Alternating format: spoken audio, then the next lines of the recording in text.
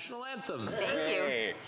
Oh, Canada, our home and native land, true patriot love in all lives us command.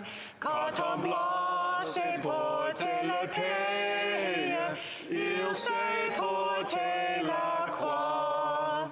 Ton histoire est une épopée des plus brillants exploits. God keep our land glorious and free. Oh, Canada, we stand on guard for thee. Oh, Canada, we stand on guard for thee. You guys don't like it?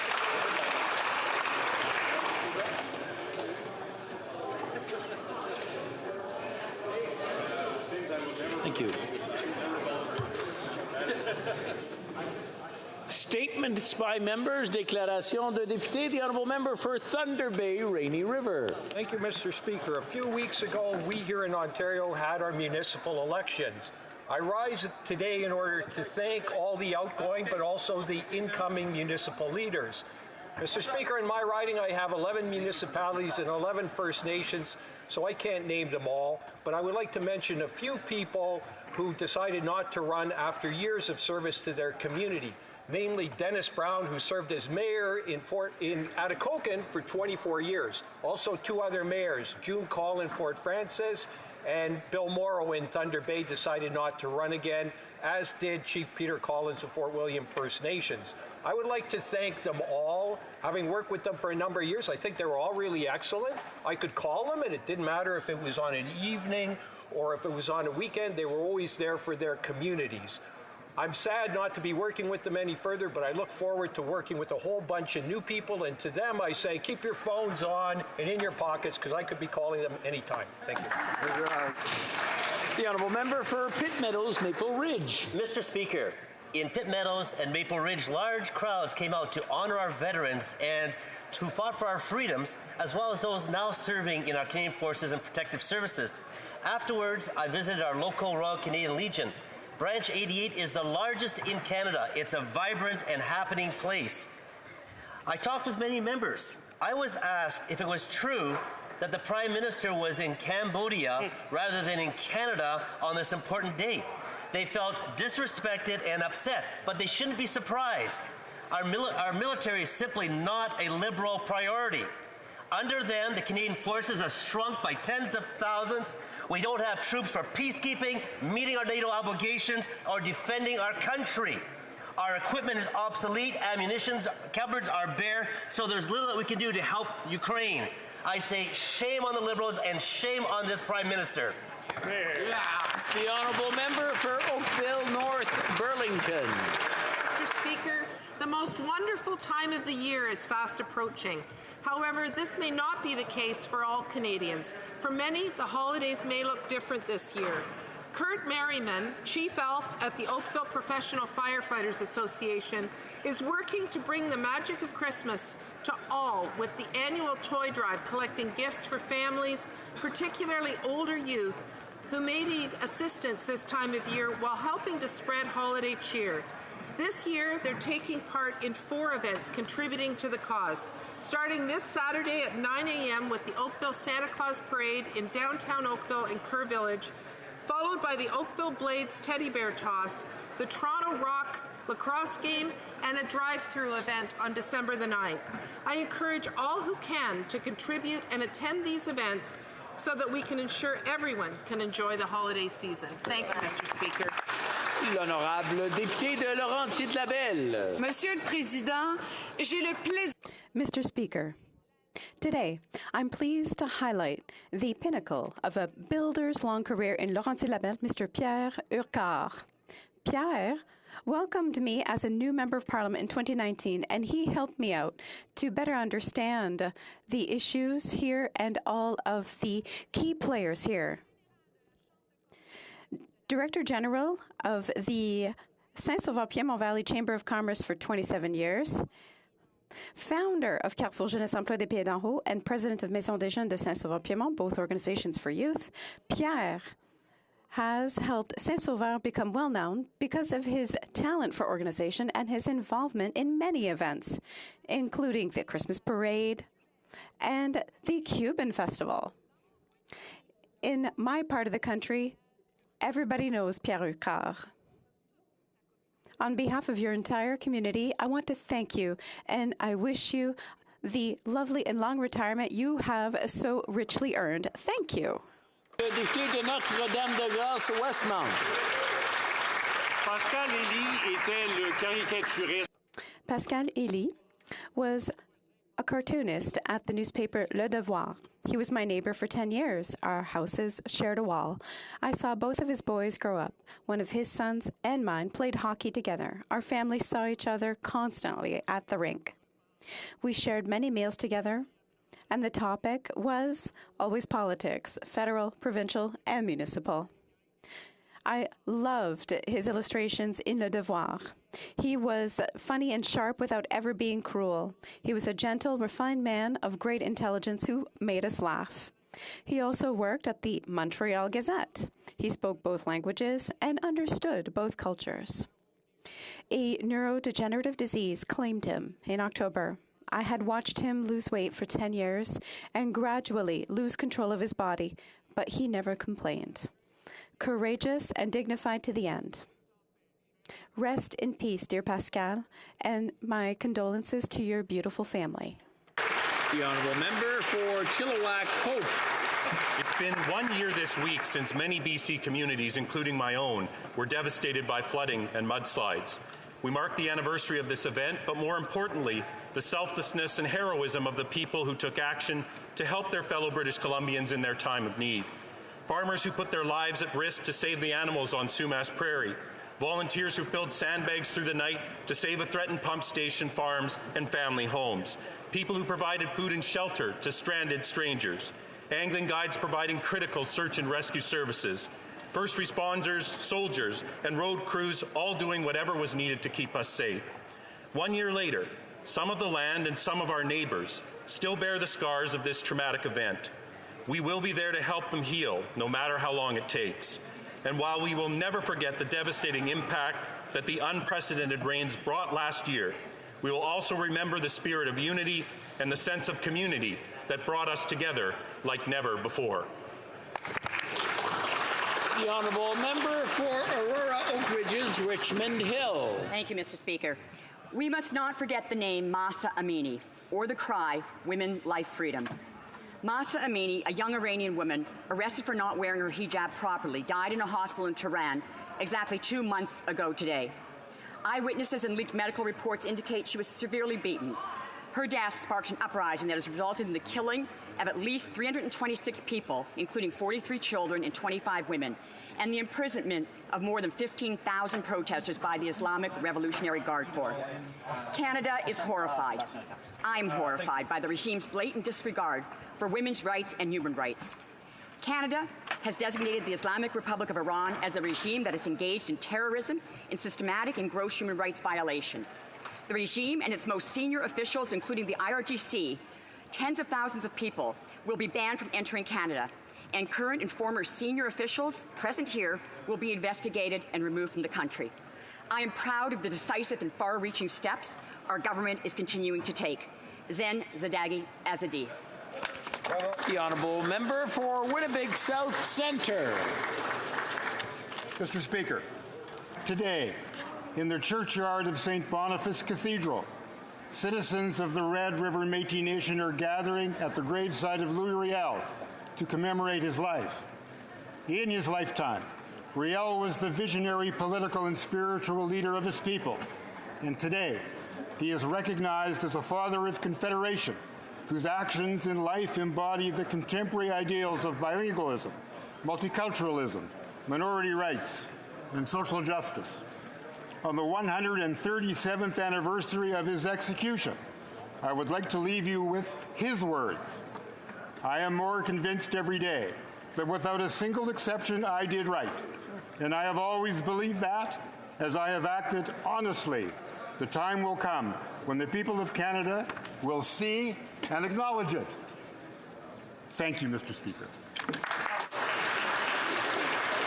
The honourable member for Fundy Royal.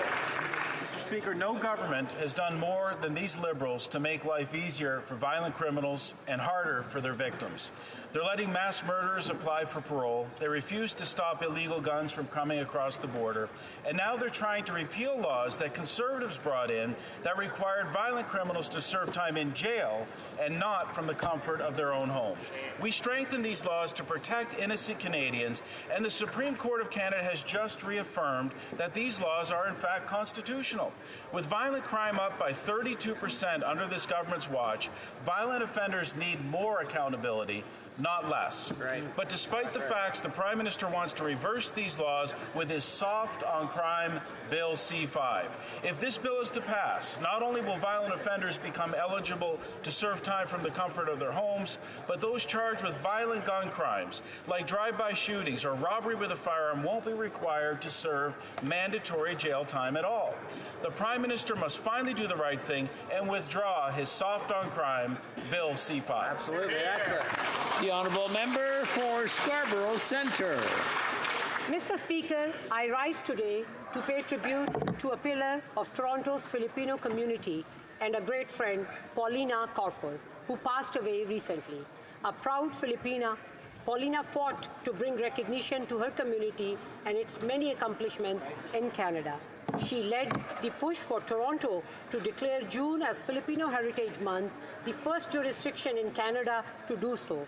Her efforts inspired my private member's motion to make June as a Filipino Heritage Month across Canada, which received unanimous approval from the House of Commons. I have seen firsthand how much this recognition means to the community, and it all started with her. For Paulina, the goal was always to inspire the younger generation to get involved in public life and public service. She was undeniably successful in this goal, and her legacy will live forever. My condolences to her family and all those she inspired. Rest in peace, dear friend Paulina. L'honorable député de Montmagny-Lité, Kamouraska, Rivière-du-Loup. Merci, Monsieur le Président. Les Canadiens. Thank you, Mr. Speaker. Canadians are worried. They have the impression they've lost control of their finances, and they are right. Today, the Consumer Price Index rose by 6.9%. We discovered that it rose by 69% in October compared to last year. A pound of butter is now $8.29. A liter of diesel went over $2.50, sometimes $3. And these increases have unfortunate consequences, including record levels of food bank use and parents skipping meals so they can feed their children. And what's this government doing? Nothing, Mr. Speaker. The recent economic update does nothing to address the inflationary trend, nothing to address the cost of living crisis, nothing for citizens who are struggling to keep their heads above water. The Conservatives have concrete proposals, Mr. Speaker. No new taxes, no new spending. Thank you. The honourable member for Lambton, Kent, Middlesex. This Liberal government is making everything more expensive. Even basic necessities like food are up 11.4% with inflation. This means that 51% of people are cutting back on buying groceries and 20% are skipping meals. Now, unlike the Liberal elites, the average Canadian knows that cutting their $13 a month Disney Plus is not going to feed their families. That's why we need to support our farmers. Canadian farmers grow some of the highest quality produce in the world following the strictest regulations. But the cost of producing fresh food in Canada is going up, way up, because of the Liberals' attack on Canadian energy, their nonsensical fertilizer reduction policies, and the tripling of the carbon tax. Increased costs of production means growers are becoming uncompetitive with imported food. That costs our economy and jobs. Conservatives know that supporting domestic food production will lower costs and keep Canadians fed. The time for Canadian food sovereignty is now. You're here. L'honorable député de Laval-les-Îles. Darkness stumbled upon our community last week. On November 5th, as we lost Mr. Dennis Marinos. Mr. Marinos worked tirelessly for 27 years to help other people as a pioneer in volunteer jobs. As Congress's councils, associations, and committees no longer had secret for him. À une époque où nous prenons la démocratie. In a time when we take democracy for granted, Mr. Marinos was a monument to the spirit of democracy, with a legacy of dialogue, mutual aid, and concern for others that warmed the hearts of those around him. With virtues close to the heart of our community, again and again, everyone in Laval knew Mr. Marinos would simply be there to lift you up, a force of good against the sometimes unsympathetic currents of life, always offering an outstretched hand, a warm word, a sympathetic smile. Nous avons perdu une... We've lost a man, an inspiration for a community, a province, a country.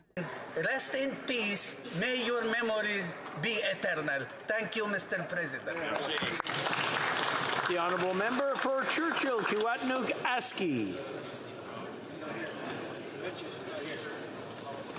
Mr. Speaker, we need to be honest. Canada is a failure when it comes to tackling the climate crisis. Here at home, First Nations like Peguis, Little Grand Rapids, Pungassi, St. Therese, and others impacted disproportionately by climate change are already paying the price of Liberal inaction. Yesterday, the Auditor General exposed the Liberals' failures. Some support for evacuations, nothing for mitigation, adaptation, and frankly, survival. 112 communities, including in my riding, without the supports they need to stay safe. And then there's Canada's abject failures on the world stage. Canada is the only country in the G7 that hasn't lowered their emissions since the signing of the Paris Accord. This Liberal government gives over $14 billion a year to their friends in big oil and even builds them pipelines. For a prime minister and a government that is all style and no substance, you'd think they'd recognize how bringing along their buddies in big oil to COP27 would look. The climate crisis is already having a major impact on Canada. First Nations and people across our country can't afford more greenwashing. We need action now. Our future depends on it. L'honorable député de Trois-Rivières. Monsieur le Président, il me fait Mr. Speaker, I'm pleased to highlight the 40th anniversary of the organization Le Pont, or The Bridge, which is La Force des Femmes à l'Emploi de Trois-Rivières. This organization's mission is to facilitate the integration, reintegration, and retention of women in the labor market. It provides support and tools necessary for women to become independent, whether it's through professional orientation, accompaniment for employment, or assistance in finding a job. This organization serves as a link between women and employers. A true reference in the field, since 1982, their team encourages women to recognize their own value and reach their full potential. In a society that strives for equality, we can all agree that this is a very important mission. On November 10th, I had the honor of participating in the 40th anniversary celebration of the organization at Hôtel Gouverneur in Trois-Rivières. I would like to personally congratulate Ms. Annie Brassard, Executive Director, Ms. Stéphanie Hamel, President of the Board of Directors, as well as the entire organizational team for their exceptional work for women in the Mauricie region. Thank you. The honourable member for St. Albert, Edmonton. Speaker, the finance minister recently scoffed at Canadians telling the CBC that the carbon tax doesn't add to the challenges that they face. Talk about being out of touch. The minister should get her facts straight. According to the parliamentary budget officer, once the Liberals triple their carbon tax, the net cost to Alberta families will be more than $2,000. This tone-deaf, downtown Toronto finance minister should realize that when you add $2,000 onto the bills of hard-working Albertans, it significantly adds to the challenges that they face. The minister should come down from her ivory tower, give Canadians a break, and axe the tax. The honourable member for Cape Breton-Canso. Mr. Speaker, access to safe and secure telecommunication infrastructure is essential to the residents of Cape Breton-Canso, as well as all rural communities from coast to coast to coast. Gives them the ability to go to work, to go to school, to connect with loved ones, and so much more. The recent telecom outages across Cape Breton-Canso following Hurricane Fiona were unacceptable, preventing people's ability to communicate when it mattered the most. The disruption of telecommunications cascaded to a point where wireless networks became overloaded. we heard stories of folks who were unable to contact loved ones, and in some cases, unable to contact emergency services. Recently, I raised these concerns with the Minister of Innovation, Science and Industry and offer my full support toward a swift action to ensure that these outages don't happen again. As a government, we must hold telecom companies accountable. That is what Canadians expect from us, and I'll keep fighting to do just that. Thank you. Oral questions. Question orale. The Honourable Leader of the Opposition.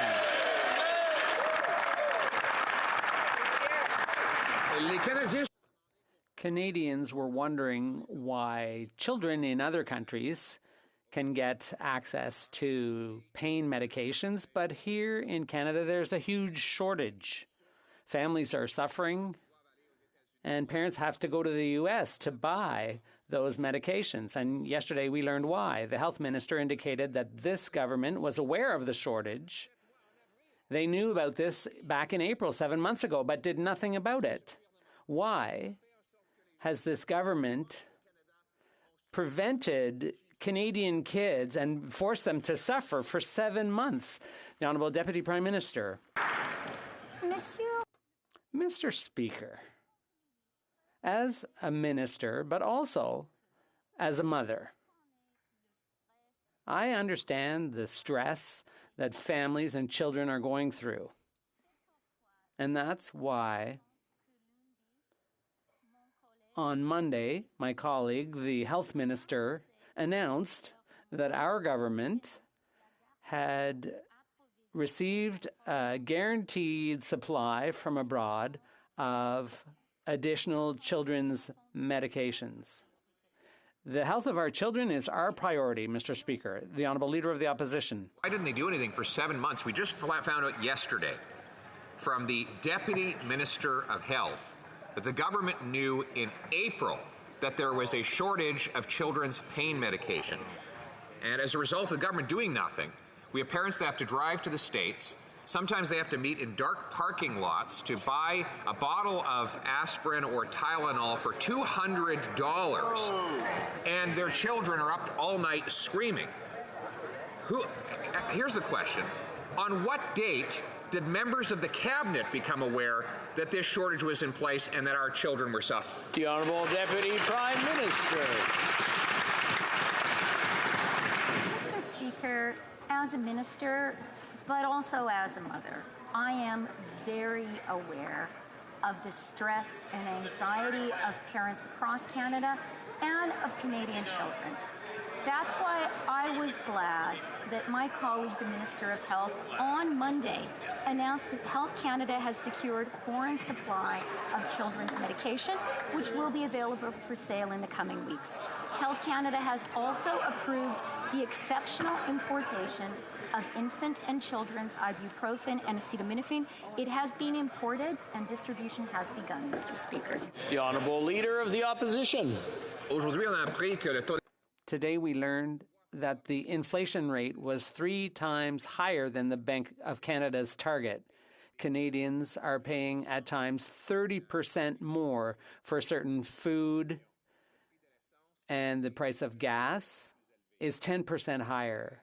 The price of food in general is 11% higher. Is to continue with inflationary deficits and taxes, tripling taxes on gas, heat, and groceries. Will they cancel these inflationary taxes and spending so Canadians can afford to eat, heat, and house themselves? The Honourable Deputy Prime Minister. Mr. Speaker, the only thing that has tripled under our government is Canada's AAA credit rating.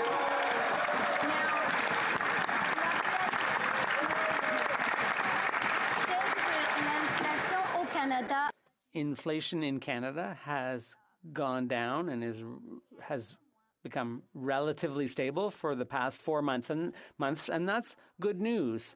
But we do understand that Canadians are still struggling, and that is why we have acted responsibly and in a caring fashion fiscally. So she tells Canadians that they've never had it so good. Wow. Now, she's out of touch and Canadians are out of money. One of the reasons is the rising cost of fuel. Home heating bills are up 77% in Newfoundland and Labrador. Similar increases across the Atlantic, and Northern Ontario will get hit hard because of oil heating. And yet the government wants to triple the carbon tax to punish people further. This after the tax failed to reduce emissions or hit targets to fight climate change. Instead of hitting Canadians with more punishing taxes, why don't they give Canadians relief so they can keep the heat on? The Honourable Deputy Prime Minister. Mr. Speaker, you know who is broke in Canada today?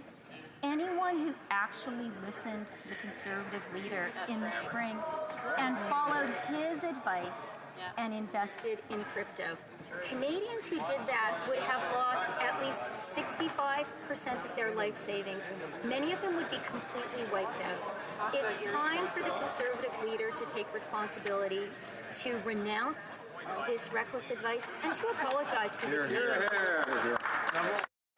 The Honourable Leader of the Opposition. Vice, this is the minister who advised Canadians that there would be deflation rather than inflation. Right. Her government said inflation and interest rates would stay low for decades, so that they should borrow up a storm. And her most recent advice is that Canadians should pay their $6,000 home heating bills by canceling their $13 Disney subscription. That's the advice we're getting from the finance minister. No wonder we have 40-year highs in inflation. Why won't the government reverse its inflationary taxes so that Canadians can afford to live? The Honourable Deputy Prime Minister. Mr. Speaker, the Conservative leader lives in a 19-room government mansion, rent and mortgage-free. This mansion comes with a chef and a driveway where his chauffeur can wait to pick him up.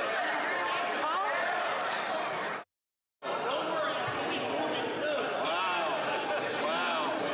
Rose Stanley. Order. Order. Order.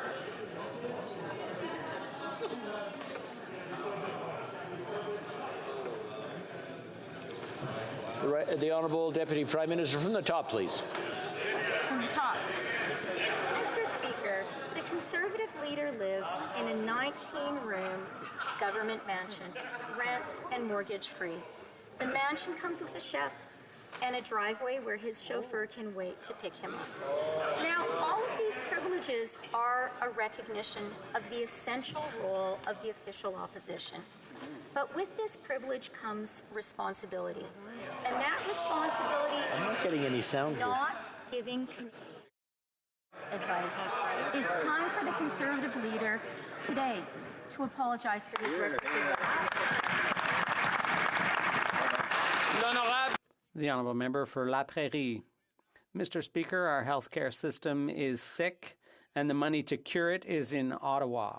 The Minister of Finance has proven this in her economic update on page 20. She shows that within 30 years, the federal government will pay off its debt in full. Meanwhile, Quebec and the provinces will quadruple their deficits within 20 years because of healthcare costs. Quebec is choking while the federal government is even forecasting profits.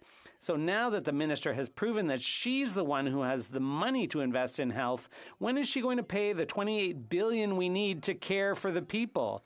The Honourable Deputy Prime Minister. Mr. Speaker, this year the health transfer will provide the provinces and territories $45.2 billion worth of support. That's a 4.8% increase. We know our healthcare system is facing significant challenges, and we will continue to work to support and help our healthcare system out. My colleague, the health minister, has been crystal clear. The increased funding must be. The Honourable Member for La Prairie.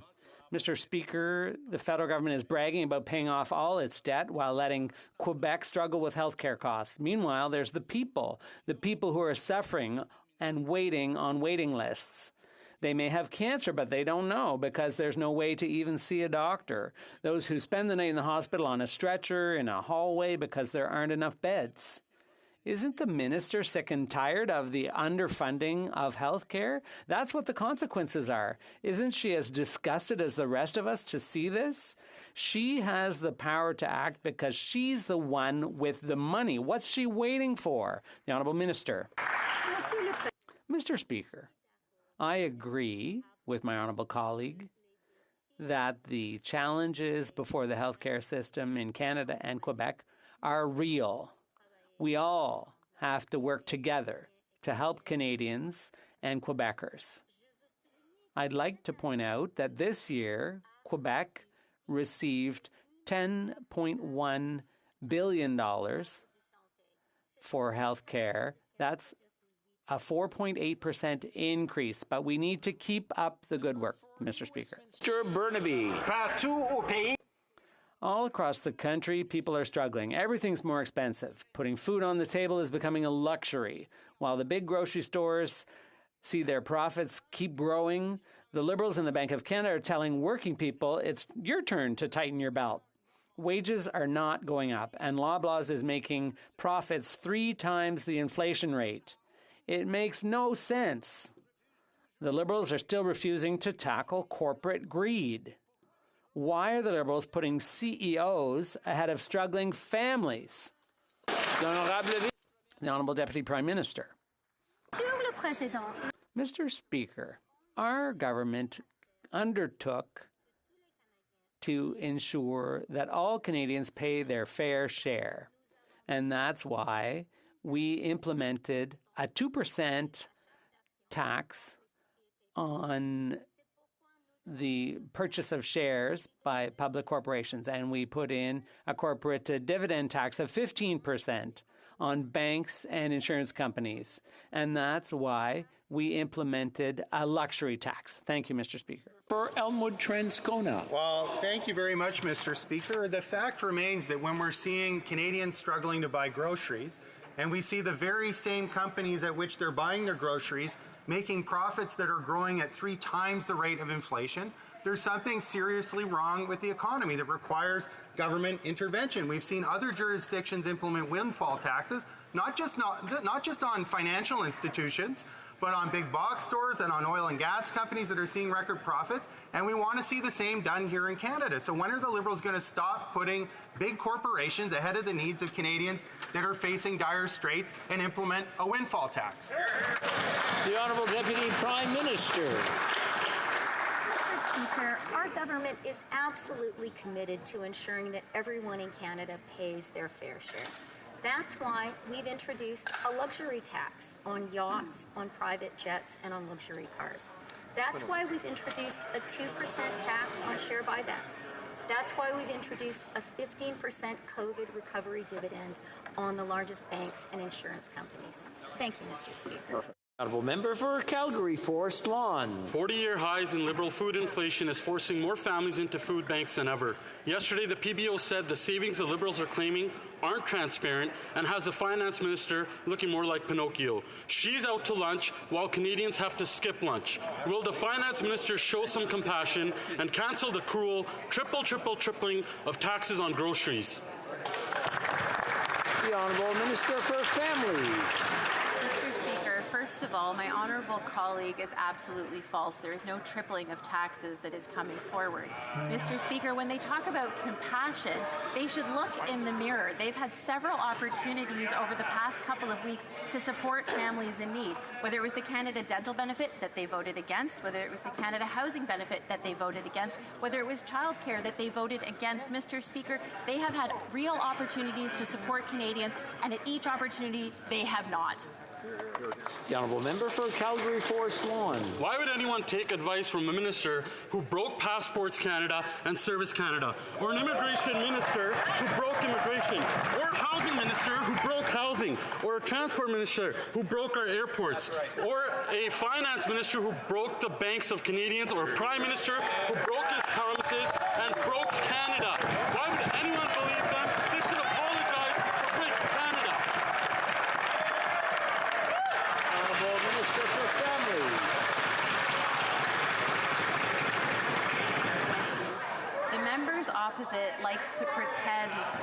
support Canadians. But over the past 7 years, we have seen time and time again when there are actual opportunities for them to support hardworking Canadians that they don't. Instead of supporting Canadians through the Canada Child Benefit that puts thousands of dollars into the pockets of lower income families, they voted against it.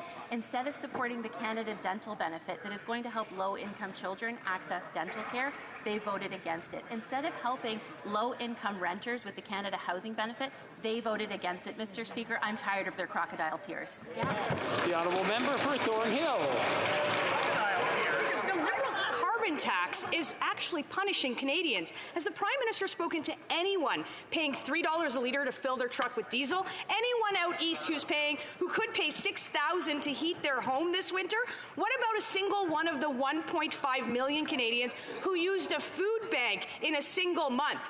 Of course not. It's private jets, limousines, $6,000 hotel rooms, $12,000 grocery bills for them. When will these Liberals join us in the real world, listen to struggling Canadians, and stop their plan to triple the carbon tax? The Honourable Minister for Tourism. Mr. Speaker, if we want to level with Canadians, we just have to point to the heat dome 2 summers ago in Alberta, or the atmospheric river that fell on British Columbia, or Hurricane Fiona, the worst natural disaster in this country's history. Mr. Speaker, the best market mechanism to combat the existential threat of climate change is a price on pollution. The Conservatives don't like it. It's the responsible thing to do, and that's why we're doing it, to support Canadians and to support the planet. The honourable member for Thornhill. It's bad enough that this government hasn't hit a single environmental target it's ever set. The Parliamentary Budget Officer, the Prime Minister himself chose, says that Canadians from Alberta, Saskatchewan, Manitoba, Ontario, they pay more in carbon tax than they get back. So he can tell his minister that cutting the Disney Plus subscription will buy him a whole 5 litres of diesel. It might heat his home for a whole few hours this whole winter. So I'll ask again, when will they join everyone in the real world, tell the truth, listen to struggling Canadians, and scrap their plan to triple the carbon tax? The Honourable Parliamentary Secretary to the Minister of Environment. You know, Mr. Speaker, the other day I listened to the MP for Mission Matsqui Fraser Canyon, who spoke so eloquently about his community, especially the community of Lytton, BC, Mr. Speaker, because we all know that Lytton burned to the ground. The temperatures reached 50 degrees C in the worst environmental disaster, the worst climate catastrophe in our history, Mr. Speaker. Yet the words climate change never come out of the honourable members' lips. Mr. Speaker, they should stop the triple shtick and do something positive about climate change. Before we go to the next question, I just want to remind the honourable members, especially certain members with deep voices that carry wonderfully. Unfortunately, someone is trying to answer a question, and usually it's from the party that is out there. And I'm sure that the individuals who do shout out or speak loudly don't want to be named, because that would be embarrassing to them, their families, and their ridings. The honourable member for Charlesbourg, Haute-Saint-Charles. Mr. Speaker, in a survey of members of the Canadian Federation of Independent Business, 94% of Quebec and Canadian companies say rising prices are due to transportation and fuel costs. 80% of businesses say government fees and charges are significant drivers of price increases. And you know what, Mr. Speaker? The members of the CFIB, their top recommendation to the Prime Minister is to freeze the carbon tax. The CFIB says so, and so do we. Will the Prime Minister commit to not raising the carbon tax? The Honourable Parliamentary Secretary. I appreciate the question, because what business is telling us, especially the CFIB, is that we need to support our SMEs. And what we announced in the economic statement was we want to manage the credit card system to support small and medium-sized businesses, reduce fees from the big banks, And if the situation can't be resolved through negotiation, we will use legislation. That's the support we're giving small and medium-sized business in Canada. The Honourable Member for Charlesbourg, Haute-Saint-Charles. Mr. Speaker, the members of the CFIB have called for this. And don't forget, 64% of these businesses have an average debt of almost $150,000. 78% are experiencing persistent stress, and worse, nearly 1 in 5 is considering permanent closure. SMEs are the heart of our economy, and they're clearly asking the Prime Minister not to increase CPP and EI premiums and other federal taxes. The Prime Minister says he listens to Quebec entrepreneurs. Will he listen to them now? The Honourable Parliamentary Secretary. Small and medium-sized businesses have frequently spoken to us, and in the fall economic statement, we also referred to this situation. What we've said is we're going to support SMEs, and what we're going to do is use... We will also ensure that there are new sustainable jobs under the Union Training and Innovation Program. The last part is critical to enterprises. What we're doing is ensuring, by getting tough with share buybacks, that people are supporting their employees and not their board of directors. Merci. The Honourable Member for La Pointe de l'Île. Mr. Speaker, remember Michael Rousseau, the CEO of Air Canada, who was proud to have spent his entire life in Montreal without speaking French? Well, Bill C-13 allows him to keep it up. C-13 gives companies like Air Canada a choice. They can either comply with the Charter of the French language or keep on flouting it. Big surprise. Air Canada has announced they're opting out thanks to C-13. Why do the Liberals and the NDP want to guarantee all the Michael Rousseaus of the world that they will never have to learn a single word of French to work in Quebec? The Honourable Parliamentary Secretary. Mr. Speaker, it's very disappointing that the Bloc and the Conservatives are continuing to circulate false information about C-13. Let's be clear, C-13 will provide for companies like Air Canada to show leadership when it comes to protecting and promoting French and allowing their employees to work and customers to be served in French all across Canada. I hope the Conservatives in the Bloc will listen to stakeholders and start working with us to promote and protect French all across Canada, including in Quebec. The Honourable Member for La Pointe de l'Île. Mr. Speaker, Quebec gave federally regulated companies until December 1st to comply with the new Bill 101. Air Canada hasn't done so, obviously. Neither has CN, Via Rail, or many others. They're waiting for C-13 to pass so they can walk away. The Liberals and the NDP are imposing a gag order on C-13 to end debate, get this, on December 1st. What a coincidence. Michael Rousseau is going to buy himself a lottery ticket. Seriously, why are the Liberals and the NDP scheming to help these companies continue to anglicize Quebec? The Honourable Parliamentary Secretary to the Minister of Official Languages. Mr. Speaker, once again, it's disappointing.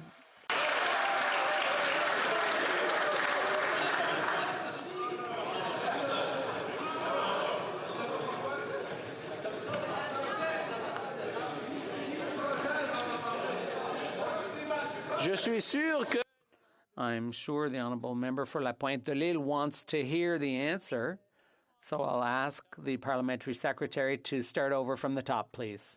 Thank you, Mr. Speaker. Once again, it's disappointing that the Conservatives and the Bloc are circulating false information about C-13. Both of them are hindering the passage of this bill at the Official Languages Committee. They want to prevent this bill from coming back to the House of Commons. They have to stop playing political games. And we need to focus on protecting and promoting French all across Canada, including in Quebec. Thank you, Mr. Speaker. For Wellington, Halton Hills. Mr. Speaker, the government is refusing to answer a very simple question. Who are the 11 election candidates who in the 2019 election received hundreds of thousands of dollars funneled by Beijing through its Toronto consulate? Yesterday, the Prime Minister talked to President Xi about these 11 candidates, but the government and the Prime Minister has yet to tell this House who these 11 candidates are. What are they hiding? The Honourable Parliamentary Secretary. Thank you, Mr. Speaker. And any kind of foreign interference is a threat to our democracy. We must stand together. It's a threat to every single member of this House, and I implore the members on the other side to stand together with all members of this House to fight foreign interference, which only goal is to sow chaos and destroy our democracy, and we will never tolerate it, Mr. Speaker. Member for Wellington, Halton Hills. Mr. Speaker, we have been asking for years for a plan from this government to combat Beijing's meddling in our democracy, but they have failed to act. And now we have a situation where candidates are receiving illicit funds from Beijing funneled through its Toronto consulate. Canadians deserve answers. Who are these candidates? Are they members of this House? Are they going to be candidates in the next federal election? Again, Mr. Speaker, who are these 11 election candidates? The Honourable Parliamentary Secretary. Thank you, Mr. Speaker. And again, I will suggest that we need to step back and remember what is motivating foreign interference. Foreign interference is designed to sow chaos and to destroy every fabric of our democracy, Mr. Speaker. We are taking action. I'm sure the Honourable Member for Wellington Halton Hills wants to hear the answer. Please.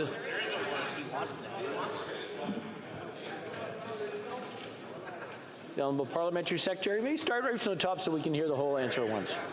Thank you, Mr. Speaker. And I'm disappointed that the honourable members don't want to hear the answer to that question. Foreign interference is something that is an attack on every single member of this House. It is an attack on our very fabric of our democracy. We must stand together. We must stand as one against any kind of foreign interference. Our national security agencies continue to monitor and react to threats from foreign bad actors. Mr. Speaker, Canadians expect us to work together on this and to stand united against foreign interference. Thank you, Mr. Speaker. The Honourable Member for Mégantic-L'Érable.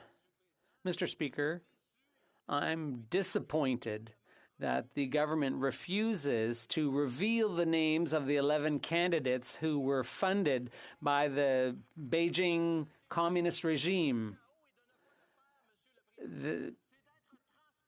The idea is that they should be transparent and open with Canadians and tell the truth. The Prime Minister was told in January who the 11 candidates were who were funded by Beijing's communist regime. Why is he protecting the names of those candidates, Mr. Speaker? What is the Prime Minister trying to hide? The Honourable Minister of Innovation. I'd like to thank my colleague for his question. I have a lot of respect for him. But on issues like this, Mr. Speaker, we need to stick to the facts. I think it's dangerous to politicize an issue like this one, Mr. Speaker. We're talking about democracy, about foreign interference. I would invite my colleagues on the other side of the House not to play political games. These are very important issues to all Canadians who are listening today, Mr. Speaker. The Honourable Member for Mégantic-L'Érable. Mr. Speaker, transparency is not a game. We were informed that in 2019 there was a network of clandestine candidates funded by the communist regime in China. The Prime Minister did nothing. And in 2021, they started it all over again, influencing the elections again, Mr. Speaker. And the result? Nobody's been prosecuted. Nobody's been convicted.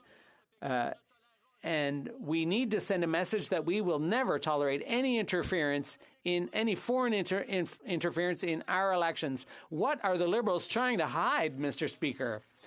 The Honourable Minister. Mr. Speaker, we fully agree that on an issue like this, transparency is important. But, Mr. Speaker, I should tell my colleague that on both sides of the House, we will never accept foreign interference in our democracy. Everyone here agrees on that. We are going to take action accordingly, and I would invite all members of the House not to play political games with such a fundamental issue as Canadian democracy. Center. Mr. Speaker, provincial healthcare systems across the country are collapsing. Pediatric rooms are being overwhelmed, and wait times are more than 12 hours. In Hamilton, McMaster Children's Hospital is currently at 140% capacity, and there's a shortage of cribs and infusion pumps. A shortage of cribs. Children are suffering, parents are terrified, so will this government take immediate action now so that children get the emergency medical care they so desperately need?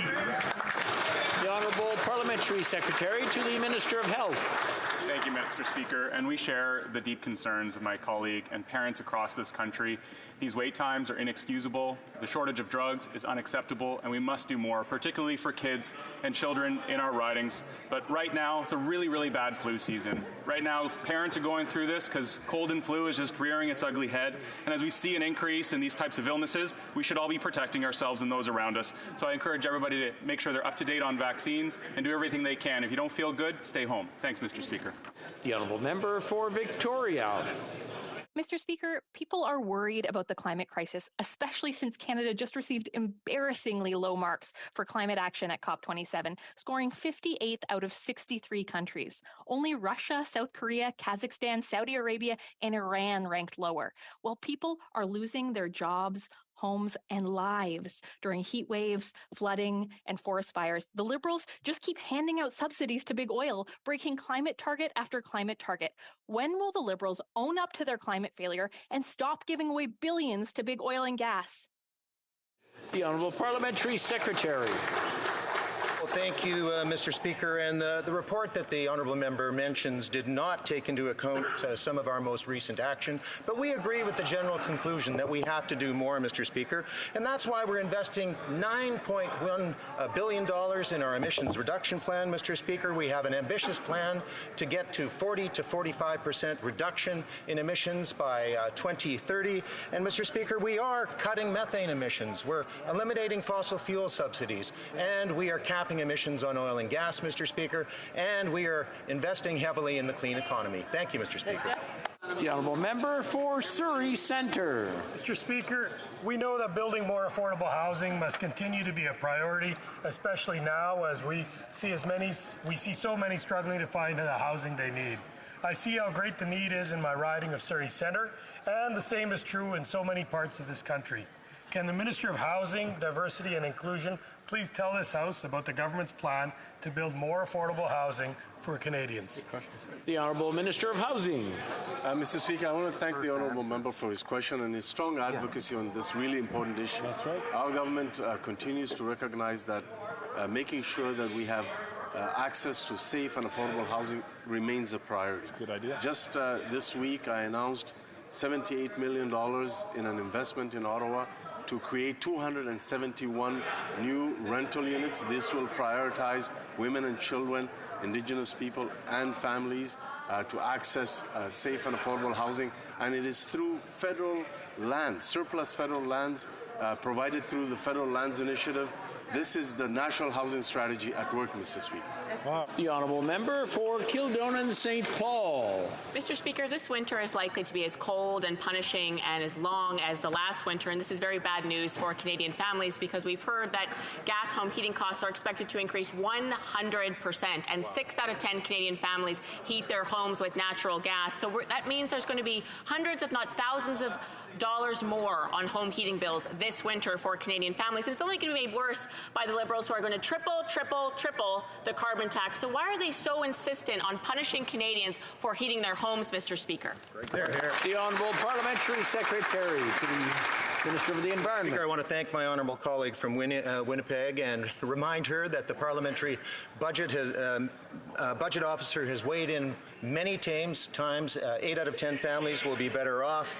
And the other thing the parliamentary budget officer says, Mr. Speaker, is that the tab for climate destruction in this country is $20 billion a year. You've heard me talk about Lytton. You've heard me talk about the floods in Manitoba. Mr. Speaker, we can't afford these climate disasters.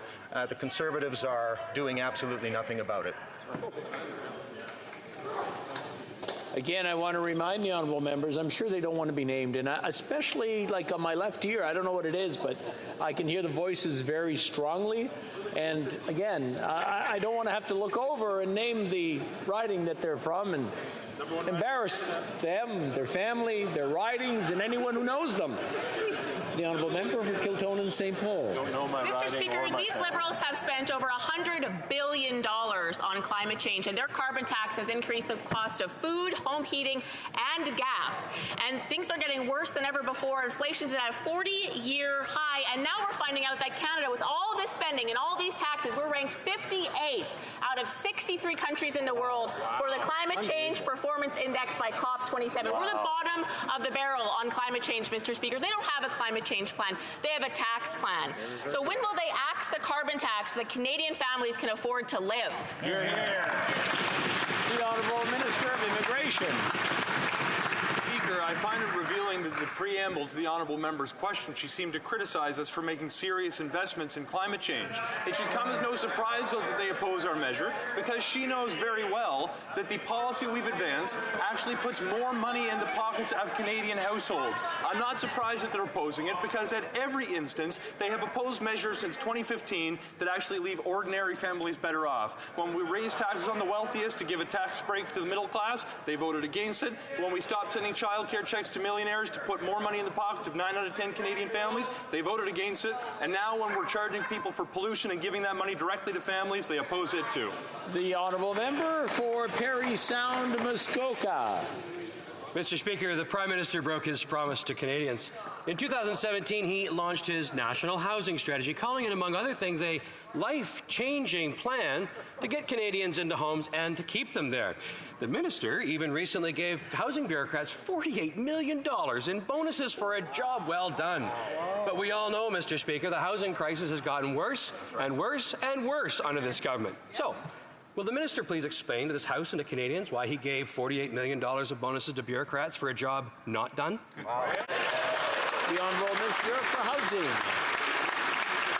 Yet another example of playing ignorance when they know better, that we don't determine the compensation rates for an independent Crown corporation. But what I will speak to, if the member has the courage to talk to his leader, to stop being the biggest gatekeeper to supports for housing for Canadians. When we introduced legislation to deliver much-needed rental supports to Canadians, what did that side do? They opposed it. When we presented plans to invest in rapid housing solutions for the most vulnerable, they opposed it. That is their record, Mr. Speaker, and they can't get away from it. Honourable member for Parry Sound, Muskoka. Well, Mr. Speaker, yesterday the Auditor General laid the facts bare for all Canadians. Never, ever has a government spent so much to deliver so little. That's right. Canadians see the results. They see the tent cities growing all across this country. So can the minister please explain to this House and to every single Canadian that cannot find a home right now why you would give $48 million in bonuses to federal housing gatekeepers while more and more Canadians get left out in the cold? The Honourable Minister.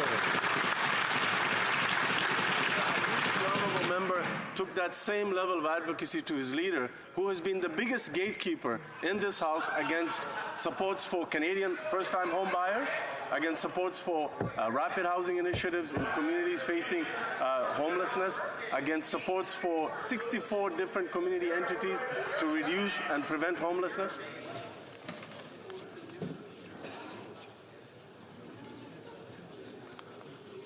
The Honourable Minister, maybe from the top so I can hear the whole thing this time. It's at a distance over there. I'm having a hard time. To live up to their record, and when someone actually states their true record in this side of the House, they have a problem listening to it. But those are the facts. Whether it is first-time home buyers saving up to $40,000 in a tax-free savings account, they voted against it. When it is providing more supports to communities facing homelessness through the pandemic by preventing 62,000 people from entering homelessness and providing permanent solutions to 32,000 Canadians experiencing homelessness, they voted against it. The Rapid Housing Initiative has delivered 10,250 deeply affordable homes. They voted against that. The Honourable Member for Avignon Métis Matapédia. Mr. Speaker, in the midst of COP27, the big winners have been announced. Unfortunately, I'm talking about the winners of the scramble for offshore oil exploration licenses off of Newfoundland. And the winners are ExxonMobil, BP, Equinor, and Qatar's state-owned company QPI. Encouraged by the federal abolition of environmental assessments, they have promised to invest no less than $238 million to find oil. The fact that they are funneling in $238 million, needless to say, they're counting on finding oil. So how many more Bay du Nords will the government allow them? The Honourable Minister. Parliamentary Secretary. I would like to clarify the tendering process does not allow production in the offshore sector. I would like to state that all targeted requests will be subject to the Environmental Assessment Act and will be part of our environment plan, including it is part of our commitments, including net zero emissions by 2050. The Honourable Member for Avignon Metapedia. Mr. Speaker, at the same time, Canada is reiterating its invitation to Montreal for the COP15 on biodiversity. But 3 weeks before the event, no head of state has confirmed his or her presence. Of course, all countries can see that Canada is approving oil exploration drilling in a marine protected area. Canada does not even allow fishing there to protect biodiversity, but it does allow the seabed to be broken up to find oil. Is it perhaps the reason for which not many people want to turn up to COP15? Because perhaps regarding the fight against climate change, they find that Canada has absolutely zero credibility when it comes to biodiversity. The Honourable Parliamentary Secretary. We are very proud of our work towards biodiversity. We are proud to be here for COP15 in Montreal. But allow me to be clear. The Northeast Newfoundland Marine Protected Zone will continue to be a protected zone under current conditions, and we will examine all exploration activities on a case-by-case basis. As I said, the tendering process does not allow for extraction or development to happen in this area, and all production that is proposed needs to be subject to the Environmental Assessment Act. For Edmonton Riverbend. Mr. Speaker, grocery prices continue to soar and gas prices are hitting a record high. That means parents can't afford to pay their bills, feed their kids, and they're terrified where the next paycheck will come from. The Liberals' answer to this, Mr. Speaker? Just cancel your $13 a month Disney Plus subscription. That's how out of touch this Prime Minister truly is, Mr. Speaker. So instead, will this Prime Minister stop his inflationary spending and stop raising taxes? The Honourable Minister of Tourism. Mr. Speaker, we know that Canadians are going through a tough time. We are all in a global inflationary cycle, and we're not going to take any lessons from a member opposite whose leader advised Canadians to invest in crypto as a hedge against inflation. Totally irresponsible, totally reckless. It would have ruined people's savings. I can tell you, Mr. Speaker, the compassionate approach is to double the GST credit, to permanently eliminate interest on student loans, to make sure that $500 top-ups go to people who need it for housing, cutting childcare fees in half, and providing dental care to 500,000 kids. That's the compassionate, responsible thing to do, Mr. Speaker. It's what we're doing. The Honourable Member for Edmonton Riverbend. Mr. Speaker, even future Liberal leader Mark Carney has confirmed that inflation is homegrown. Why won't this minister? Inflation has reached the highest rate in 4 decades. And now, Bank of Canada Governor Tiff Macklin has stated, and I quote, increasingly the inflation we're seeing in Canada reflects what's going on in Canada. Canadians cannot continue to afford this NDP and Liberal coalition. So again, will this Prime Minister stop his inflationary spending and stop raising taxes? The Honourable Minister. Mr. Speaker, moms in Riverbend who received the CERB did not cause inflation. Neither did businesses that received supports during the pandemic cause inflation. If our investments in Canadians had caused inflation, Mr. Speaker, we would be the only country in the world with inflation. Germany, the EU, UK, Australia, the United States, all with higher inflation. Mr. Speaker, what are we doing on this side? Investing and supporting Canadians who need the support when they need it the most. They don't like it, Canadians do. That's why we are doing what we're doing. L'honorable The Honourable Member for Bellechasse-Lévis. Mr. Speaker, today we've learned that the Liberal inflation is caused by Liberals and it's making Canadians poorer who have to choose between feeding themselves, finding a house or travelling. This Liberal crisis is hurting everyone. Some people are skipping meals, people go to food banks, students have to go to shelters, Mr. Speaker. The Liberals are still taking money from Canadians to pay what? For their own wastage. Because, will they finally stop increasing taxes, Mr. Speaker? The Honourable Minister. Because the Conservatives repeat something 3 times does not make it true. Mr. Speaker, let's focus on the facts. When it comes to supporting Canadians, on this side of the House, we have been there, and the Conservatives have voted against supporting Canadians every step of the way. When it comes to inflation, Mr. Speaker, Canada is lower than the United States. We're lower than the European Union. We're lower than many other countries in the world. That doesn't mean it's not an easy time for Canadians right now, but we are there to support them. We're continuing to do that, and we just hope the Conservatives would join us if they truly cared about Canadians. Thank you, Mr. Speaker. The Honourable Member for West Vancouver, Sunshine Coast, Sea to Sky Country. Monsieur le Président, de nombreux... Mr. Speaker, many Canadians, particularly working people, families and the most vulnerable, are finding it increasingly difficult to find housing in many urban centres across Canada. Ottawa is not immune to this trend. Can the President of the Treasury Board inform the House what our government is doing to ensure that Canadians have housing? The Honourable President of the Treasury Board. Thank you, Mr. Speaker. I would like to thank my colleague for his diligent work and his important question. Last Monday, good news in Ottawa-Vanier, in the National Capital Region. We've announced the building of 271 new affordable rental units here in Ottawa. What great news, Mr. Speaker. We are investing in order to help women, the youth and Indigenous peoples so that they can have a safe roof over their heads in our region. Thank you. Cumberland, Peterborough South. Mr. Speaker, this morning the first snowfall arrived in my riding, and the children were out playing with making snowmen, throwing snowballs. But the snow unfortunately served as a harsh reminder of the difficult winter to come and the challenges they'll face as parents decide whether they pay for home heating or they pay for groceries. Will these Liberals finally show some compassion and cut their planned tax hikes on gas, groceries, and home heating? Hear, hear. The Honourable Minister for Tourism. Mr. Speaker, on no less than 5 occasions has this Liberal government reduced taxes on Canadians, and every single time, Mr. Speaker, the Conservatives had voted against. What did they vote against? The Canada Child Benefit, cutting taxes on the middle class, reducing taxes on small businesses, reducing taxes on workers, voting against the $15 minimum wage. And Mr. Speaker, when they had a chance to support 500,000 kids to get dental care for the first time in their lives, which they receive on the other side of this House, what did they do? They voted against. No. The Honourable Member for Sarnia-Lambton. Mr. Speaker, winter is here, and Canadians will be paying thousands more dollars to heat their home because of the inflationary Liberal carbon tax. They'll be paying more for everything because of the out-of-control spending of this greedy NDP Liberal costly coalition. Canadians need help now. So will the Liberals end their inflationary spending and cancel their plans to triple taxes on gas, groceries, and home heating?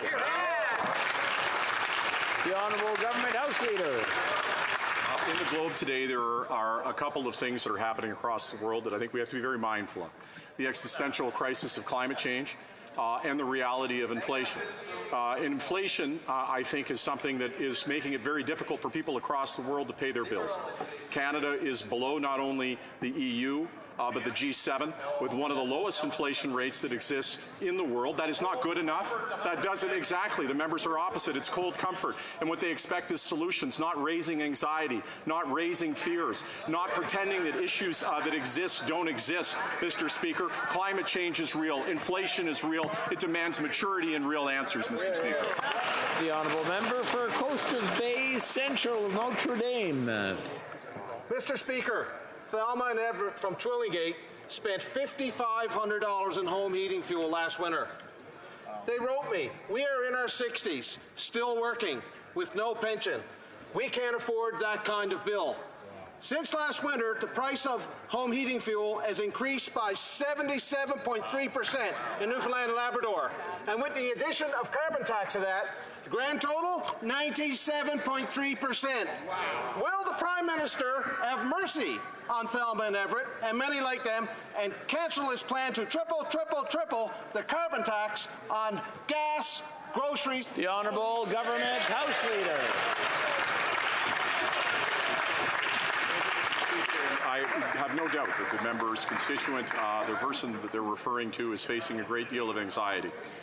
They would want to know, as an example, that the money that they're paying for a price on pollution, they actually get back. And of course, the member opposite knows that. But they would also want to hear that they have a government that would care about, if they have their grandchildren, the type of world that they're inheriting. The type of costs that were involved with climate change are trillions upon trillions of dollars. You want to talk about the legacy that they're giving to their grandchildren, ignoring the climate crisis, pretending it isn't real, pretending that facts aren't facts, lying to them, frankly, Mr. Speaker, about the reality of that circumstance.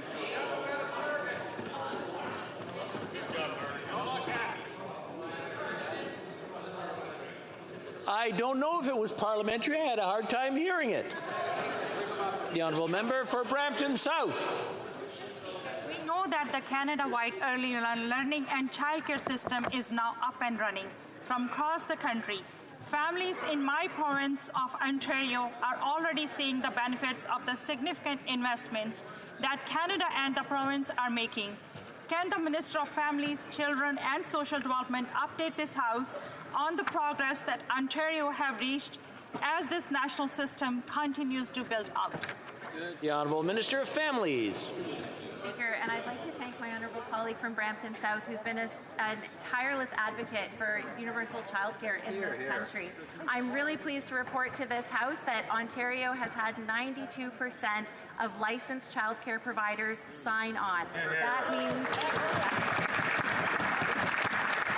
families are receiving rebates of up to 25% dating back to April 1st, and as of December 31st will receive a 50% reduction in fees. I spoke to one mother who said she specifically went back to work because she can now afford it because of these childcare fees. Mr. Speaker, childcare is a home run. It's a win for our children, it's a win for our families, and it's a win for our economy. For Cowichan, Malahat, Langford.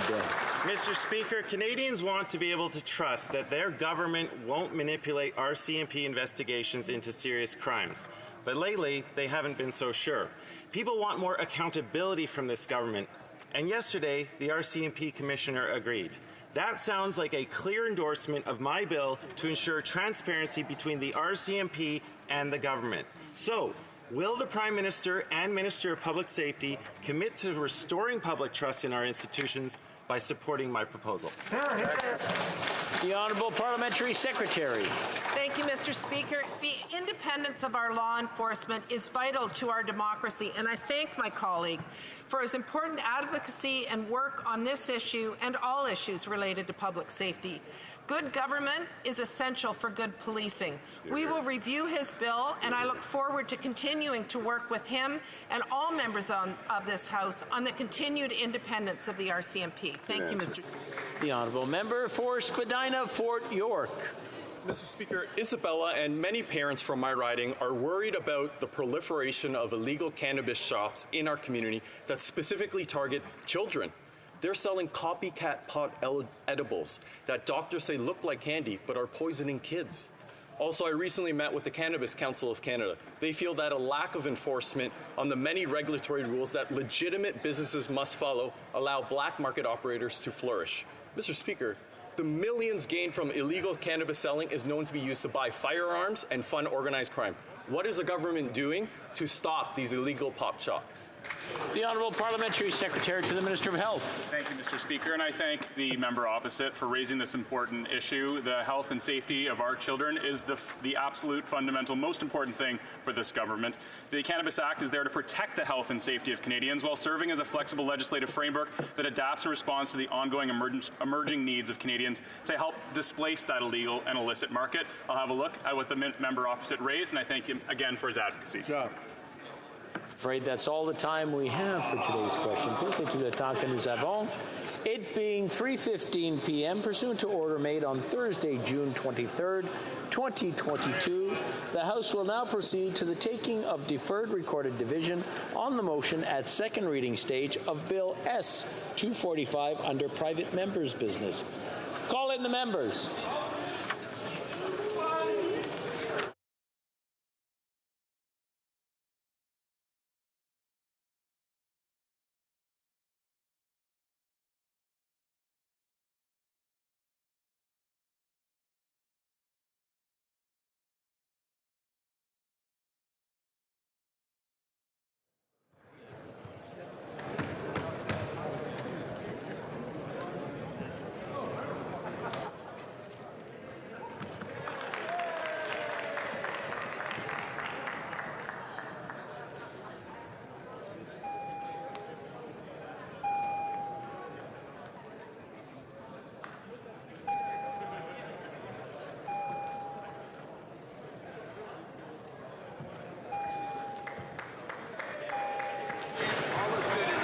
Yes.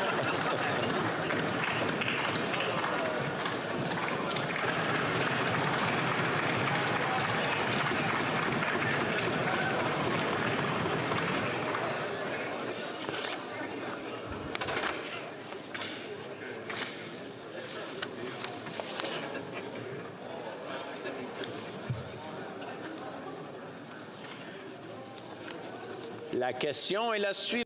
The question is the following one. Seconded by Mr. Kitchen, moved that Bill S-245, an act to amend the Citizenship Act, granting citizenship to certain Canadians, be now read a second time and referred to the Standing Committee on Citizenship and Immigration.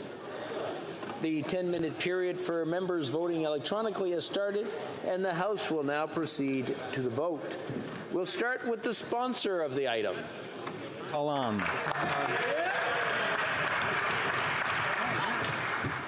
We'll now proceed to members participating in person. Que tous ceux à ma gauche. All those at my left, in favor of the motion, will please rise. Mr. D'Outremont. Mr. Benson. Mr. Benson. Mr. Dowdall. Mr. Dowdall. Mr. Dalton. Mr. Dalton. Mr. Bragdon. Mr. Bragdon. Mr. Epp. Mr. Epp. Mr. Motz. Mr. Motz. Mrs. Wagenthal. Mrs. Wagenthal. Mr. Vierson. Mr. Vierson. Mr. Ruff. Mr. Ruff. Mr. Shields. Mr. Shields. Mr. Morrison. Mr. Morrison. Mr. Patzer. Mr. Patzer. Mr. Soroka. Mr. Soroka. Monsieur Blanchet-Jonca. Monsieur Blanchet-Jonca. Madame Bérubé. Madame Bérubé. Monsieur Désilé. Monsieur Désilé. Madame Hughes. Madame Hughes. Cinquième rangée à ma gauche. Fifth row at my left. Ms. Rempel-Garner. Ms. Rempel-Garner. Mr. Cram. Mr. Cram. Mr. Kurek. Mr. Kurek. Mr. Nater. Mr. Nater. Mr. Tolmie. Mr. Tolmie. Mr. Muse. Mr. Muse. Mr. Carey. Mr. Carey. Mr. Hoback. Mr. Hoback. Mr. Morantz. Mr. Morantz. Mr. Kitchen. Mr. Kitchen. Mr. Lake. Mr. Lake. Mr. Macaulay Edmonton West. Mr. Macaulay Edmonton West. Mr. Fogg Provencher. Mr. Fogg Provencher. Monsieur Beaulieu. Monsieur Beaulieu. Monsieur Trudel. Monsieur Trudel. Madame Desbiens. Madame Desbiens. Mr. Backrack. Mr. Backrack. Fourth row on my left. Mr. Allison. Mr. Allison. Mr. Reid. Mr. Reid. Mr. McLean. Mr. McLean. Mr. Waugh. Mr. Waugh. Mr. Steinley. Mr. Steinley. Mr. Lawrence. Mr. Lawrence. Monsieur Leroux. Monsieur Leroux. Monsieur Généreux. Monsieur Généreux. Mr. Tucker. Mr. Tucker. Mr. Van Papta. Mr. Van Papta. Mr. Zimmer. Mr. Zimmer. Madame Vien. Madame Vien. Monsieur Gourde. Monsieur Gourde. Mr. Caputo. Mr. Caputo. Mr. Arnold. Mr. Arnold. Monsieur Brassard. Monsieur Brassard. Mr. Williamson. Mr. Williamson. Monsieur Barcelou-Duval. Monsieur Barcelou-Duval. Monsieur Plamondon. Monsieur Plamondon. Madame Vignola. Madame Vignola. Ms. Barron. Miss Barron. Mr. Green. Mr. Green. Third row on my left. Mr. Davidson. Davidson. Mr. Kelly. Mr. Kelly. Mr. Viss. Mr. Viss. Mr. Calkins. Mr. Calkins. Ms. Rude. Ms. Rude. Mr. Cooper. Mr. Cooper. Monsieur Martel. Mr. Martel. Mr. General. Mr. General. Ms. Gladu. Ms. Gladu. Mrs. Roberts. Mrs. Roberts. Mrs. Goodridge. Mrs. Goodridge. Mrs. Block. Mrs. Block. Miss Ferreri. Miss Ferreri. Mrs. Vecchio. Mrs. Vecchio. Mr. Chambers. Mr. Chambers. Mr. Aitchison. Mr. Aitchison. Mr. Melillo. Mr. Melillo. Mr. Williams. Mr. Williams. Mr. Lobb. Mr. Lobb. Monsieur Thériault. Monsieur Thériault. Madame Gaudreau. Madame Gaudreau. Madame Larouche. Madame Larouche. Monsieur Perron. Monsieur Perron. Mr. McGregor. Mr. McGregor. Second row on my left. Mr. Baldinelli. Mr. Baldinelli. Mr. Mazier. Mr. Mazer. Mr. Jennis. Mr. Jennis. Mr. Richards. Mr. Richards. Mr. Small. Mr. Small. Mr. Ellis. Mr. Ellis. Monsieur Berthold. Monsieur Berthold. Mr. Duncan Stormont Dundas South Glengarry. Mr. Duncan Stormont Dundas South Glengarry. Mr. Walkington. Mr. Walkington. Miss Finley. Miss Finley. Mr. Abultaif. Mr. Abultaif. Mr. Chong. Mr. Chong. Mr. Barrett. Mr. Barrett. Mrs. Kuzi. Mrs. Kuzi. Mr. Schmale. Mr. Schmale. Mr. Vidal. Mr. Vidal. Mr. Perkins. Mr. Perkins. Monsieur Garon. Monsieur Garon. Monsieur Villemur. Monsieur Villemur. Madame de Bellefeuille. Madame de Bellefeuille. Madame Michaud. Madame Michaud. Monsieur Fortin. Monsieur Fortin. Monsieur Brunel Duceppe. Monsieur Brunel Duceppe. Miss Zarillo. Miss Cirillo. Miss Idlout. Miss Idlout.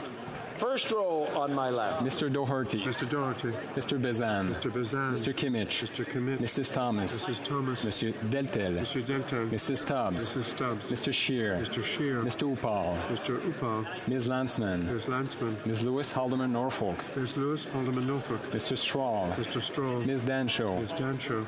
Mr. Barlow. Mr. Barlow. Mr. Moore. Mr. Moore. Ms. Bergen. Ms. Bergen. Monsieur Sainte-Marie. Monsieur Sainte-Marie. Monsieur Terrien. Monsieur Terrien.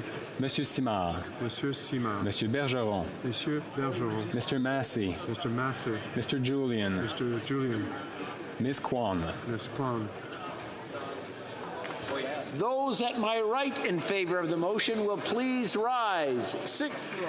Madame Mendez. Madame Mendez. Mr. Van Bynen. Mr. Van Bynen. Mr. Weiler. Mr. Weiler. Monsieur Zuberi. Monsieur Zuberi. Mr. Koto. Mr. Koto. Madame Diab. Madame Diab. Mr. Gahir. Mr. Gahir. Ms. Effner. Ms. Hefner. Mr. McDonald Malpec. Mr. McDonald Malpec. Mr. Miao. Mr. Miao. Miss Taylor Roy. Ms. Taylor Roy. Mrs. Valdez. Mrs. Valdez. Fifth row on my right. Mr. Long. Mr. Long. Mr. Maloney. Mr. Maloney. Mr. McDonald Avalon. Mr. McDonald Avalon. Mr. McLeod. Mr. McLeod. Mr. Morrison. Mr. Morrissey. Mr. Sarai. Mr. Sarai. Monsieur Shifke. Mr. Shifke. Madame Shanahan. Madame Shanahan. Miss Sidhu Brampton South. Miss Sidhu Brampton South. Mr. Sobara. Mr. Sobara. Mrs. Zahid. Mrs. Zaid. Mr. Rogers. Mr. Rogers. Mr. Aldag. Mr. Alday. Mr. Baker. Mr. Baker. Mr. Dong. Mr. Dong. Mr. Lewis Kitchener-Conestoga. Mr. Lewis Kitchener-Conestoga. Mr. Pulaski. Mr. Pulowski. Mr. Vong. Mr. Vaughn. Monsieur Reyes. Mr. Reyes. Quatrième rangée à ma droite. Monsieur Elkoury. Mr. Elkoury. Mr. Fonseca. Mr. Fonseca. Mr. Hardy. Mr. Hardy. Mr. Vancouverdon. Mr. Vancouverdon. Mr. Fisher. Mr. Fisher. Mr. Kuzmerchik. Mr. Kuzmerchik. Mr. Kellaway. Mr. Kellaway. Mr. May Cambridge. Mr. May Cambridge. Miss Suds. Miss Suds. Mr. Badaway. Mr. Badaway. Mr. Baptiste. Mr. Baptiste. Mr. Fragiscatos. Mr. Fagiscatos. Mr. Chang. Mr. Chang. Mr. Johari. Mr. Johari. Monsieur Lightbound. Monsieur Lightbound. Ms. May Sanish Gulf Highlands. Miss May Sanish Gulf Highlands. Troisième rangée à ma droite. Third row on my right. Monsieur Sanson. Monsieur Sanson. Madame Brière. Madame Brière. Mr. Fillmore. Mr. Fillmore. Mr. Garrison. Mr. Garrison. Mrs. Romanado. Mrs. Romanado. Mr. Lamour. Mr. Lamoureux. Miss Sahota. Miss Sahota. Mr. Virani. Mr. Virani. Mr. Oliphant. Mr. Oliphant. Mr. Ananda Sangari. Mr. Ananda Sangari. Madame Koutrakis. Madame Koutrakis. Mr. Dougid. Mr. Dougud. Monsieur Lauzon. Monsieur Lauzon. Madame Lalonde. Madame Lalonde. Madame Bendayan. Madame Bendayan. Miss Dillon. Miss Dillon. Mr. Assassi. Mr. Assassi. Mr. Blakey. Mr. Blakey. Deuxième rangée. Second row on my right. Etobicoke North. Miss Duncan, Etobicoke North. Miss Gros. Miss Scrow. Madame Saint-Onge. Madame Saint-Onge. Miss Cara. Miss Cara. Monsieur Vandal. Mr. Vandal. Madame Fortier. Madame Fortier. Miss Murray. Miss Murray. Miss Gould. Miss Gould. Monsieur McKinnon-Gatineau. Mr. McKinnon-Gatineau. Miss Haidou. Miss Haidou. Monsieur Miller. Monsieur Miller. Madame Bibot. Madame Bibot. Monsieur Serré. Monsieur Serré. Mr. Hausfather. Mr. Housefather. Mr. Desjardins. Mr. Desjardins. Miss McPherson. Miss McPherson. First row on my right. Mr. Blair. Mr. Blair. Miss Qualtrough. Miss Qualtrough. Mr. Holland. Mr. Holland. Monsieur Champagne. Monsieur Champagne. Monsieur Lametti. Mr. Lametti. Miss Tassi. Miss Tassi. Miss Jasek. Miss Jasek. Monsieur Garneau. Monsieur Garneau. Mr. Carr. Mr. Carr. Miss Chager. Miss Chager. Ms. Matheson. Miss Matheson.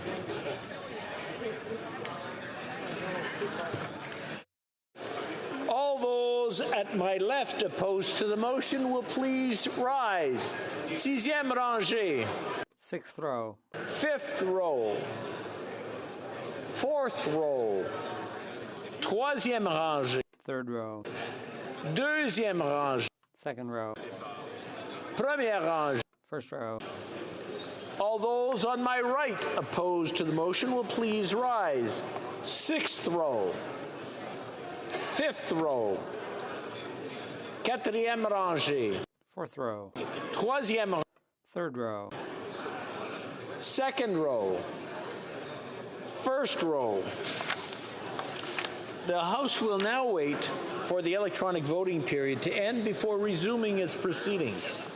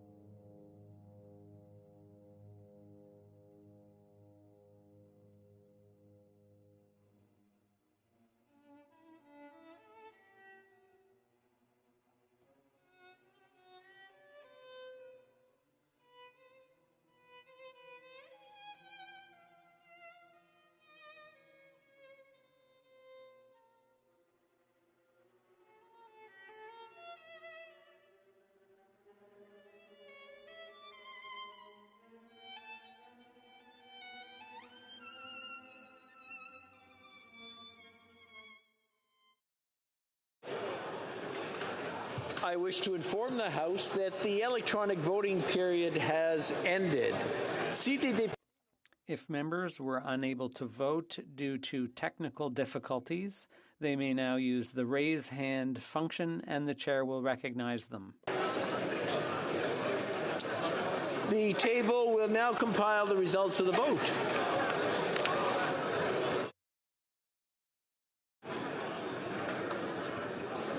Yeas pour 309, 69. Nays contre, 0 aucun.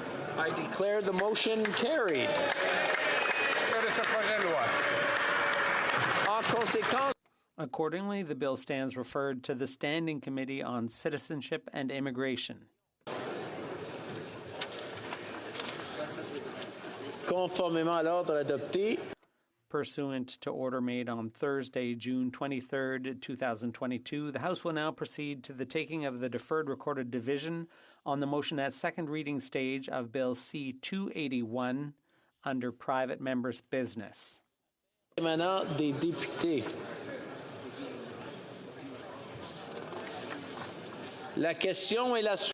The question is the following one. Mr. Lawrence, seconded by Mr. Ruff, moved that Bill C-281, an act to amend the Department of Foreign Affairs Trade and Development Act, the Justice for Victims of Corrupt Foreign Officials Act, Sergei Magnitsky Law, the Broadcasting Act, and the the Prohibiting Cluster Munitions Act be now read a second time and referred to the Standing Committee on Foreign Affairs and International Development. The 10-minute period for members voting electronically has started, and the House will now proceed to the vote. Nous commencerons. We will start with the sponsor of the item. Sponsor of the item.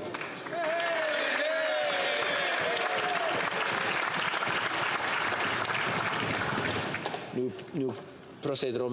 We will now proceed to members participating in person. Left in favor of the motion will please rise. Sixth row.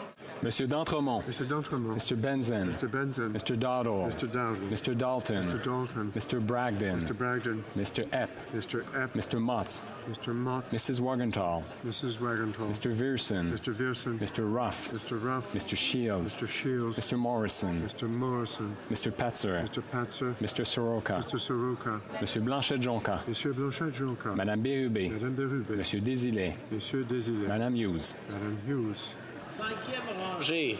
Fifth row. Mr. McGuire. Mr. McGuire. Ms. Rempel-Garner. Ms. Rempel-Garner. Mr. Cram. Mr. Cram. Mr. Kurek. Mr. Kurek. Mr. Nater. Mr. Nater. Mr. Tolmie. Mr. Tolmie. Mr. Muse. Mr. Muse. Mr. Carey. Mr. Carey. Mr. Hoback. Mr. Hoback. Mr. Morans. Mr. Moran. Mr. Kitchen. Mr. Kitchen. Mr. Lake. Mr. Lake. Mr. Macaulay, Edmonton West. Mr. Macaulay, Edmonton West. Mr. Fort-Provencher. Mr. Fort-Provencher. Monsieur Beaulieu. Monsieur Beaulieu. Monsieur Trudel. Monsieur Trudel. Madame Desbiens. Madame Desbiens. Mr. Backrack. Mr. Backrack.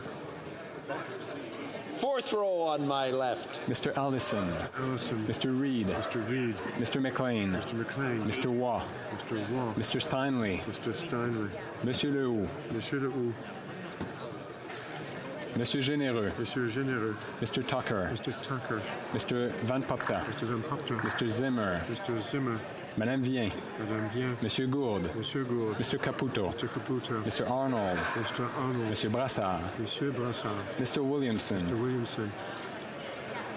Monsieur Barsalou-Duval. Monsieur Barsalou-Duval. Monsieur Plamondon. Monsieur Plamondon. Madame Vignola. Madame Vignola. Miss Barron. Miss Barron. Mr. Green. Mr. Green. Troisième rangée. Third row on my left. Mr. Kelly. Mr. Kelly. Mr. Viss. Mr. Viss. Mr. Calkins. Mr. Calkins. Ms. Rude. Ms. Rude. Mr. Cooper. Mr. Cooper. Monsieur Martel. Monsieur Martel. Mr. Generou. Mr. General. Ms. Gladue. Ms. Gladue. Mrs. Roberts. Mrs. Roberts. Mrs. Goodridge. Mrs. Goodridge. Mrs. Block. Mrs. Block. Ms. Ferrari. Ms. Ferrari. Mrs. Vecchio. Mrs. Vecchio. Mr. Chambers. Mr. Chambers. Mr. Aitchison. Mr. Aitchison. Mr. Melillo. Mr. Melillo. Mr. Williams. Mr. Williams. Mr. Lobb. Mr. Lobb. Monsieur Thériault. Monsieur Thériault. Madame Gaudreau. Madame Gaudreau. Madame Larouche. Madame Larouche. Monsieur Perron. Monsieur Perron. Mr. McGregor. Mr. McGregor. Second row on my left. Mr. Baldinelli. Mr. Baldinelli. Mr. Mazier. Mr. Mazer. Mr. Jennis. Mr. Jennis. Mr. Richards. Mr. Richards. Mr. Small. Mr. Small. Mr. Ellis. Mr. Ellis. Monsieur Berthold. Monsieur Berthold. Mr. Duncan Stormont-Dundas Salgangary. Mr. Duncan Stormont-Dundas Salgangary. Mr. Walkington. Mr. Walkington. Miss Finley. Miss Finley. Mr. Abultave. Mr. Abultave. Mr. Chong. Mr. Chong. Mr. Barrett. Mr. Barrett. Mrs. Kuzi. Mrs. Kuzi. Mr. Schmale. Mr. Schmale. Mr. Vidal. Mr. Vidal. Mr. Perkins. Mr. Perkins. Monsieur Garon. Monsieur Garon. Monsieur Villemur. Monsieur Villemur. Madame de Bellefeuille. Madame de Bellefeuille. Madame Michaud. Madame Michaud. Monsieur Fortin. Monsieur Fortin. Miss Zarillo. Miss Zarillo. Miss Idlaut. Miss Idlaut. Première rangée à ma First row on my left. Minority. Mr. Bazan. Mr. Bazan. Mr. Kimmich. Mr. Kimmich. Mrs. Thomas. Mrs. Thomas. Monsieur Deltel. Mr. Deltel. Mrs. Stubbs. Mrs. Stubbs. Mr. Upal. Mr. Upal. Mr. Hallan. Mr. Hallan. Ms. Lewis Haldeman Norfolk. Ms. Lewis Haldeman Norfolk. Mr. Strahl. Mr. Strahl. Ms. Danshaw. Ms. Danshaw. Mr. Barlow. Mr. Barlow. Mr. Moore. Mr. Moore. Ms. Bergen. Ms. Bergen. Monsieur Sainte-Marie. Monsieur Sainte-Marie. Monsieur Terrien. Monsieur Terrien. Monsieur Simard. Monsieur Simard. Monsieur Bergeron. Monsieur Bergeron. Mr. Massey. Mr. Massey. Mr. Julian. Mr. Julian. Ms. Kwan. Ms. Kwan. Que tous ceux à ma droite qui appuient la motion. All those on my right in favor of the motion will please rise. Sixth row. Mr. Weiler. Mr. Weiler. Monsieur Zuberi. Monsieur Zuberi. Mr. Koto. Monsieur Couto. Madame Diab. Madame Diab. Mr. Gahir. Mr. Gahir. Ms. Hefner. Ms. Hefner. Mr. McDonald Malpec. Mr. McDonald Malpec. Mr. Miao. Mr. Miao. Ms. Taylor-Roy. Ms. Taylor-Roy. Mrs. Valdez. Mrs. Valdez. Fifth row on my right. Mr. Long. Mr. Long. Mr. Maloney. Mr. Maloney. Mr. McDonald Avalon. Mr. McDonald Avalon. Mr. McLeod. Mr. McLeod. Mr. Morrissey. Mr. Morrissey. Mr. Sarai. Mr. Sarai. Monsieur Shifke. Monsieur Shifke. Madame Shanahan. Madame Shanahan. Miss Sidhu Brampton South. Miss Sidhu Brampton South. Mr. Sobara. Mr. Sabara. Mrs. Zahid. Mrs. Zahid. Mr. Rogers. Mr. Rogers. Mr. Aldag. Mr. Aldag. Mr. Dong. Mr. Dong. Mr. Lewis Kitchener-Conestoga. Mr. Lewis Kitchener-Conestoga. Mr. Pulaski. Mr. Pulowski. Mr. Vaughn. Mr. Vaughn. Monsieur Reyes. Monsieur Reyes. Fourth row on my right. Monsieur Elkouri. Monsieur Elkouri. Mr. Fonseca. Mr. Fonseca. Mr. Hardy. Mr. Hardy. Mr. Vancouverden. Mr. Vancouverden. Mr. Fisher. Mr. Fisher. Mr. Kuzmerchek. Mr. Kuzmarchuk. Mr. Kellaway. Mr. Kellaway. Mr. May Cambridge. Mr. May Cambridge. Ms. Suds. Ms. Suds. Mr. Badaway. Mr. Badaway. Mr. Batiste. Mr. Batiste. Mr. Fragiscados. Mr. Fragiscados. Mr. Chang. Mr. Chang. Mr. Johari. Mr. Johari. Monsieur Lightbaum. Monsieur Lightbaum. Ms. May Sandwich Gulf Islands. May Sandwich Gulf Islands. Troisième rangée. Third row on my right. Monsieur Sanson. Monsieur Sanson. Madame Brière. Madame Brière. Mr. Fillmore. Mr. Fillmore. Mr. Garrison. Mr. Garrison. Mrs. Romanado. Mrs. Romanado. Mr. Lamour. Mr. Lamour. Miss Sahota. Miss Sahota. Mr. Virani. Mr. Virani. Mr. Ananda Sangari. Mr. Ananda Sangari. Madame Koutrakis. Madame Koutrakis. Monsieur Lauzon. Monsieur Lauzon. Madame Lalonde. Madame Lalonde. Madame Bendayan. Madame Bendayan. Ms. Dillon. Ms. Dillon. Mr. Assassi. Mr. Assassi. Mr. Blakey. Mr. Blakey. Second row on my right. Ms. Duncan Etobicoke North. Etobicoke North. Ms. Gros. Ms. Gros. Madame Saint-Onge. Madame Saint-Onge. Ms. Cara. Ms. Cara. Monsieur Vandal. Monsieur Vandal. Madame Fortier. Madame Fortier. Ms. Murray. Ms. Murray. Ms. Gould. Ms. Gould. Monsieur McKinnon-Gatineau. Mr. McKinnon-Gatineau. Madame Bibot. Madame Bibot. Monsieur Serré. Monsieur Serré. Mr. Hausfather. Mr. Hausfather. Mr. Desjardins. Mr. Desjardins. Ms. McPherson. Ms. McPherson. First row on my right. Mr. Blair. Mr. Blair. Ms. Qualtrough. Ms. Qualtrough. Mr. Holland. Mr. Holland. Monsieur Champagne. Monsieur Champagne. Ms. Tassi. Ms. Tassi. Ms. Jasek. Ms. Jasek. Monsieur Garneau. Monsieur Garneau. Mr. Carr. Mr. Carr. Ms. Matheson. Ms. Matheson. Que tous ceux All those on my left opposed to the motion will please rise. rangée. Sixth row. Fifth row. Fourth row. Troisième. Third row. Deuxième. Second row. First row. All those at my right opposed to the motion will please rise. Sixth row. Fifth row. Quatrième rangée. Fourth row. Troisième. Third row. Second row. First row. The House will now wait for the electronic voting period to end before resuming its proceedings.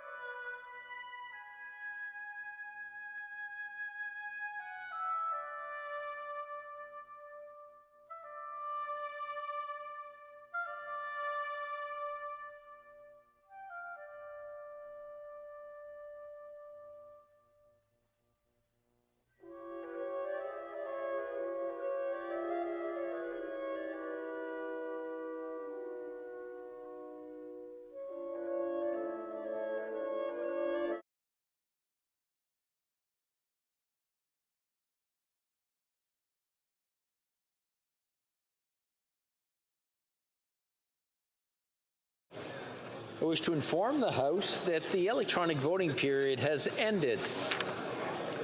If members were not able to vote due to technical difficulties, they may now use the raise hand function, and the chair will recognize them. Mr. Scarpaleggia. Thank you, Mr. Speaker. I'm just asking if my vote was recorded as a yay. Okay, it's confirmed you had voted yay, so we'll leave it at that. And the Honourable, Mr. Hussein.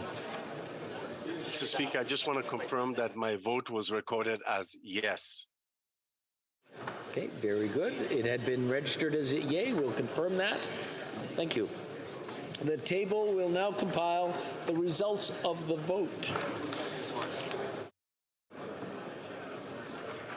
Yeas pour 313, 313. Nays contre, 0 aucun. I declare the motion adopted. Carried. Deuxième lecture de ce projet de loi. Au Comité permanent des affaires étrangères. The bill stands referred to the Standing Committee on Foreign Affairs and International Development. We start off with. I wish to inform the House that because of the deferred recorded division, government orders will be extended by 25 minutes. We have a point of order. The Honourable Member for Elmwood Strathcona. Thank you very much, Mr. Speaker. I'm just rising to follow up on the point of order that was raised earlier this week by the member for Winnipeg North in respect of Bill C-228. That is a bill that was presented here by the member for Sarnia-Lambton. It has to do with the protection of pensions. The member for Winnipeg North highlighted that the chair of the Finance Committee had ruled a particular amendment having to do with the protection of severance and termination pay in the case of bankruptcy as being out of order. And I would like to call to the Speaker's attention, first of all, the fact that the committee did consider that question. Honourable Member to hold on for a second, and I'm going to ask the members in the House to maybe stop talking or at least whisper to each other. I know they've got important messages to pass on to each other, and they can't wait, but I think that's all calmed down. The Honourable Member for Elmwood Strathcona. Thank you very much, Mr. Speaker. And so just going back to what I was saying earlier, the committee did consider that question, and I want to call to your attention that after some deliberation, the committee decided to overturn the ruling of the chair. And that was done not simply, spontaneously or without planning or without consideration, but we had the bill sponsor at committee. And not only did we have the bill sponsor at committee to say that she believes that those amendments are appropriate in the context of her own bill, but in fact, at second reading, she had said in her remarks about the bill, she had anticipated these amendments because they were discussed prior to the bill's passage at second reading. They were part of the debate in this House at second reading. The bill passed second reading with all members who were paying attention to that debate knowing full well that the sponsor of the bill intended to accept amendments to that effect. And so I think between the very clear position of the sponsor of the bill in respect of these amendments, the fact that that was made very clear before the second reading vote, and then the fact that the committee overturned the chair's ruling on it being ruled out of order, I think are considerations that should weigh very heavy on your mind indeed, Mr. Speaker, when you consider your ruling on the point of order made by the member for Winnipeg North, which would have the effect of removing protection for severance and termination pay of Canadian workers in the event that their company experiences a bankruptcy. Thank you very much for your consideration of that important point, Mr. Speaker. Member, and I'll be coming back to the House as soon as possible.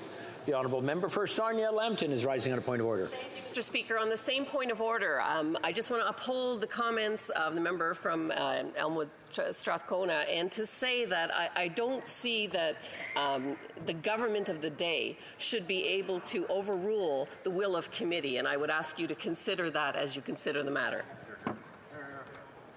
Honourable Member for input. And as I said, I'll be coming back very soon because it is a timely matter. Seeing nothing else, we'll go on to daily routine. Tabling of documents. The Honourable Parliamentary Secretary to the Government House Leader. Yes, thank you, Mr. Speaker. Pursuant to Standing Order 36.8a, I have the honour to table in both official languages the government's responses to 7 petitions. These returns will be tabled in an electronic format. Introduction of government bills. Statements by ministers. Rapport de délégation.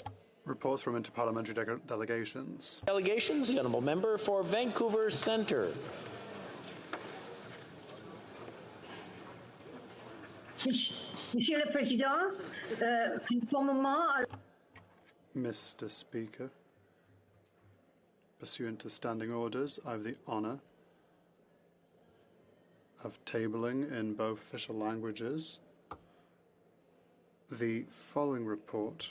The Organization for Security and Cooperation in Europe Parliamentary Assembly, respecting its participation in the 29th annual session in Birmingham, the United Kingdom, from July the 2nd to the 6th, 2022. Thank you, Mr. Speaker.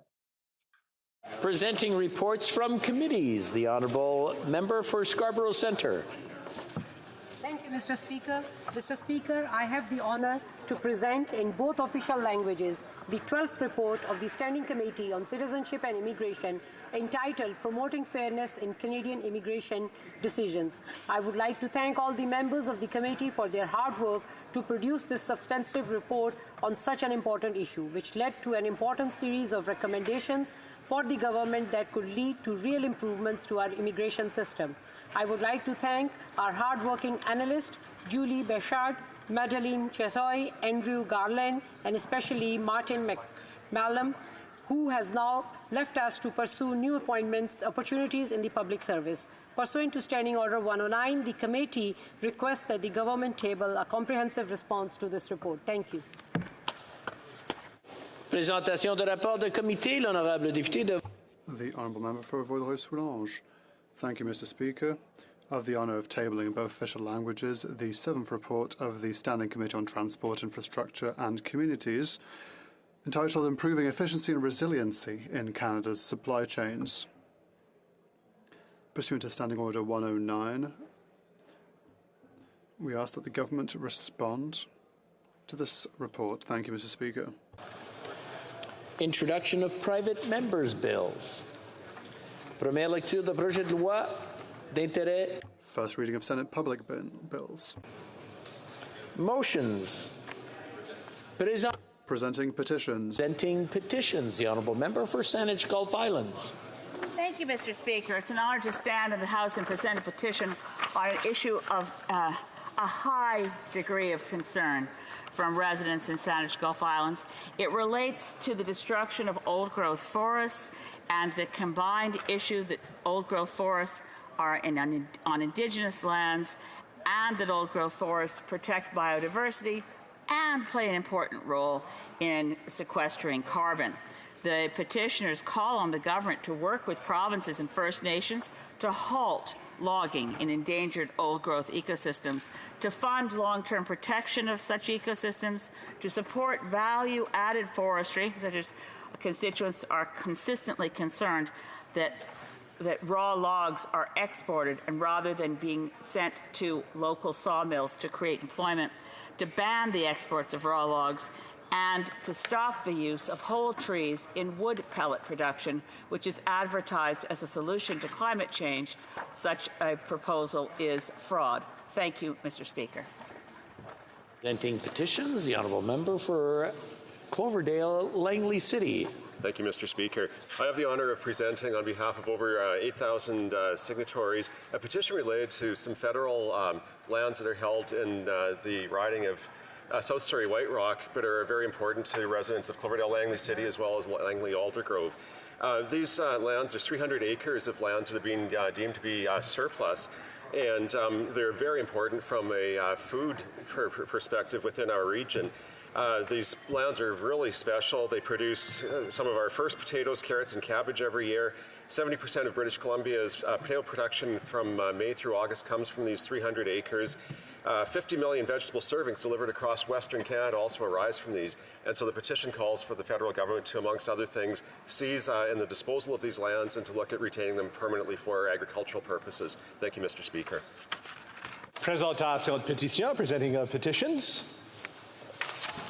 Okay, moving to the next one. Now, questions on the order paper. The Honourable Parliamentary Secretary to the Government House Leader. Mr. Speaker, the following questions will be answered today. Question 836, 837, and 842 to 844.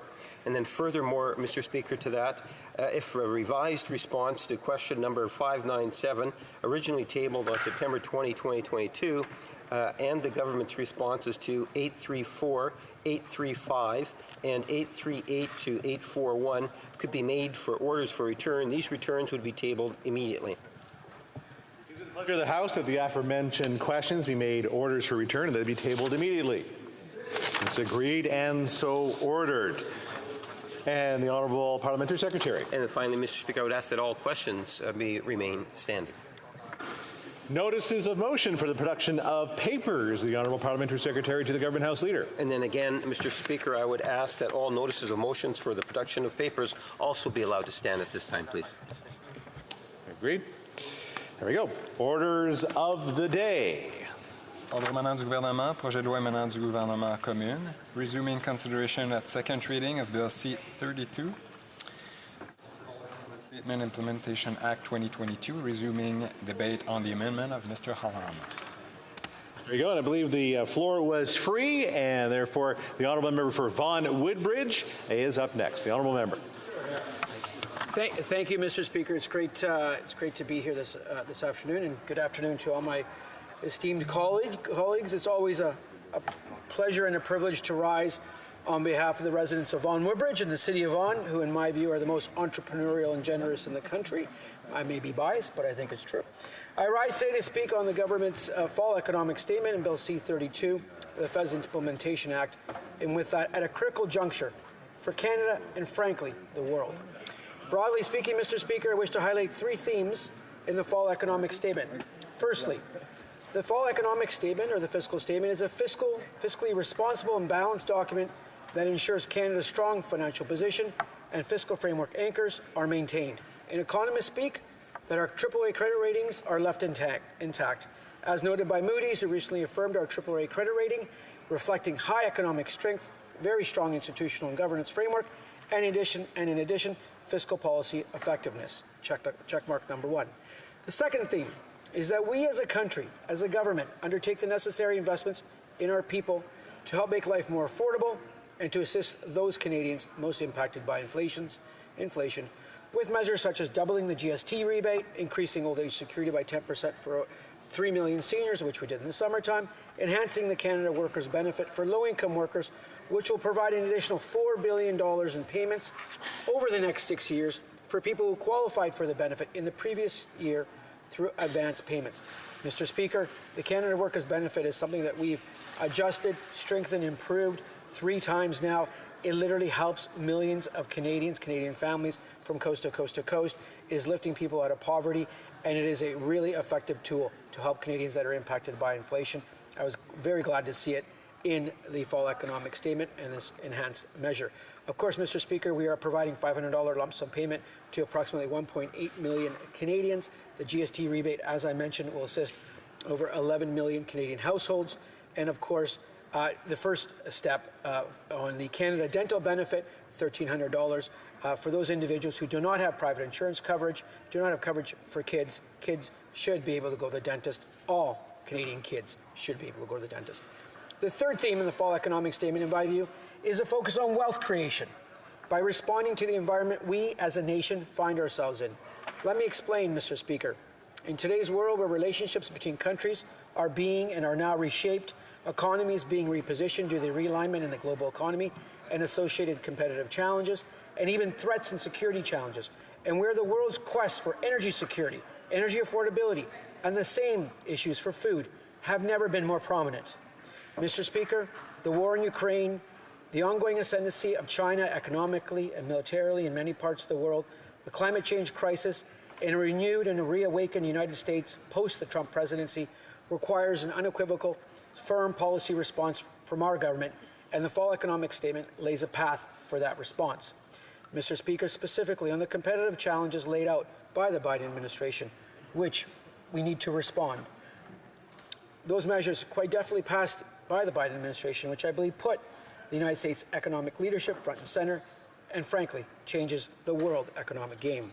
The Biden administration passing of the infrastructure bill, the Inflation Reduction Act, which by some estimates will put investment at nearly $2 trillion in clean technology, clean energy measures, instruments, investment over the next 10 years.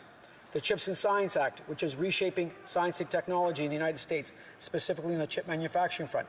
And a majority of the fiscal policy in the prior administration, which was left intact, required a response by our government. Mr. Speaker, the decision we make as legislators today will put in place a direction for our economy and for our country's future, and will have a profound impact on the living standards of our citizens, of Canadian citizens, for years to come. Today, more than ever, responsible and focused leadership is demanded, Mr. Speaker, and that is what our government is committed to doing, and that is what is contained in the fall economic statement. Mr. Speaker, the fall economic statement responded with measures to ensure Canadian businesses and workers have the tools to not only compete, but succeed in the global economy.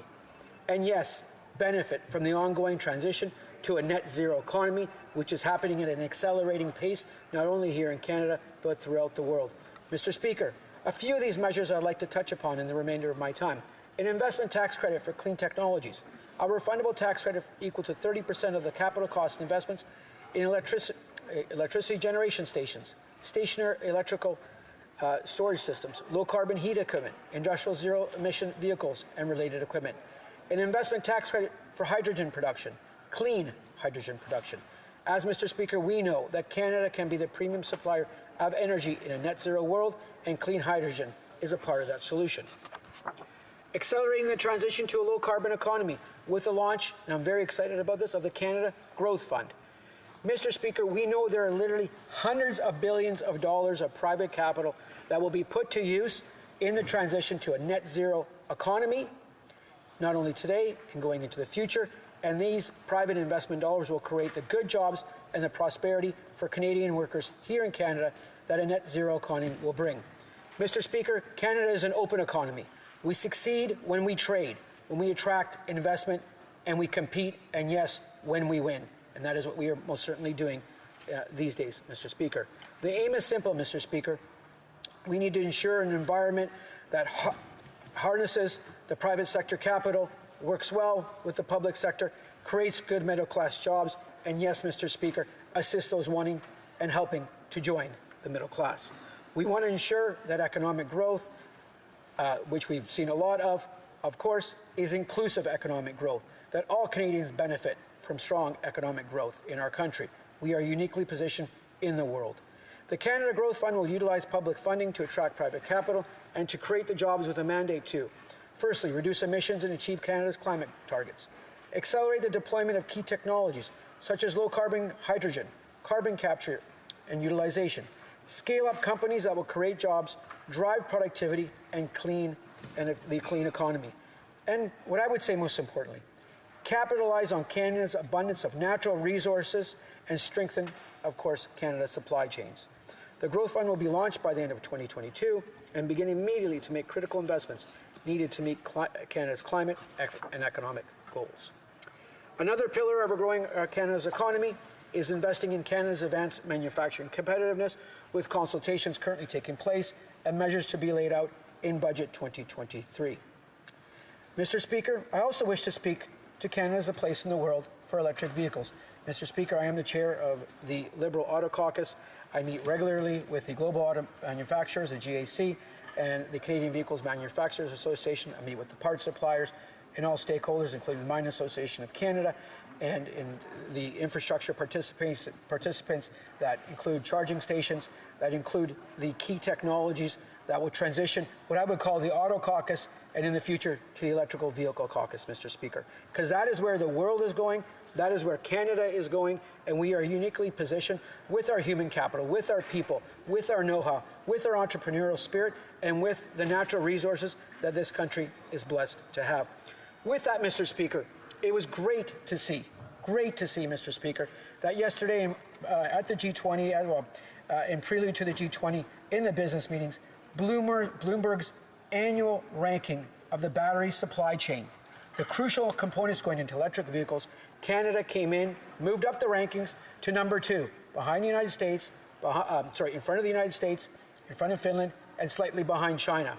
Our government is making progress. We have collaborated with industry. We've collaborated with stakeholders. We are uniquely positioned. We are using our comparative advantage, and I love the word comparative advantage as an economist, to make sure Canadian workers and Canadian industry are positioned for electric vehicles and the production thereof. Quoting Bloomberg, Canada's recent investment in its upstream clean energy supply and increasing demand from the USMCA, which our government renegotiated, increases the country's competitiveness, wrote BNEF in a release accompanying the report. Published at the BNEF Summit Valley, the ranking sees Canada rise to the 2nd spot this year, which reflects its large material resources and mining activity, as well as good positioning in environmental, social, and governance factors, and infrastructure, innovation, and industry. All words that I love to repeat. And Mr. Speaker, we have work to do. I know I have a minute left.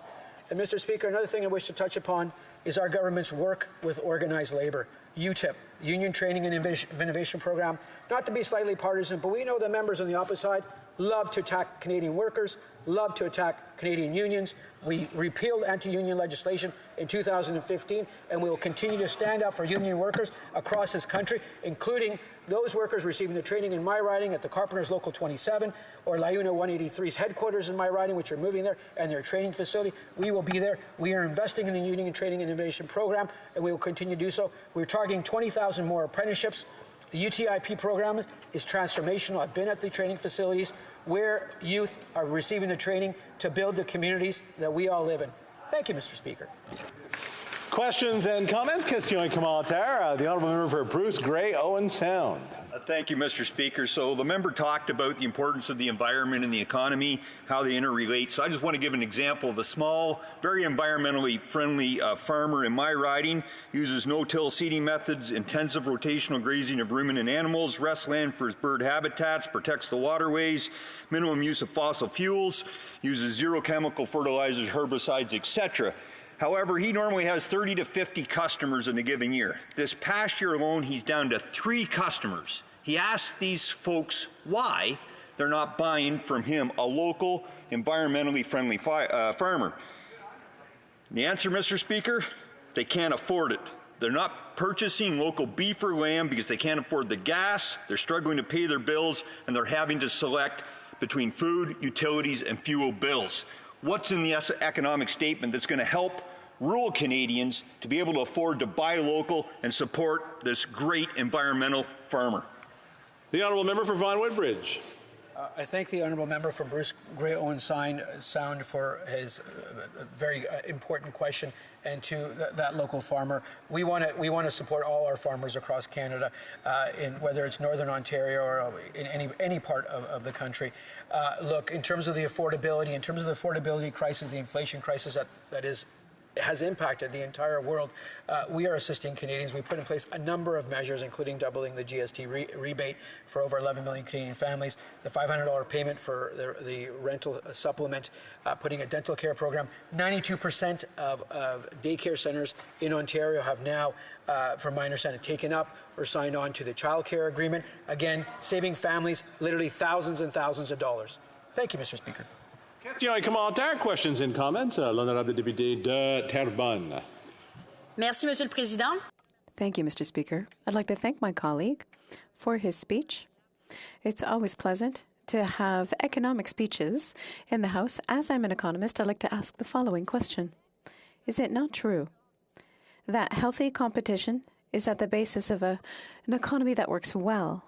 And if that's so, how is it that in Budget 2022, there was an announcement that there was going to be measures for competitiveness, but in the economic statement, there was nothing on the Competition Bureau, whereas the Competition Commissioner had announced, like her predecessor, said that there were serious problems with competitiveness that affected prices.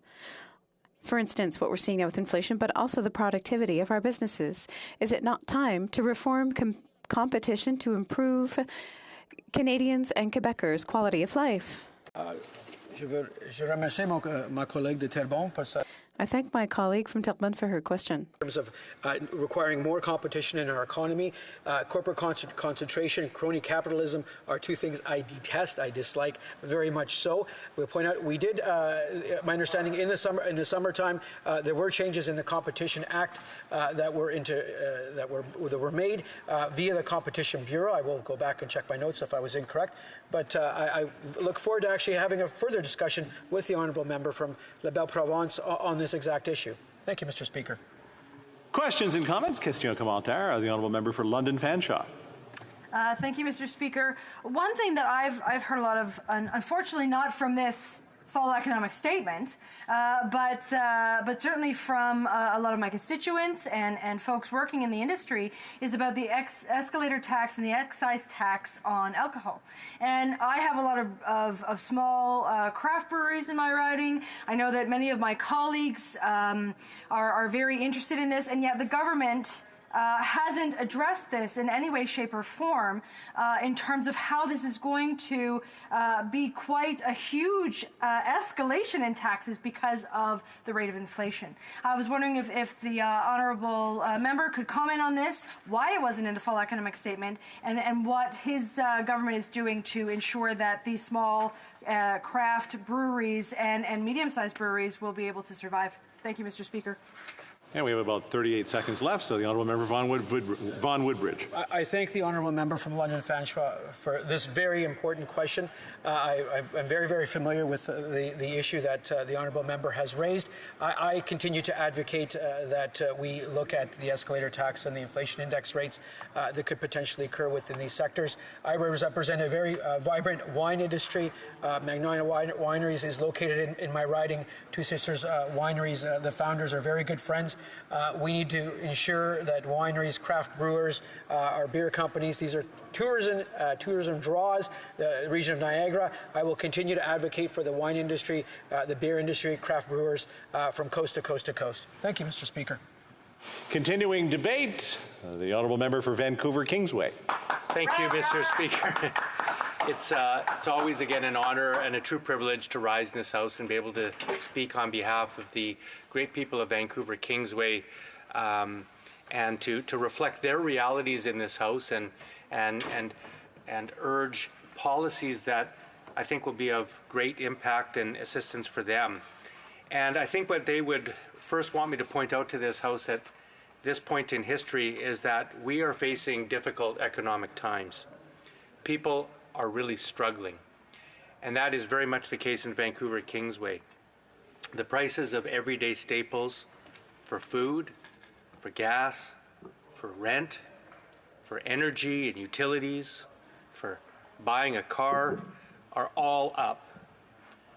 People can't find affordable housing. Now, this has been a crisis for many years in the Lower Mainland and in Vancouver, but it is particularly acute now. I think the word crisis is not hyperbole to describe a situation where people can't find a secure, dignified, affordable place for they and their families. And I just would point out, just on housing, that of the many financial issues facing people, some are foundational, and I think housing is one of those, because housing anchors us in our community. It's what connects us to our neighbors. It's from which we launch our connections to school and to work, where we build relationships with neighbors, where we express ourselves as people. And so when we can't find affordable housing, or where we're constantly having to move because of things like rent evictions and rising prices, that is destabilizing in a manner that is truly profound. True. Wages are not keeping up with price inflation. And I'm going to touch on this in a little bit, because I think that understanding the true causes of the current economic situation is vital to getting the policies that will address them correct. This is particularly difficult for those on fixed incomes. You know, many of us that are working do have access to regular salary increases, but for those like seniors or those that, particularly at the lower income levels, especially if they're not unionized, often have to contend with these dramatically rising prices with fixed incomes. And it's important for this House to recognize how difficult that situation is for them. Food bank use is up. Families, we're hearing reports, are even reducing their meals. Now, can you imagine in a country as wealthy as Canada, a G7 country, in the year 2022, that citizens in this country are actually having to reduce their calorie intake because of the economic situation? Shame. Now, I just want to make a mention of small business because in my riding of Vancouver Kingsway, we are really powered by small businesses. And small businesses, I think, are particularly having a difficult time as well. Their input costs have gone up. Although they are raising their prices, there's limits as to how far they can go. And I think it's particularly important for us as a federal parliament to craft policies that recognize the difficulty that small businesses are facing, that acknowledge the vital importance that small business and medium-sized business plays in our economy, and craft policies that are responsive to their needs so that we can empower them and provide the context and opportunities that they need to grow. Now, the causes of the current situation are varied, and we've heard a sample of those in this House. Some in this House blame government spending. Others say that this is a result of government deficits. Now, for us in the New Democrats, we believe that if you look at the data and you look at the actual evidence before us, it's clear that the current situation is a result of several factors. For one, clearly supply chain interruptions that really took off since COVID, the COVID pandemic hit in early 2020, clearly have played an important role in driving up the price of goods. We have the war in the Ukraine. Whenever you have a major global destabilizing event like that, there are inevitably negative economic ripples, and I think that that must be acknowledged that that's playing a role. But I think uniquely in this House, the contribution that the New Democrats are bringing to this economic discussion is one that, frankly, the Conservatives deny and the Liberals ignore, and that is the impact of corporate price increases. In other words, the gouging that is going on by the corporate sector in many cases, the greedflation that is being caused has to be acknowledged as, I would think, not only a major cause of the current economic travails that are affecting our country, but the major cause of it. In my view, and in the view of many economists like Jim Stanford, it is corporations that are using the cover of macro events like the global issues around supply chain and around the war in Ukraine as an opportunity to drastically increase their prices and blame that on other factors. And I think that's quite clear. I mean, if you asked any worker in this country if their wages have gone up 7% this year, you'll find out very quickly that the current economic situation is not caused by a rapid increase in wages. But if you go to a store and you see the prices on the shelves, you'll find out very quickly what is causing the increase in prices. Now let's look at this on a bit of a sectoral analysis. The oil and gas industry last year racked up $140 billion in profits in 1 year alone. It was the highest year of profits on record for the oil and gas sector.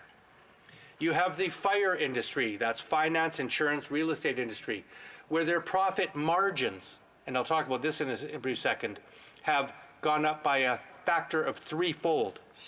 You have the food monopolies. There are three major food chains in this country, and their profits have increased dramatically, in some cases by an additional $1 million per day. To take one of those companies, Loblaws, they have outperformed their best years ever in both Q1 and Q2 of this year. Now, while Canadians are suffering and struggling, those corporate sectors are prospering like they've never done before. Now, that is an economic imbalance that New Democrats believe has to be acknowledged and addressed. And I want to speak just for a moment about profit margins, because some apologists for the corporate sector deny this reality. They say, well, profits are up, but that's because of input costs are up and the profits are in line with what are normally expected. That is empirically wrong. If you look at profit margins, and that is not their gross profits, but the percentage of profits that these sectors have made, invariably, they are dramatically up in almost every major sector in this country. And that speaks to companies that are taking advantage of the current situation for their private interests. Now, the Bank of Canada, well, I'll say it this way, if we don't get the diagnosis correct, it's very difficult to get a proper treatment. Now, the Bank of Canada is attempting to treat the current situation by offering a solution of increasing interest rates. Unless I've missed it, I have not yet heard a word from the Bank of Canada about how we address or curb excessive corporate profits. So their approach is an outdated one, and basically they want to use the club of interest rates as a cudgel to pound down inflation. Now, when you raise interest rates, as they are doing, there is obviously economic impacts of that, and we see what they are. It increases the cost of housing. It increases mortgage rates for all those hundreds of thousands or millions of Canadians who currently hold a mortgage that are going to come due. They will pay more. And of course, if you increase mortgage rates, there's a derivative effect. You end up impacting and increasing rents, because landlords who own properties that have to pay more in mortgage pay more in rent. It increases the cost of loans and credit cards. In other words, what they're trying to do is suppress employment and wages, and I think that's improper. Now, Bill C-32 is worthy of support because it does have some salutary benefits in it. It removes the interest on the federal portion of student loans and apprentice loans, something New Democrats have long called for. It takes the Canada Recovery Dividend, which has banks and life insurance groups pay a temporary one-time 15% tax on taxable income over $1 billion over 5 years. And it also removes the federal portion of student loans, as I've said. So we want this legislation to pass, but we want much more. We want to see the Canada Recovery Dividend extended to big box stores and oil and gas companies, a permanent surtax on the profits of the oil and gas industry. We want to see this government finally go after the offshore tax evasion to the tune of $30 billion. We want to see employment insurance reform. More, we want policies that help working Canadians, not the big corporate sectors, as the Conservatives and Liberals have been favoring in this House for decades. Thank you. Questions and comments? Question et commentaire. The Honourable Parliamentary Secretary to the Government House Leader. Yes, thank you, Mr. Speaker. And I guess I'd like to pick up on the progressive side in terms of what it is that we've been able to accomplish. You know, when we hear about issues such as health care, I think my friend and I have some commonality in regards to the importance of a national health care. There might be some concerns related to financing. We have the dental plan for children under the age of 12. And within this, the member makes reference to the important issue of student interest rates being taken away, which is, again, a very strong progressive measure, and that's going to be done on a permanent basis. And I'm wondering if my friend could provide his thoughts in regards to, in a relatively short period of time, that we are making significant gains in providing the type of supports that a national government can demonstrate strong leadership on by supporting Canadians directly. The Honourable Member for Vancouver Kingsway. Well, thank you for that question. And yes, I would agree with my honourable colleague that improving public programs like dental care has an important economic effect on Canadians, as well as of course, a profoundly important and beneficial impact on their health. And that's why the New Democrats put dental care on the national agenda. That's why we campaigned on it, drove it forward, and demanded that it be part of the Confidence Supply Agreement. Make no mistake, there would be no dental care progress in this House whatsoever if there weren't 25 new Democrat MPs who demanded that it be the case. But it will have an economic impact because, you know, by the time our plan is put in place, there'll be some 9 million Canadians who will have access to dental insurance who don't have it now. That means that if they had to pay out of pocket for dental services, those are expenses that they will not have to spend later. And so there's an example where we can not only improve Canadians' health, but we can actually relieve pressure on their pocketbooks at the same time. And the NDP is going to keep driving that forward until every Canadian gets the dental care that they deserve. In comments, question or commentaire, the honourable member for Cypress Hills Grasslands. Well, thank you very much, Mr. Speaker. I want to thank the member for his speech. Just going through some numbers that I've got from the Library of Parliament on tax revenue to the Government of Canada from the oil and gas sector. Back in 2019, it was as high as $807 million. So when we talk about oil and gas companies bringing in record profits, we know that the government's also bringing in record taxation from the oil and gas sector. Now, the member talked about his dental care bill. Well, if they succeed in killing off the oil and gas sector, where are they going to get the money from to pay for their programs, such as the dental care bill that's been passed through this House of Commons that has a much larger bill than what their tax revenues in oil and gas companies are? The honourable member for Vancouver Kingsway. Well, that's an important question. And, one thing I think that's really important that this House needs to start taking into account is the costs of not dealing with the climate crisis. What are the costs of dealing with the massive damage that was done in the Atlantic provinces through the climate crisis, the hurricane that just hit there? What are the economic costs of having a drought in British Columbia, or having wildfires, or having towns incinerated like happened in Lytton? You know what the costs are? They're in the hundreds of billions of dollars. And we better start accounting for that. Because if we don't deal with the climate crisis, if we continue to allow the burning of carbon in this planet like the Conservatives want, untrammeled, then I'll tell you, economic activity is going to be ground to a halt in many cases. What we need in this country is we need to transition our economy to a sustainable one. And I, for one, believe that that's a way that our country can actually benefit the 21st century. I don't think dealing with the climate crisis is a cost. I think it's an essential transition that will position our economy to be even more profitable in the 21st century. But ignoring the climate crisis and allowing disasters to occur and having our natural environment degraded to the point where the planet is sending us strong messages we can't keep burning carbon the way we do, like the Conservatives want, is no economic plan that I can get behind.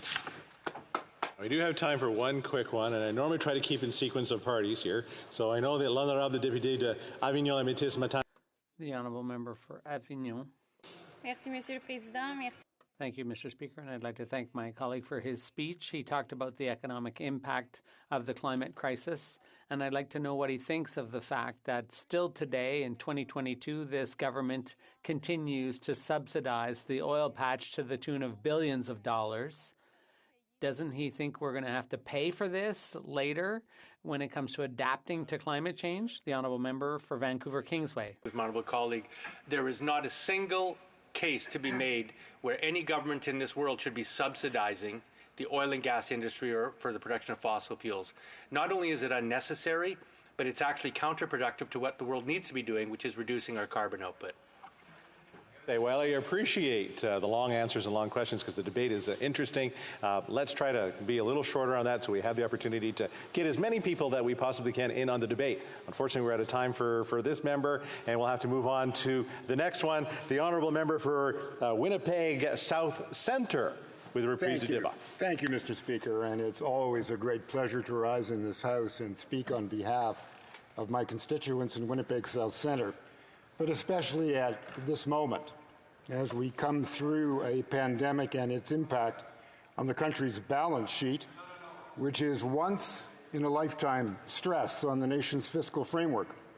Unprecedented demand and need, and the urgency of protecting individuals and businesses whose very financial survival depended on a government that was positioned and prepared to help immediately. We responded effectively and urgently, but perfection is elusive, and we were not perfect. I think there is a consensus that under the circumstances and with the urgency that was felt by government, we did a good job.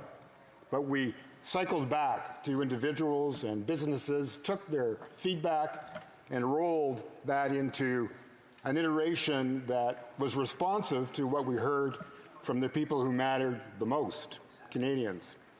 So the role of government was at the center stage of determining the appropriate response to this pandemic, and I think that the entire country learn to understand, Mr. Speaker, the collective responsibility that lay in front of us during this unprecedented time.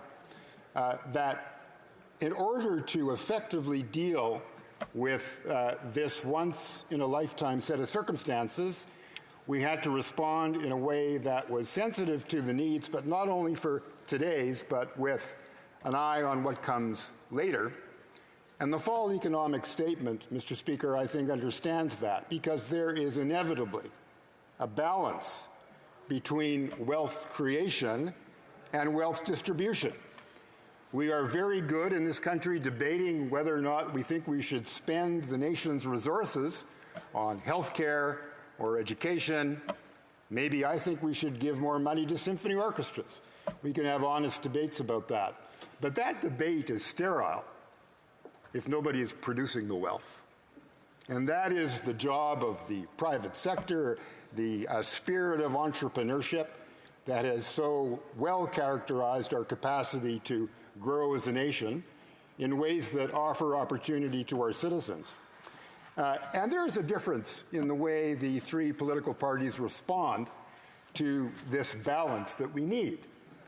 The NDP, I think, historically has been pretty good at determining ways in which we can justly distribute the nation's wealth, but I don't hear an awful lot of talk about how we create it, who should create it, the necessary framework within which it can be done effectively. I'd like to hear more from my New Democratic friends and colleagues about the importance of the entrepreneurial spirit. I don't hear those words very often, and from the Conservatives, I don't hear very often talk about a just and equitable distribution of wealth. And if the Liberal Party, my party, has been successful really since the very earliest days of Confederation, we have been successful because we have found the sweet spot in the center between those two imperative values of creating and distributing wealth. And the reason that we have been successful, I think, is because that's where Canadians are. And we have been able to tune in to what we believe to be the center of the Canadian electorate and Canadian thinking, as we have to be. And the fall economic statement recognizes the importance of that balance, and the finance minister has said so repeatedly. And I believe that we, as a party and a government, are very well positioned to understand the sensitivity of that balance, and that is evident in the fall economic statement. So I think it's very important to recognize programs in that way and in that context. And I think that the Minister of Finance, the Deputy Prime Minister, has done an excellent job. And she knows from her own experience, having been raised in Alberta, she understands the importance of the energy sector to the Canadian economy, past, present, and future. The prairie economy is very exciting. And as a prairie dweller my entire life, I see it. My father used to say to me when I was a very small boy, Jimmy, what's good for the farmer is good for our family.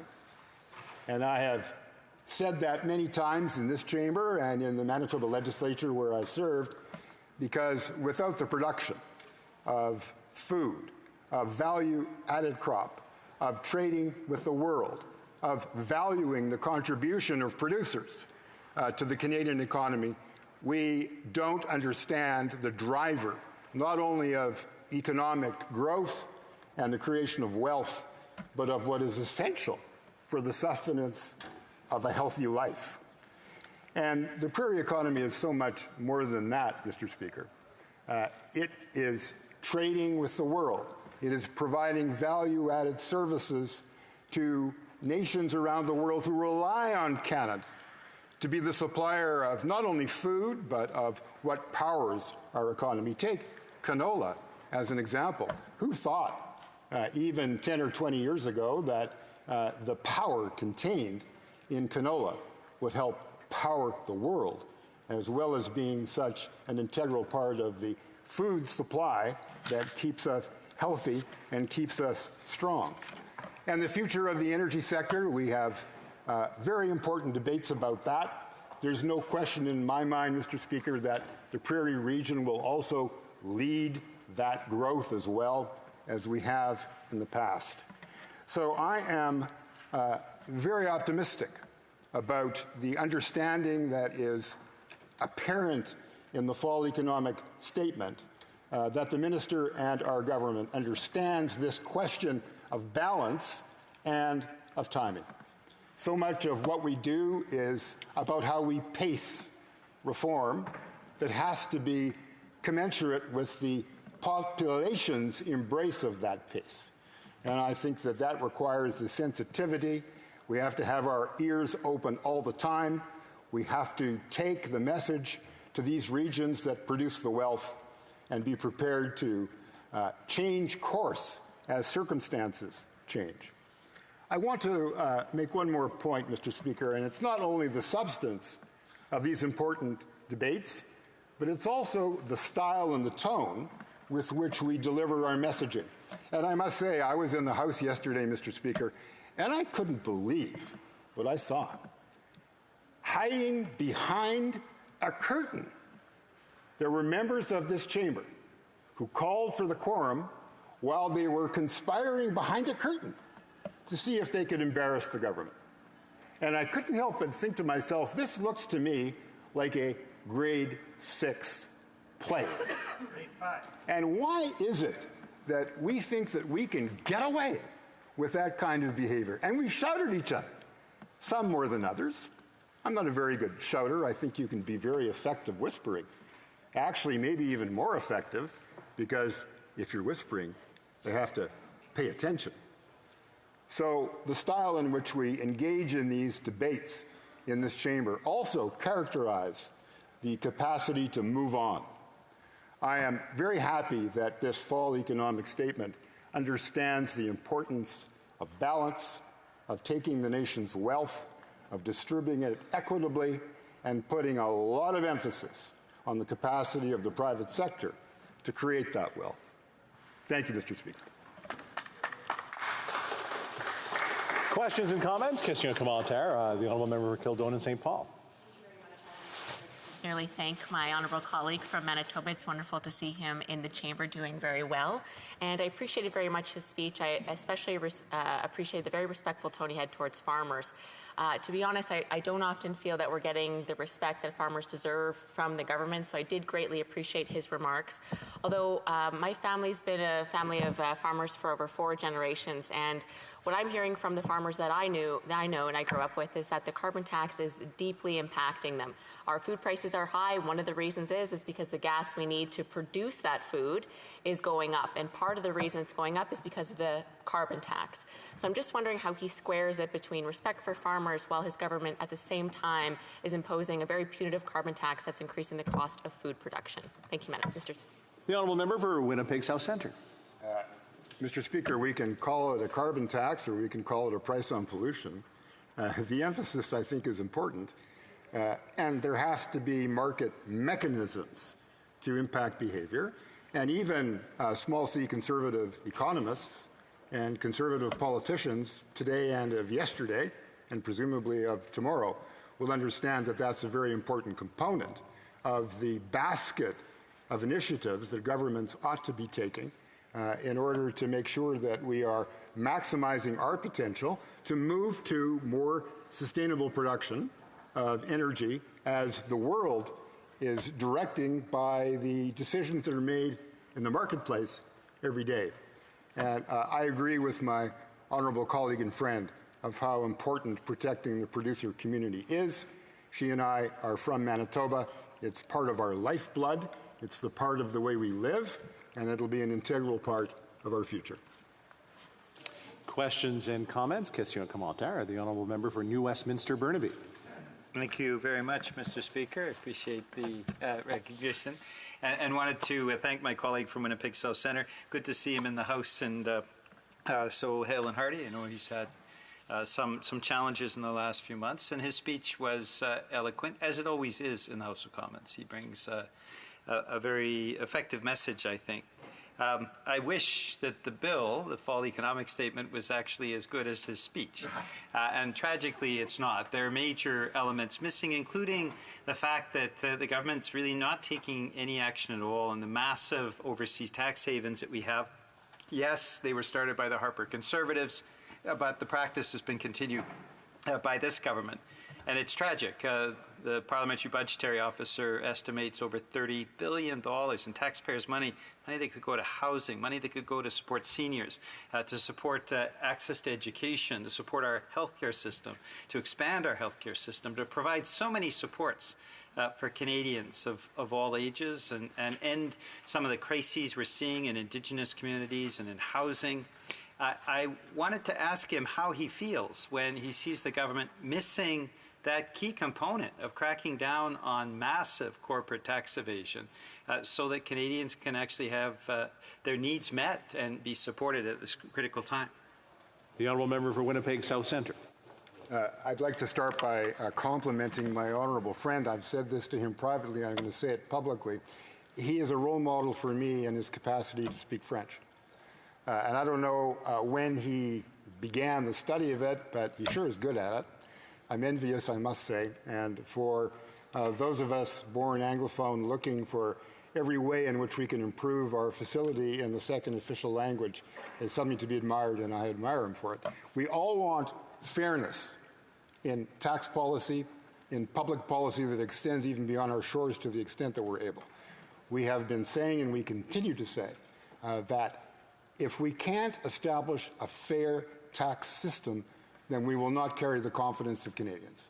And there are many ways in which that can be done, including the ways that my honourable friend suggests.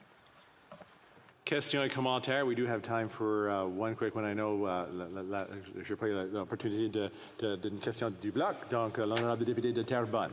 The honourable member for Terrebonne. Thank you, Mr. Speaker. Thank you for being so fair. I'd like to thank my colleague for his speech. It was a very eloquent speech. I'd like to know what he thinks about the fact that the economic statement is yet another example of centralization. For example, small and medium-sized businesses are crucial to the economy. We have a lot of those small companies in Quebec, and centralizing all the resources in Ottawa is bad both for the public sector and for the private sector, including SMEs. The federal centralizing power is a problem, and I'd like to hear what he has to say about that. Honourable Member for Winnipeg South Centre. Mr. Speaker, it's a fulcrum that changes over time. And to centralize or decentralize is a function of circumstance. And I don't think that we should be rigid or ideological about which way we choose, because circumstances change all the time. And we have to be nimble enough to know where we want to be and how to get there, with some fundamental values at the center of what drives policy. And I mentioned those in my short remarks about wealth creation and wealth distribution. We have to respect jurisdiction, otherwise nothing is going to get done.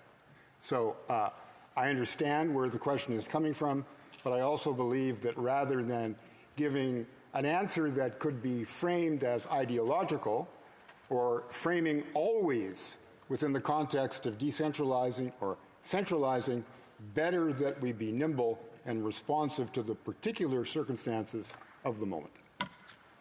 Before we go forward, à l'ordre, conformément à l'article 38 du règlement. Pursuant to Standing Order 38, it's my duty to inform the House of the questions to be raised at the adjournment debate this evening.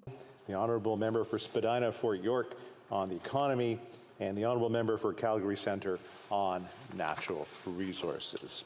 Reprise de débat, continuing debate, the Honourable Member for Kildonan, St. Paul. Thank you very much, Mr. Speaker. I'm very honoured to put words on the record regarding the Liberal government's fall economic statement, and it's arriving at a time that's very critical in Canadian history. We're faced with 40-year high inflation. Food costs and inflation have not been this high since before I was born. So my generation has never seen this type of economy, where people can't afford food, where people can't afford homes, where inflation is putting people into poverty. And I was hoping when I listened to the Deputy Prime Minister and Finance Minister of Canada's speech that I would hear some solutions, but I couldn't find any real concrete solutions to address the very difficult circumstances that many of my constituents are facing. And we know, for example, last year it was a terribly cold and long and brutal and punishing winter. And it's predicted that this winter will be much the same. And that's very bad news for Canadians because we have heard that energy prices, particularly gas-heated homes, those homes will have a 100% increase at minimum of their gas bills.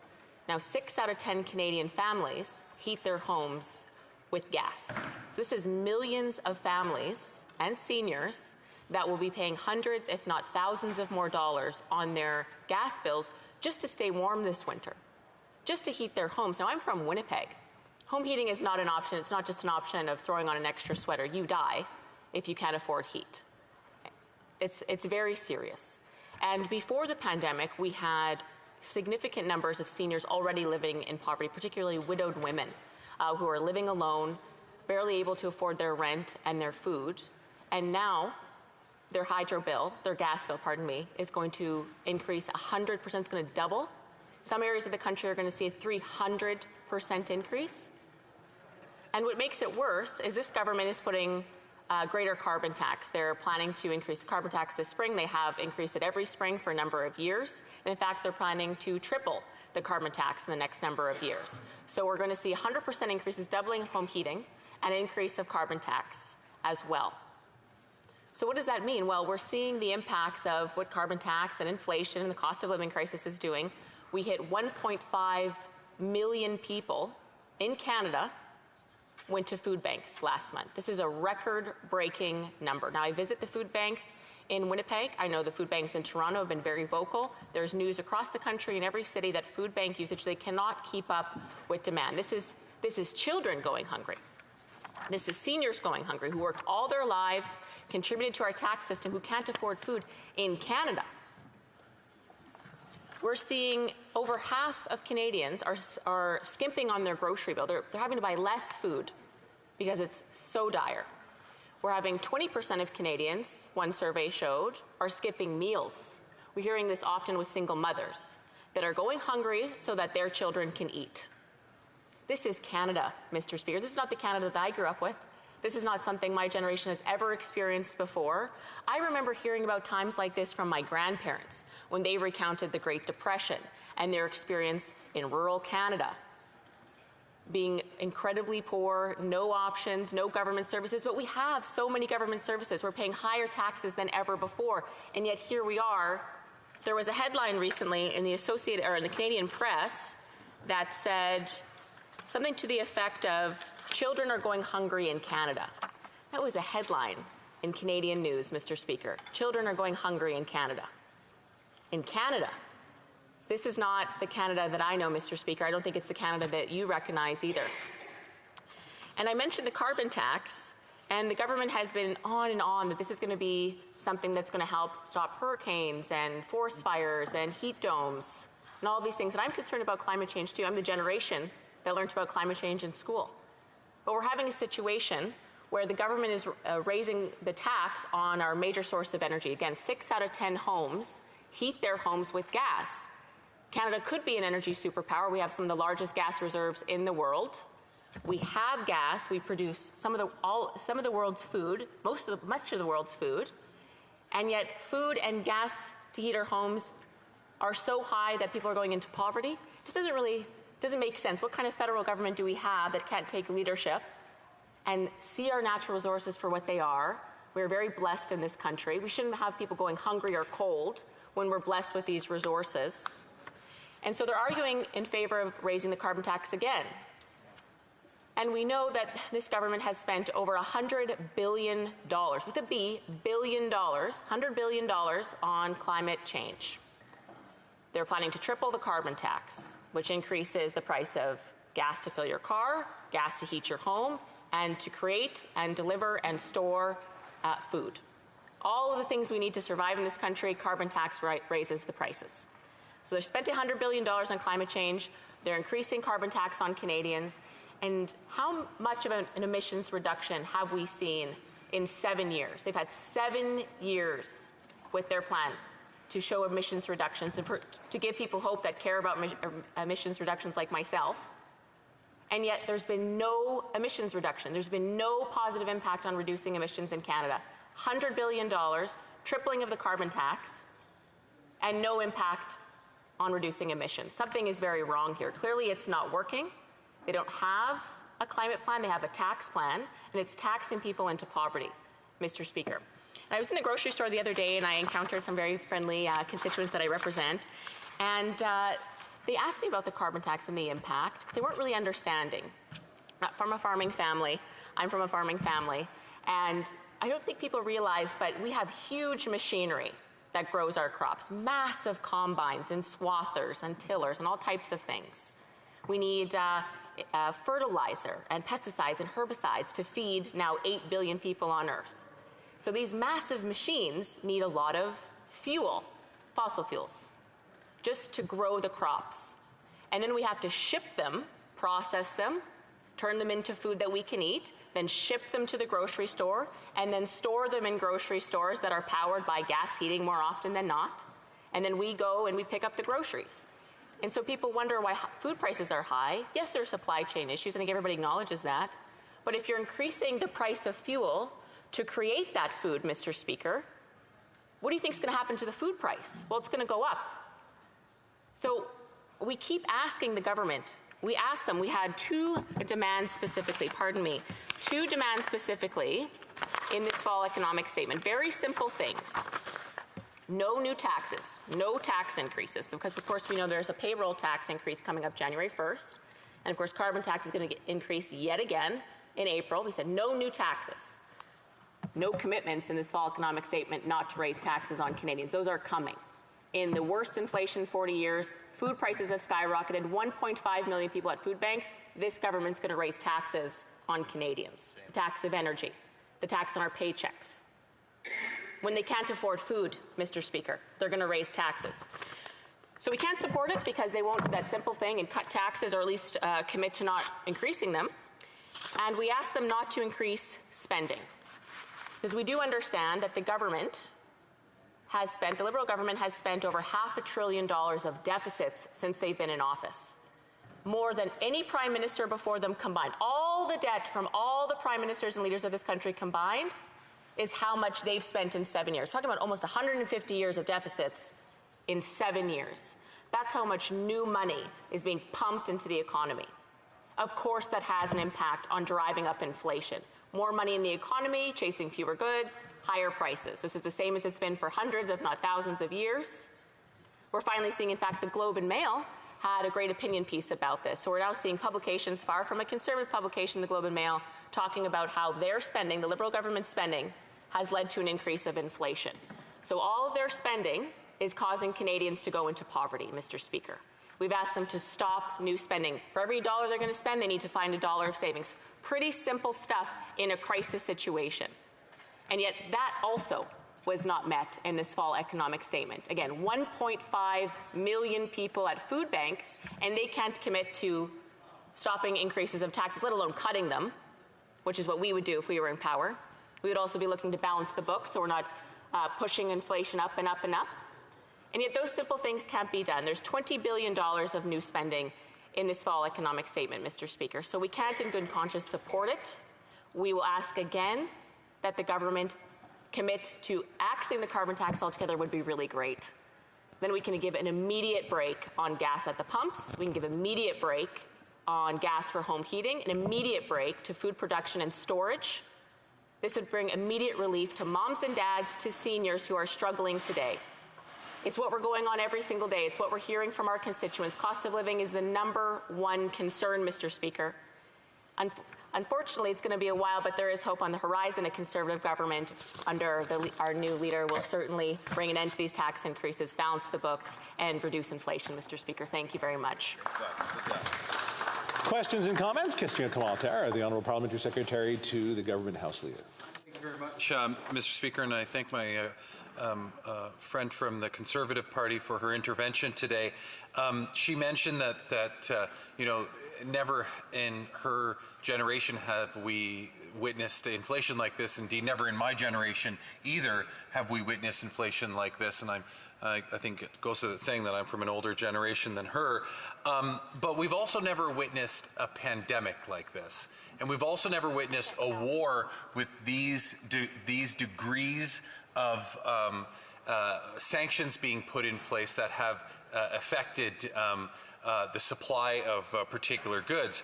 But, you know, she talked specifically about the carbon tax, and I actually want to compliment her because she did something that very few Conservatives do, which is recognize the fact that the tax doesn't actually increase until April.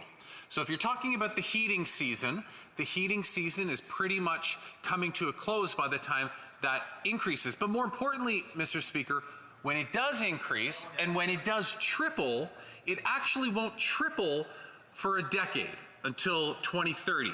And when it does, the rebate will also triple. Would she also acknowledge that? The honourable member for Kildonan St. Paul. I appreciate the member's comments, and he's reaffirming that the tax increases, they're going to get worse. Home heating bills are going to get more expensive. We know that the carbon tax has been in place for a number of years now, and it's increasing the cost of home heating. But I appreciate that he's confirmed for Canadians that it will in fact be going up and they can expect higher home heating costs under this Liberal government. I would also underline that certainly perhaps the Liberals won't be in power by the time that they were planning to triple it. So hopefully we can be the ones to be in power and cancel the carbon tax and bring Canadians relief. But I would say, certainly, I think it's important to underline that 40% of all new government spending during the COVID pandemic, which many Canadians agree, myself agree, that much of the spending, we needed it.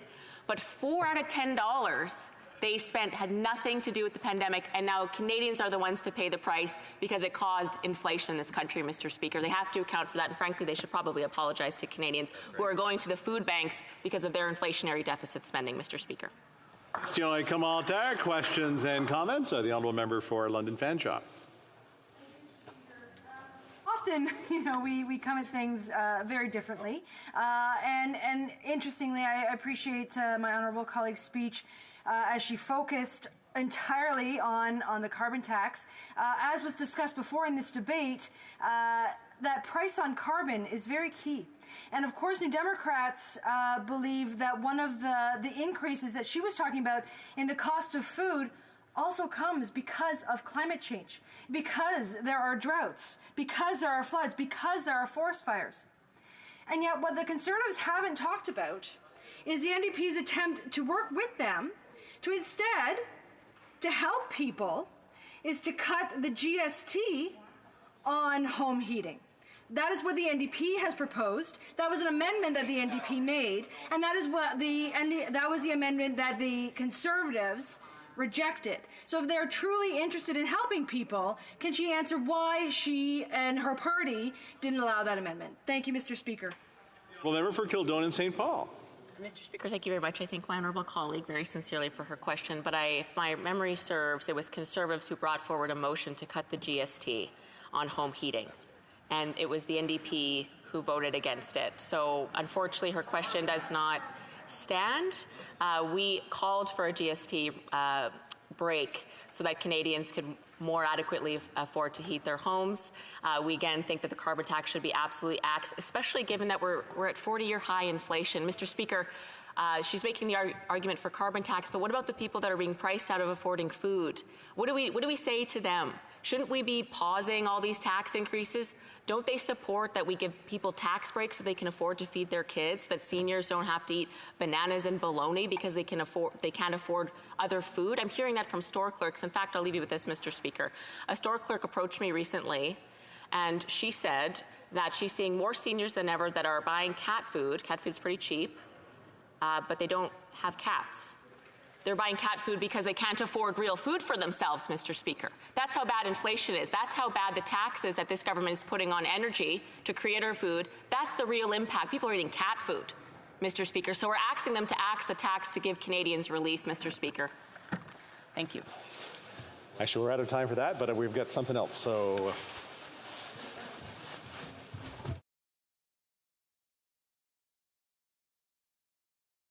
Now I've got.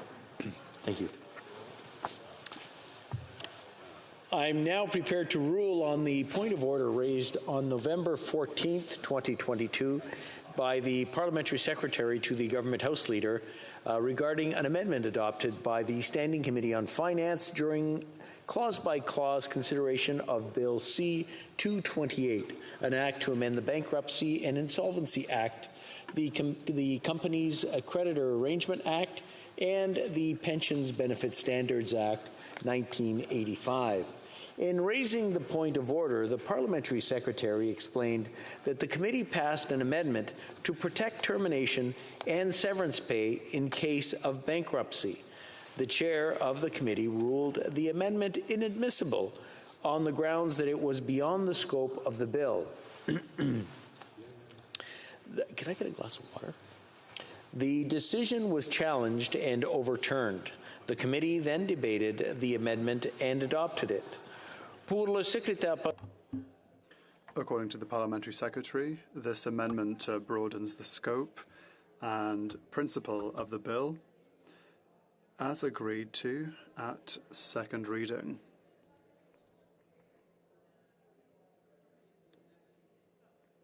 In addition, because the amendment introduces a new concept that was not contemplated at second reading, the Parliamentary Secretary argued that it should be removed from the version of the bill that will be considered at report stage and third reading.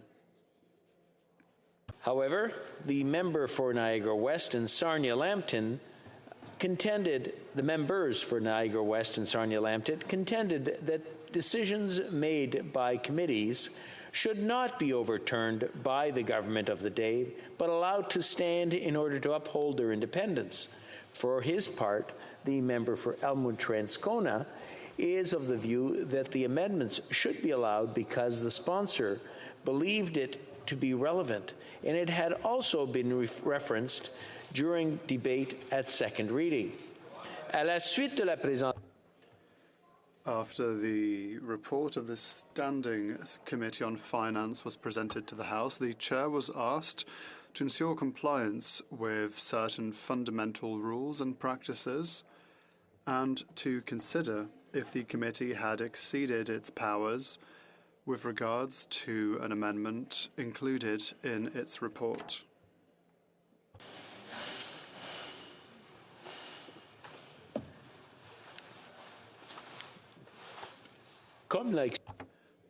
As Speaker Fraser explained on the 28th of April 1992 at page 9801 of the debates, quote, when a bill is referred to a standing or legislative committee of the House, that committee is only empowered to adopt, amend, or negative the clauses found in that piece of legislation and to report the bill to the House with or without amendments.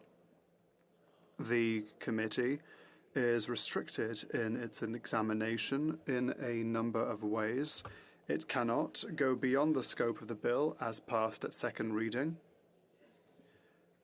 and it cannot reach back to the Parent Act to make further amendments not contemplated in the bill, no matter how tempting this may be, unquote. The amendment at issue creates new clause 4.1 of the bill, which would protect the termination and severance pay that a bankrupt owes to various categories of its employees. Bill C-228 is limited in scope. The summary of the bill at the second reading states the following, and I quote, this enactment amends the Bankruptcy and Insolvency Act and Companies Creditors Arrangement Act to ensure that claims in respect of unfunded liabilities or solvency deficiencies of pension plans and claims relating to the cessation of an employer's participation in group insurance plan are paid in priority in the event of bankruptcy proceedings, end quote. Le Président. The chair of the committee was right to conclude that the amendment is beyond the scope of the bill, as Bill C-228 is intended to protect only employee pension funds and group insurance plans, not termination or severance pay for certain categories of employees in case of bankruptcy. I'd like to remind members that the scope of a bill is not determined by its sponsor, by the government, or even by the committee considering it, but by the House itself when it adopts the bill at second reading. La procédure House of Commons Procedure and Practice, 3rd edition, states the following on page 770. Quote, an amendment to a bill that was referred to a committee after second reading is out of order if it is beyond the scope and principle of the bill. Unquote. While the chair recognizes that considering a bill at committee involves its share of challenges, committees must fulfill their mandate without exceeding their powers. Committees overstep the authority by the authority granted to them when they pass amendments that go beyond the scope of a bill referred to them after second reading. In consequence, the chair must rule the amendment adopted by the Standing Committee on Finance, creating new Clause 4.1 of Bill C-228 null and void, in order that it no longer form part of the bill that the committee reported to the House. The chair further orders a reprint of Bill C-228 so that the new version may be considered by the House at report stage. I thank the members for their attention. Merci. Resuming debate, reprise du débat, the honourable member for West Vancouver, Sunshine Coast, Sea to Sky Country. Thank you very much, Mr. Speaker. It's an honor to rise in the House today to join the debate on the Fall Economic Statement, otherwise known as the FES. This year, the FES comes at a very difficult time as the world suffering from inflation caused in large part by Putin's illegal invasion of Ukraine, which has reduced the supply of oil and gas in the market and boosted the prices of energy and all the other goods and services that we buy. Similarly, the reduction in grain in the market from Ukraine and the many droughts and climate disasters has inflated the price of food. To cope with inflation, we've seen the Bank of Canada and central banks right around the world raise interest rates to cool an overheated economy. The result is that even Canadians that I know with secure, well-paying jobs are worried about balancing the rising cost of everything that they buy with a mortgage, and especially those that have a variable mortgage. But it's even more crushing for those that don't have this security. And that's why we passed legislation to double the GST credit for 6 months, which will provide $467 for families, an extra $500 rent support for low-income renters, and launched a dental care program for low-income families, starting with children under 12. And this, of course, builds on programs that we've brought in since 2015, like Boost to OAS and GIS for seniors, the Canada Child Benefit, $10 a day childcare, all of which have lifted over 3 million Canadians out of poverty and brought Canada to its lowest ever poverty rate. We believe that our approach shows compassion for those that really need the support, while being cautious not to make inflation worse with further spending. With this in mind, enter the FES. The FES is meant to provide an update on the state of the finances of the government, to introduce limited new measures, while signaling where the government intends to go with the next year's budget. This is exactly what the FES does this year, providing important support for young Canadians, low-income workers, small businesses, while showing how Canada is going to compete in the global race for investment and jobs in the low-carbon economy. The next year will be really challenging worldwide, but there is no country in the world that is better positioned to thrive going forward than Canada. And the measures in the FES will move us closer to that reality. Mr. Speaker, we know that our country and our economy cannot thrive if we leave students stuck with crippling and ever-increasing debt. Over the last 7 years, we've doubled Canada's student grants to help students pay for post-secondary education and made it so students don't have to start repaying their student loans until they are making at least $40,000 a year. And during the pandemic, we also suspended interest on student loans. And now, through the fall economic statement, we're permanently eliminating the interest, the federal interest on student loans. In Budget 2021, we increased the Canada Workers Benefit to provide up to $2,500 more in the pockets of families who need it most. And given the high cost of living today, putting a real strain on people's day-to-day lives, we're moving payments to be quarterly based on last year's income so that they have that support now when they really need it. And throughout the pandemic, the Government of Canada was there to support small businesses with wage and rent support and access to liquidity. And this meant that businesses survived the pandemic and provided the foundation for recovery, where Canada has recovered 117% of the jobs that were there pre-pandemic. Canadians are increasingly moving away from using cash to pay for goods and services in favor of credit cards. This is something that very much happened over the course of the pandemic, but in doing so, they are subject to credit card swipe fees, which are impacting businesses, particularly small businesses. And small businesses don't want to pass this cost along to customers, especially at this time. So to help these businesses and lower the cost of goods for all Canadians, we're proposing legislation to ensure that credit card companies reduce swipe fees. And we know that the elevated cost of housing is impacting all Canadians. As I mentioned, we're providing a $500 top-up to the Canada Housing Benefit. And to tackle speculation in the market, beginning next year, we're going to be bringing in a 2-year ban on foreign buying of real estate, including a 1% tax on non-resident owned unused housing. And as of May, we're also taxing property assignments.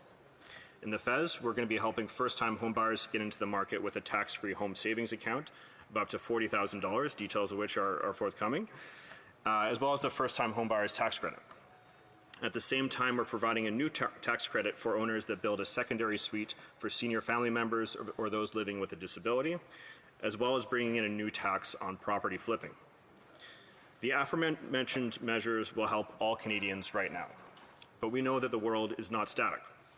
While the war in Ukraine has not only caused inflation and a short-term hike in the demand for fossil fuels, it's also accelerated the transition to cleaner energy, as nations seek to end their dependence on fossil fuels, to have energy security, as well as to tackle climate change. And nowhere is this inevitability of the transition away from fossil fuels more obvious than what's happening south of the border with the Inflation Reduction Act. And this act is aptly named because, contrary to what the leader of the official opposition believes, you don't opt out of inflation by investing in crypto, which of course has crashed by 61% this year. You opt out of inflation by reducing reliance on the roller coaster of fossil fuel prices. And the IRA offers enormous financial supports for firms that locate their production in the United States, creates generous tax credits to industries like renewable energy development, hydrogen production, and incentives for North American made electric vehicles to power the transition. While on a per capita basis, the U.S. investment of almost $370 billion pales in comparison to the per capita $100 billion investment that we've made in Canada. Canada needs to respond to secure its competitive advantage and to secure investment and jobs or risk being left behind. On the fight against climate change alone and to build a net zero economy by 2050, Canada will need to invest between $125 and $140 billion every year over that period. And total annual investment in the climate transition to date is about $15 to $25 billion. And so no government can close this gap alone. We need to mobilize private capital to invest in Canada's green transition and the clean economy. And while companies and investors are aware of opportunities to commercialize and deploy emissions reductions technologies, they're often restrained due to investment risks that are frequently associated with these investment opportunities. And that's why through the FES, we're launching the Canada Growth Fund, which is a $15 billion facility which will help attract billions of dollars in new private capital to create good-paying jobs and to support Canada's economic transformation towards a low-carbon future. The fund will aim to leverage private capital at a rate of at least 3 to 1 and respond to measures the international competitors are bringing in.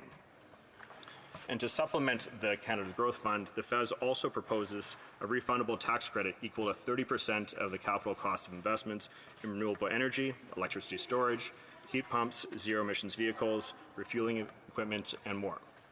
And this will greatly assist with the electrification of our economy that we will need to do to reduce our emissions. But there are parts of our economy that cannot be practically electrified. And that's where solutions like hydrogen become key, such as in freight transportation, air travel, and shipping. To support the growth of this sector, the FES also announced that we'll be introducing an investment tax credit for clean hydrogen to ensure this critical clean energy source is developed here in Canada. What is notable about all these measures is that we've geared the full extent of the tax credit only to those companies if they follow proper labor practices and create well-paying jobs. This is very key.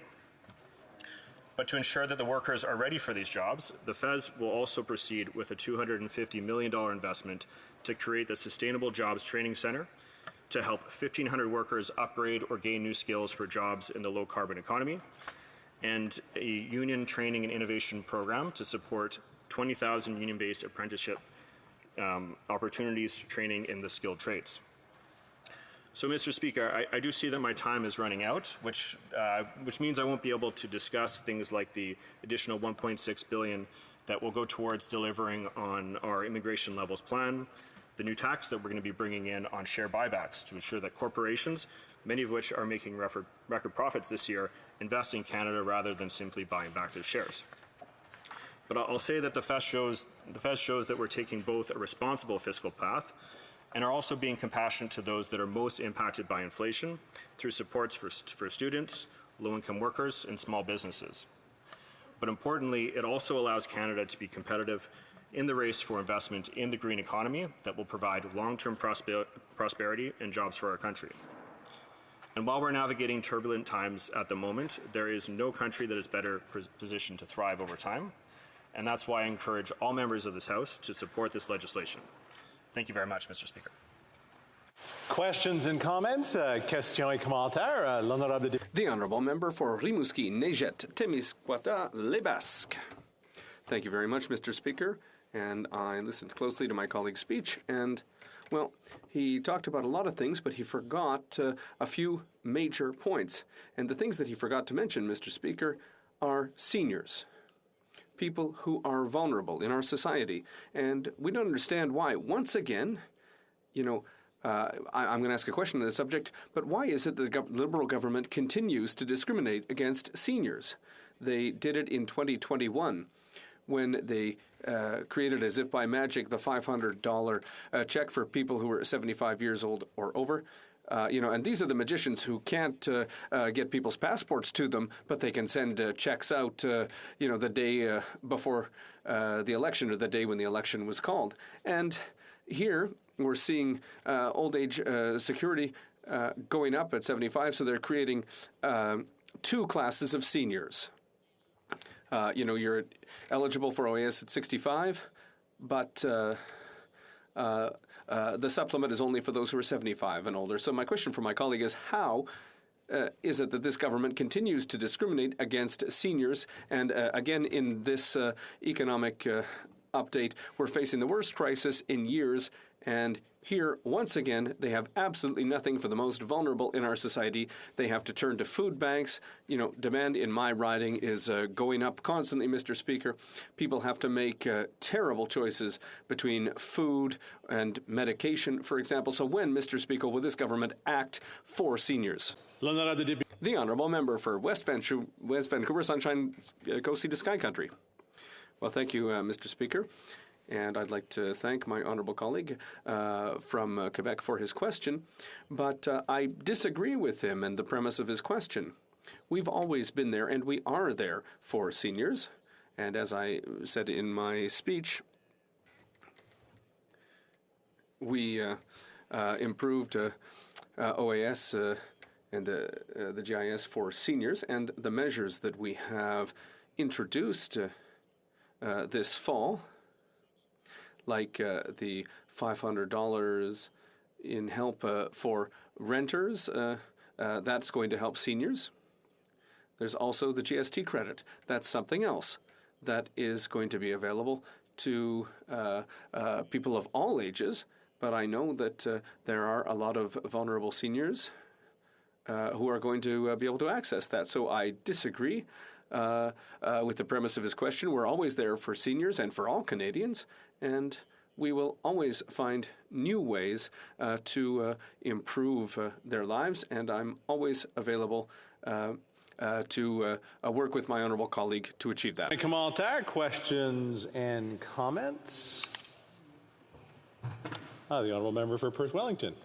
Well, thank you very much, Mr. Speaker, and I thank the member from West Vancouver, Sunshine Coast, Sea to Sky Country for his comments. But I think one of the issues we keep seeing time and time again, we're talking about the cost of living increases that Canadians are being faced with time and time again, is what the government can actually do to help those Canadians right now. And one of the things that we've heard time and time again is about the tripling of the carbon tax, the impact that it's going to have on home heating, on gas, on groceries. And wouldn't the member agree that all Canadians can be helped right now and give some assurance that the government will just stop and cancel that increase on the carbon tax? Honourable member for West Vancouver, Sunshine Coast, Sea to Sky Country. Thank you very much, Mr. Speaker, and I'd like to thank my colleague from Perth Wellington for the question. This isn't a measure that actually makes life more expensive for Canadians, because we know with the climate action incentive that 8 out of 10 families actually get more than they pay into this. In my own province of British Columbia, this has been something that's been in effect for over a decade, actually brought in by a right-of-centre government at the time. So I completely disagree with that as an affordability measure. I think the last thing we want to do is be cutting off the checks that people are receiving. When we're talking about the families that receive the most relative to what they pay, it's actually low-income Canadians. And so I think that's precisely the last direction that we want to be moving in, but also that there's a very strong rationale for this in that we are living within a climate emergency. And so this is not the time to be scaling back on our actions in that, because we can see the very real cost. Just over the last couple of years, look at what's happened this year in Atlantic Canada with Hurricane Fiona. Last year in my province of BC, the atmospheric rivers cost over $9 billion in damages. And so climate change is real, and we need to make sure that we're all playing our part in addressing it. Reprise du débat. Resuming debate. The honourable member for Charlebourg-Haute-Saint-Charles. Thank you, Mr. Speaker. Mr. Speaker, I'm here to speak about the Fall Economic Statement, which was tabled last week. Mr. Speaker, over the last 7 long years, the Liberals, with the embarrassing support of the NDP, have hurt Canadians. They have made them poorer than they've ever been in the history of our country. When I was asked if I was interested in speaking on the economic statement, I didn't hesitate 1 minute. Mr. Speaker, as members of this House, we are well aware of what's happening on the ground, and I don't understand why the members across the way don't see the way people are suffering, the way we are seeing that people are suffering. When the finance minister suggests that Canadians cut their Disney Plus subscriptions and suggests that that's the best thing that they can do to help make ends meet, well, you see that Liberals are completely disconnected from reality. Some examples. When the Liberals came to power in 2015, the cost of gas was $1 a litre. Right now, it's on average $1.67 a litre. And that doesn't include the planned increases in the new year when the carbon tax is going to go up for the 3rd time. In 2015, the average price for a house in Canada was about $300,000. But today, the average price for a house is over $746,000. 40% higher than in the United States in passing. When the Prime Minister said that he doesn't really think about monetary policy, well, I get the impression that influence rubbed off on the Finance Minister. The NDP Liberal coalition's document here doesn't take into account that spending is out of control. Their inflationary spending is making groceries, gas, and home heating more expensive. Canadians have never paid as much tax as they pay underneath this Prime Minister. The Conservatives had two asks for this economic update, Mr. Speaker. First, we implored the government to not create a new tax that include cutting all the tax increases that are planned, including the tripling of the carbon tax. And we also warned the government to stop new spending, or we suggested that any new spending should be accompanied by an equivalent savings. So if you spend $1, you have to find a savings of $1. Now, was that so complicated among the Conservatives' requests? I don't think so, Mr. Speaker. It was just good sense, common sense. But we have seen, and with the document I have here, none of the Conservative Party's requests were met, and that is why we cannot support this fall economic statement, which is completely inflationary. The Liberals claim that there was no other choice but to double the debt. The Prime Minister had promised, I might remind you, this was the campaign in 2015.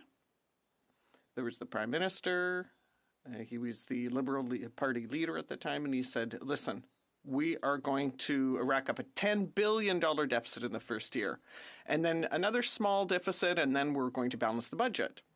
And he said, because we're going to invest massively in infrastructure in the country. That was a good marketing line. You promised to rack up a deficit, but you're going to invest. And so people are saying, okay, well, that's fine. And then what happened? The first majority mandate, our deficit was at $100 billion. And there was no infrastructure project that was completed, nothing major. So right away, people were duped. So then the Prime Minister would have us believe that all the spending over the past 2 years had to do with the pandemic.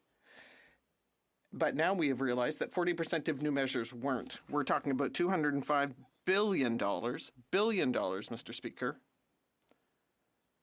that the parliamentary the PBO had done a studied on. So $300 billion of that went to the pandemic, but not all of it was justifiable. But let's look at the remaining money that the PBO said that had nothing to do with the pandemic. And in fact, worse than that, we don't even know what it was used for. So we're talking about $500 billion that was additional spending from the government, and we don't know where it went. So why do you think we're in such a terrible situation in terms of the economy?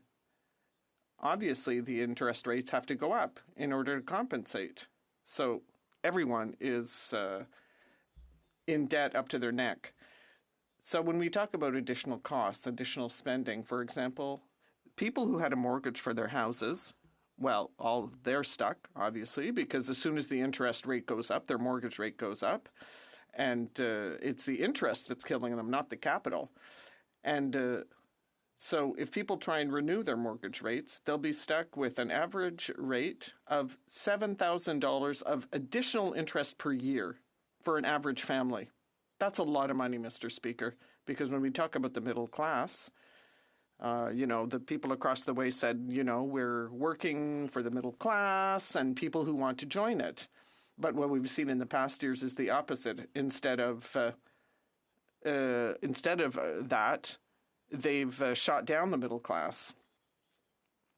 And now the Bank of Canada announced that it had no choice. It was going to increase interest rates and in order to counter inflation created by these inflationary measures on the part of the government. And of course, that's going to make people's situation worse. And what did we see in the economic statement? Nothing. Nothing to take action to control inflation. And of course, there's tax upon tax upon tax. Of course, the carbon tax. Yesterday, I was happy to see a report by the Canadian Federation of Independent Businesses, which polled businesses across the country. And one of the main recommendations that came out of that is that the carbon tax is a major problem in terms of transportation and all associated costs. And so it's the consumer who pays the bill at the end of the day. And the CFIB is calling on the carbon tax not to be increased. So this is not just coming from us. Businesses across the country are saying, listen, stop, you can't increase the carbon tax anymore. And I haven't even mentioned food banks. We're talking about 1.5 million visits to food banks last month, in 1 month. That's the worst record for food banks in the history of the country. So, Mr. Speaker, I would have so many more examples to cite, but what I think people need to realize, and what the takeaway should be from my speech today, is that we've got a 100-page document here which talks about measures that were voted on in the fall, but there's nothing new. And there were simple requests made by the Conservative Party that were supported by the CFIB, by businesses across the country. We see the PBO that has done, who's done assessments. And so what I'm saying is none of these requests were taken into account. We've got economic concerns that are easy to understand, and it's Canadians who have to pay the bill at the end of the day. They understand our requests, but the people across the way don't seem to understand. So people turn to their MPs. They say, what? You've got to do something to get the economy off the ground. And so, Madam Speaker, at least on the Conservative side, we're still in the opposition, but not for long. But in the meantime, we're going to tell Canadians that we're asking the right questions. We're making good recommendations to the government with one very simple aim: to ensure that the economy is good, is sound, so that citizens can get up in the morning to go to work, and instead of working and not even knowing if they'll have enough money to make ends meet at the end of the month. So the fall economic statement leaves us in the same situation with nothing new, and that's unfortunate. Thank you, Madam Speaker. Questions and comments? The Government House Leader. Yes, thank you, Madam Speaker. And I think most Canadians, if they understood in terms of the positioning that the Conservative Party is taking on this, on the legislation, that they would be somewhat disappointed. Because if you take a look at it, we are going through some very difficult times. Even though, relatively speaking, Canada is doing exceptionally well on the inflation front. You know, compare us to the USA, Germany, England, many of the European Union countries. Canada's doing well, but it's not good enough. We believe that Canada can do more at the local level. The Conservatives say they want us to do more, but they consistently vote against measures that help Canadians. Specific question. Why is the Conservative Party opposed to supporting having interest-free relief for students in Canada? Excellent question. Honourable Member for Charlebourg-Haute-Saint-Charles. Why we're against it? Because the measures that have been taken are inflationary measures. Even Mark Carney said so, that the inflation in Canada is a Canadian creation. When we look at other countries, we can see that there is no inflation. And if there are countries who do the wrong thing, well, should we follow them? No, we have to do what's right for Canada and for Canadians. And so if we can't prevent inflationary measures, then we'll be stuck in a vicious circle, and Canadians will get poorer and poorer. The Honourable Member for Rimouski-Neigette-Témiscouata-les-Basques. Thank you, Madam Speaker. I listened to my colleague's speech closely, and I'd like to commend him on it. We understand the concept of the Conservative Party. They don't want any tax hikes. They want investments to be reduced. But I have another solution for him: to cut needless investments, needless spending. For example, investment in the oil patch. We're talking about $8 billion a year. That's not peanuts. And what about the monarchy? We're talking about $60 million a year that's invested in that. That could be gotten rid of. What about the abolition of the Senate? If we look over the past years, it has gone up, not by 20%, but by 40%, the costs of the Senate. That is the red chamber. It's archaic. It's people who are unelected. What does my colleague think of that? It's all very well to attack taxes, but what about all this needless spending? These are people who make billions of dollars of profits every quarter, and that's the oil patch. What does he think, the Honourable Member? I'd like to thank my colleague for his multiple questions. Indeed, we have to find savings somewhere because, as I said in my speech, there's $205 billion that have been spent over the past years, and we don't know where that money went. So there are a number of audit items that need to be checked. But when we talk about the energy sector, I don't think that pulling out of the energy sector is a good idea because then we have to purchase our energy abroad, and we already do too much of that. So we have to be masters of our own domain, consume Canadian energy. It's the cleanest energy in the world. So why should we invest in purchasing oil and gas from elsewhere, whereas here we have everything we need? Questions and comments? The honourable member for Vancouver Kingsway, a brief question. Thank you. I'm just wondering what my honourable colleague's views are on the impact of corporate price raising in this country. Does he believe that it has any role to play in the current inflation? Would he agree with the NDP that in a time of windfall corporate tax profits that it's time to bring in a windfall corporate tax profits tax? L'honorable député Charbot. The honourable member for Charbot-Haute-Saint-Charles, 1 minute. A brief response? 1 minute? Okay, well, I'd like to thank my colleague for his question then. Now, it's all about balance. There has to be balanced taxes, both for Canadians and businesses, but let's not forget that businesses are the creators of wealth. With no businesses, there's no jobs. And so we have to make sure that, yes, there has to be a balance. There should be no overreach, and we have to make sure that businesses that make profits reinvest efficiently to improve the ability of their own businesses and to put in place greener solutions for the environment. Those are criteria that need to be put in place. Instead of just saying that they don't pay enough taxes, we have to strike a certain balance, and we have to see what we can do to improve the situation of the Canadians, businesses, and the environment. Resuming debate.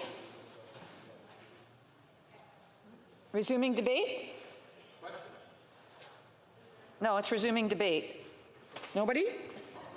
Oh, the honourable member for Brampton South. I just want to remind members, if they want to speak, they need to rise to speak.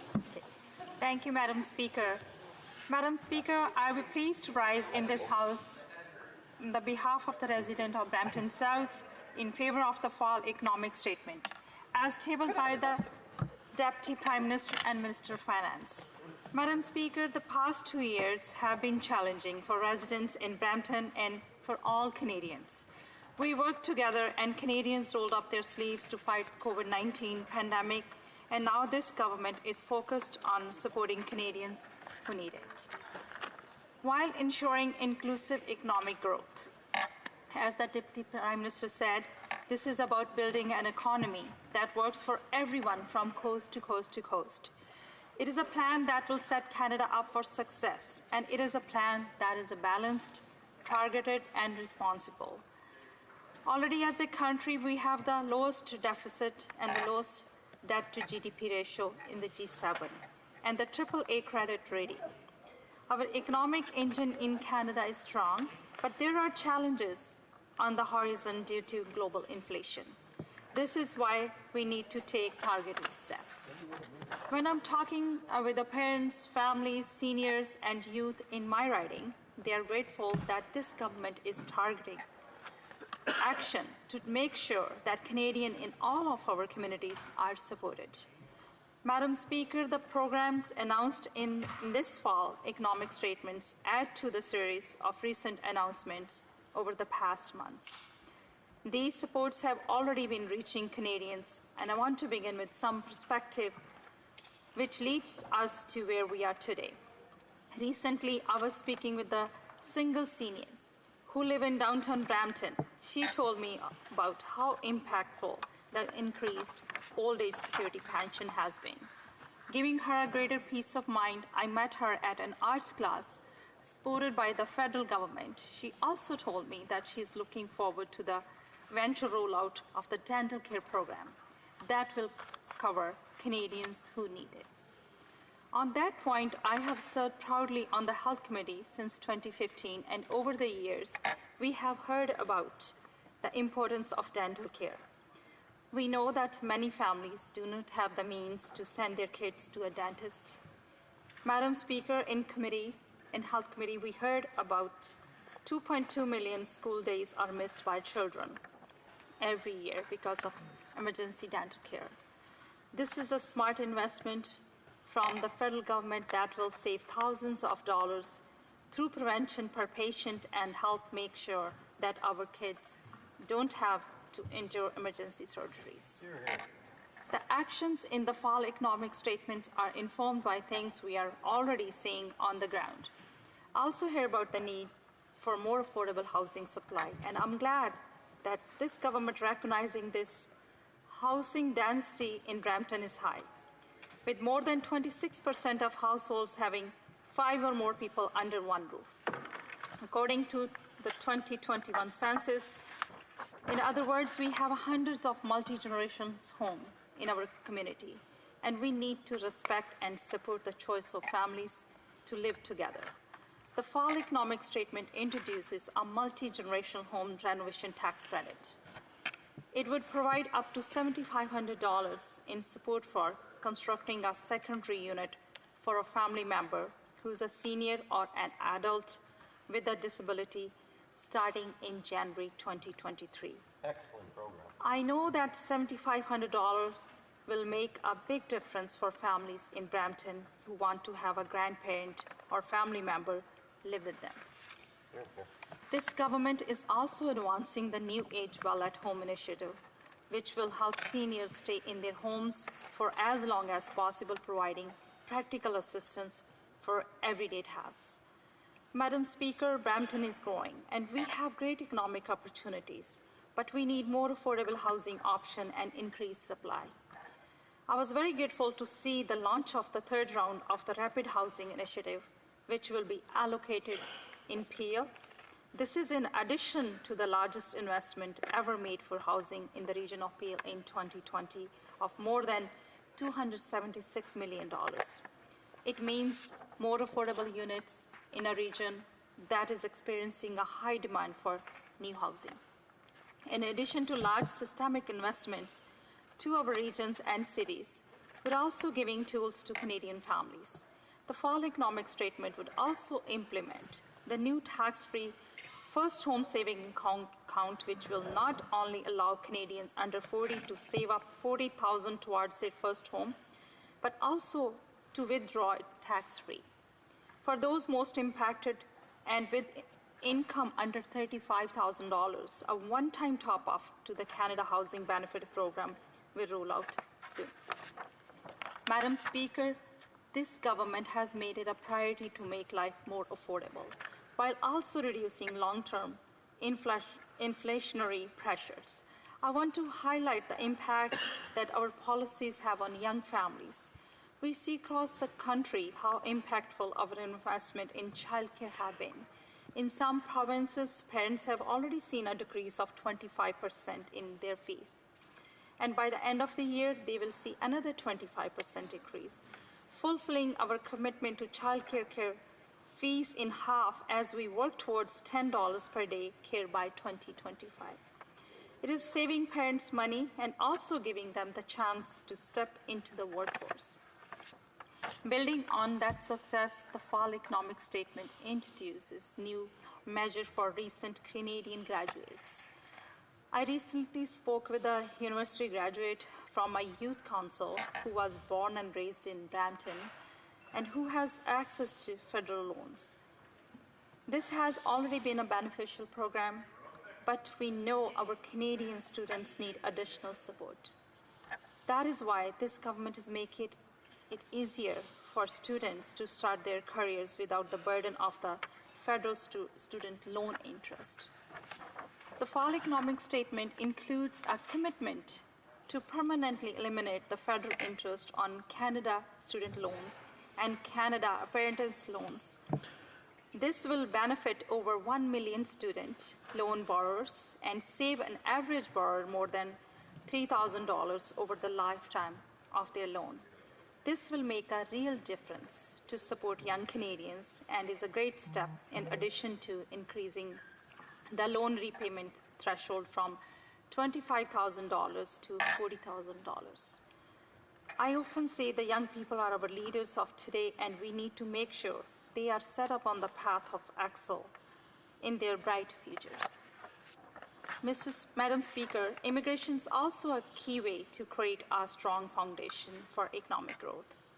I was pleased to see new investment for Immigration Canada that will address backlogs and speed up processing of applications. These applicants will help fill labor shortages in crucial areas like healthcare, manufacturing, and the trades.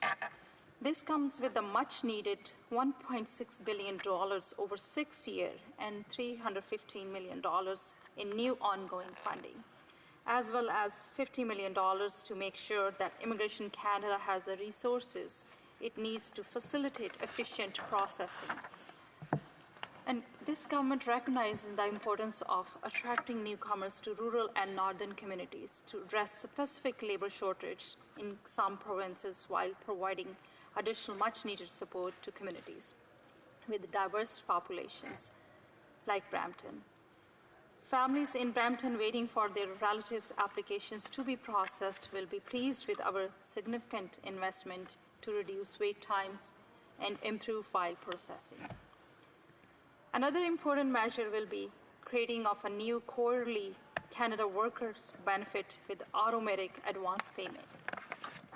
This will be in the form of a refundable tax credit that tops up the earning of low and modest income workers. It will put up $2,400 in the pockets of low-income families. This will reward and encourage workers for doing essential jobs. As we know, Madam Speaker, the backbone of a strong economy are our small and medium-sized businesses. I received an email from a local grocery store earlier this summer. They told me that the majority of the payments they process are digital with debit or credit cards, and they want to continue to offer excellent services to their customers. It is a relief for them to hear the fall economic statement with advanced efforts to lower credit card transaction fee for small and medium-sized businesses. Madam Speaker, this is something we have to do for small business owners. They were hit hard by COVID-19. Finally, Madam Speaker, this past summer when the Deputy Prime Minister visited Brampton to meet with workers in the trucking industry, we heard the concern of some employees about their employment status. Last week, the Minister of Labour was in the GTA to update industry members and highlight investment in the fall economic statement that will make sure employees can access the right and product that they're entitled to. Time is up. I did give her the 1 minute mark at one point, but I'm sure that she'll be able to finish her speech during questions and comments. The honourable member, questions and comments. The honourable member for Moose Jaw, Lake Centre, Lanigan.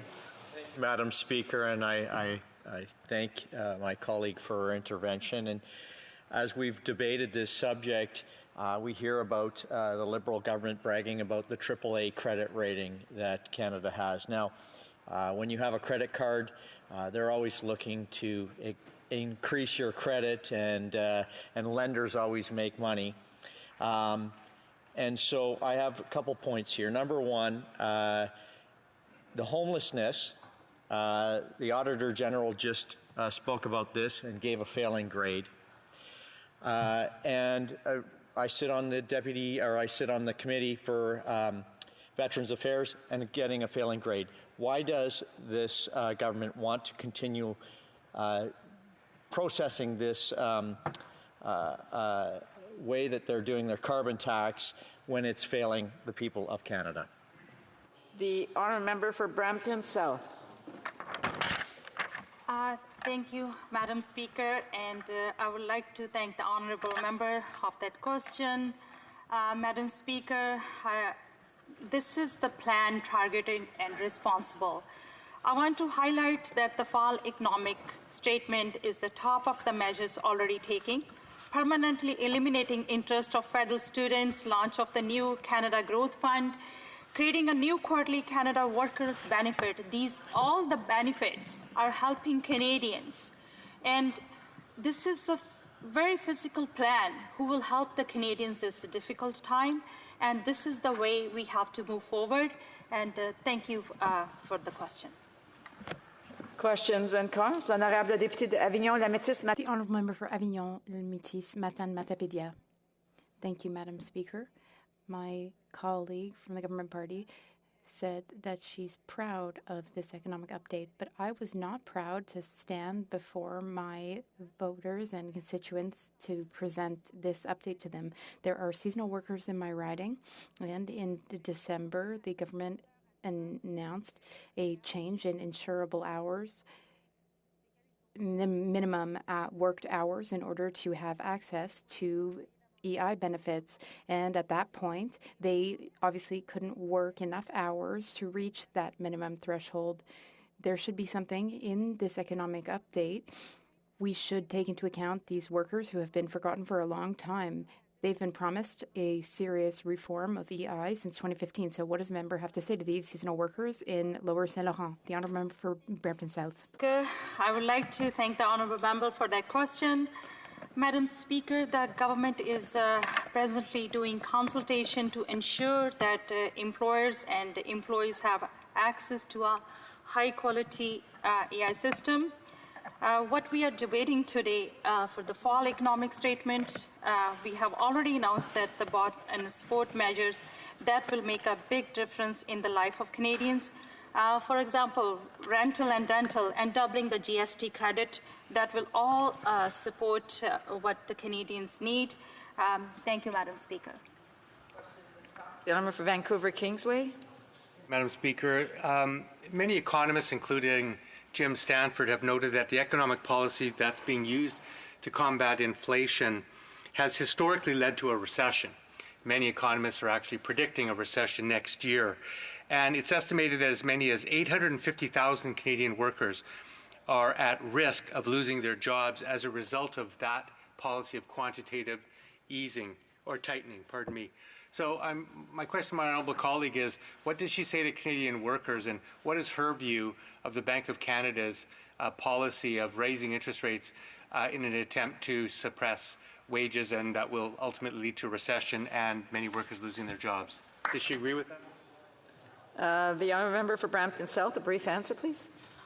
Thank you, Madam Speaker. I would like to thank the honourable member who I'm sharing with the Health Committee, and he's a great advocate for the in the Health Committee for their residents. But today I want to say that to the members, that is why this fall economic statement is focused on making life more affordable for the worker, increasing the Canada worker benefit with up to $2,400 for low-income families, ensuring truck drivers are protected, Canada Labour Code Canada Labour Code. This is the fall economic statement's benefits is the top of the program that is already going on. So one other thing I just want to say to the members, with the AAA credit rating, it's also set Canada in a very physical position. And thank you for the question, Madam Speaker. Resuming debate, the honourable member for Lakeland. Madam Speaker, Canadians are out of money, and the fall economic statement shows that the Liberals are out of touch.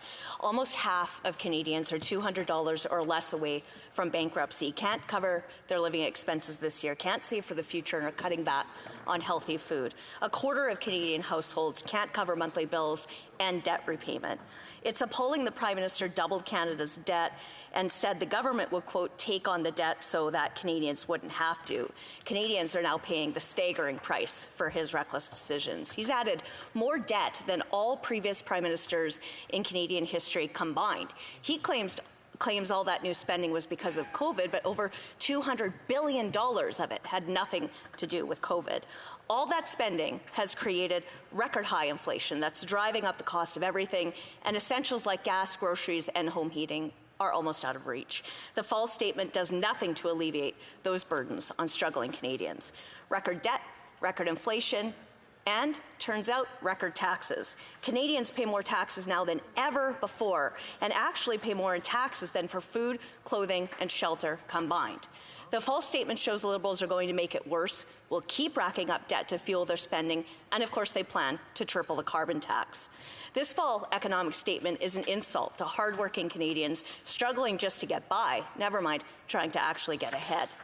Conservatives asked the Liberals to commit to tackle inflation and the skyrocketing cost of living by ensuring they would bring in no new taxes and no new spending. They ignored both and will only fuel the skyrocketing cost of living fire that they set. And as is this government's pattern, the false statement undermines Canada's natural resources sector, which bolsters the entire economy and is a leading contributor to GDP, jobs, government revenue, and closing the gap between the wealthy and poor in Canada. While the Prime Minister recently said Russia's attack on Ukraine has accelerated his government's effort to phase out oil and gas, the Finance Minister recently claimed that Canada is ready to, quote, support our allies with their energy security. She claims it'll be easier for businesses to invest in major projects in Canada, but the reality is the Liberal record is one of deliberate policy uncertainty, unpredictability, added red tape and costs that drive businesses, jobs, and money out of Canada. Oil and gas is Canada's biggest private sector investor and lead export even now.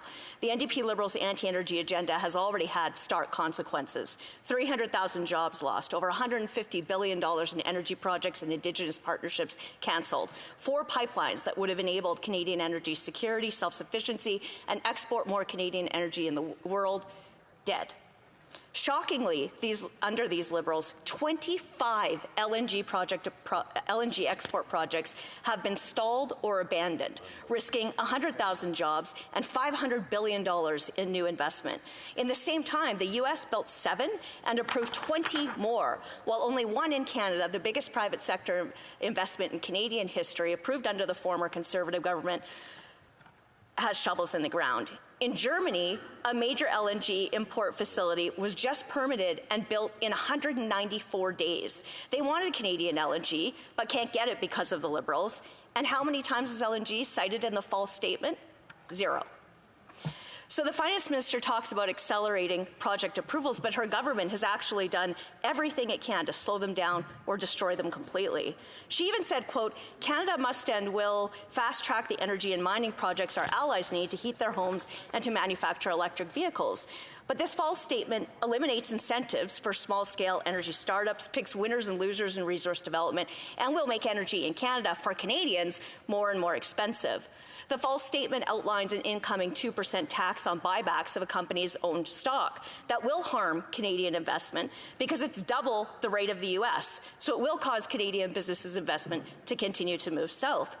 The NDP Liberals will also cancel flow-through shares, a major source of startup capital for many oil, gas, and predominantly mining projects.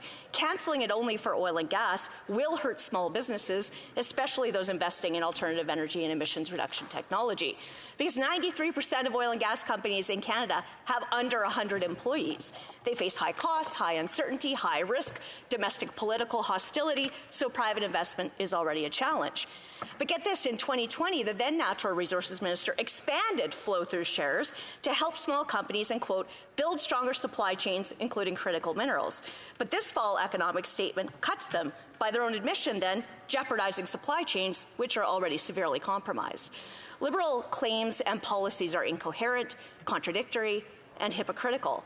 The Finance Minister's delivery of the false statement mentioned critical minerals 5 times and claims it's a priority. It should be a key pillar of Canada's resource future, but so far it's only talk. In reality, critical minerals in Canada like nickel, lithium, and uranium will stay in the ground because mining approvals take several years, duplicate provincial and municipal reviews, and can be paused or get new conditions at any time. Canada currently produces no phosphate, a key component in electric car batteries. The Liberals say they want to make all new vehicle sales zero emissions by 2035, but phosphate isn't even on Canada's critical minerals list. The gap between words and actions isn't surprising, though. It's the Liberals' MO on almost everything. Instead of actually fixing the regulatory mess they created, the Liberals drive Canada deeper into debt and announce more tax dollars to fund their broken programs. The false statement seems to admit it because the Liberals plan to pour $1.28 billion into the various resource regulators. And the Liberals should be ashamed that it's necessary, since Canada was consistently world-renowned for decades as the most responsible resource producer with the highest standards, performance, and best-in-class regulatory system, by all measures literally the best in the world, of the top 10 resource-producing jurisdictions on the planet, before the Liberals broke it. The only way they seem to be able to get companies to pursue new major projects is by bankrolling them with tax dollars. Layers of red tape, duplication, and an unclear and arbitrary review process cause investors to seek opportunities outside of Canada. Unlike the Liberals, Conservatives would remove unnecessary roadblocks and duplication, attract investment, and accelerate approvals for resource projects that are crucial to economic and national security while maintaining the highest global standards. Conservatives would ensure things can actually get built in this country. A Conservative government would axe the carbon tax, repeal the anti-energy, anti-business, anti-export bills, get more of Canada's world-leading environmentally and socially responsible oil, gas, and minerals to the world to displace these products from countries with lower environmental, human rights, labour, and governance standards.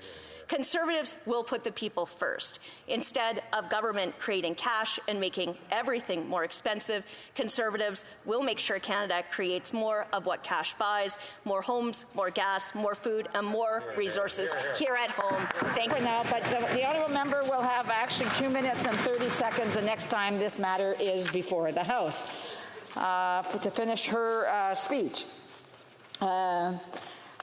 Comme il est 17h55, la Chambre abordera...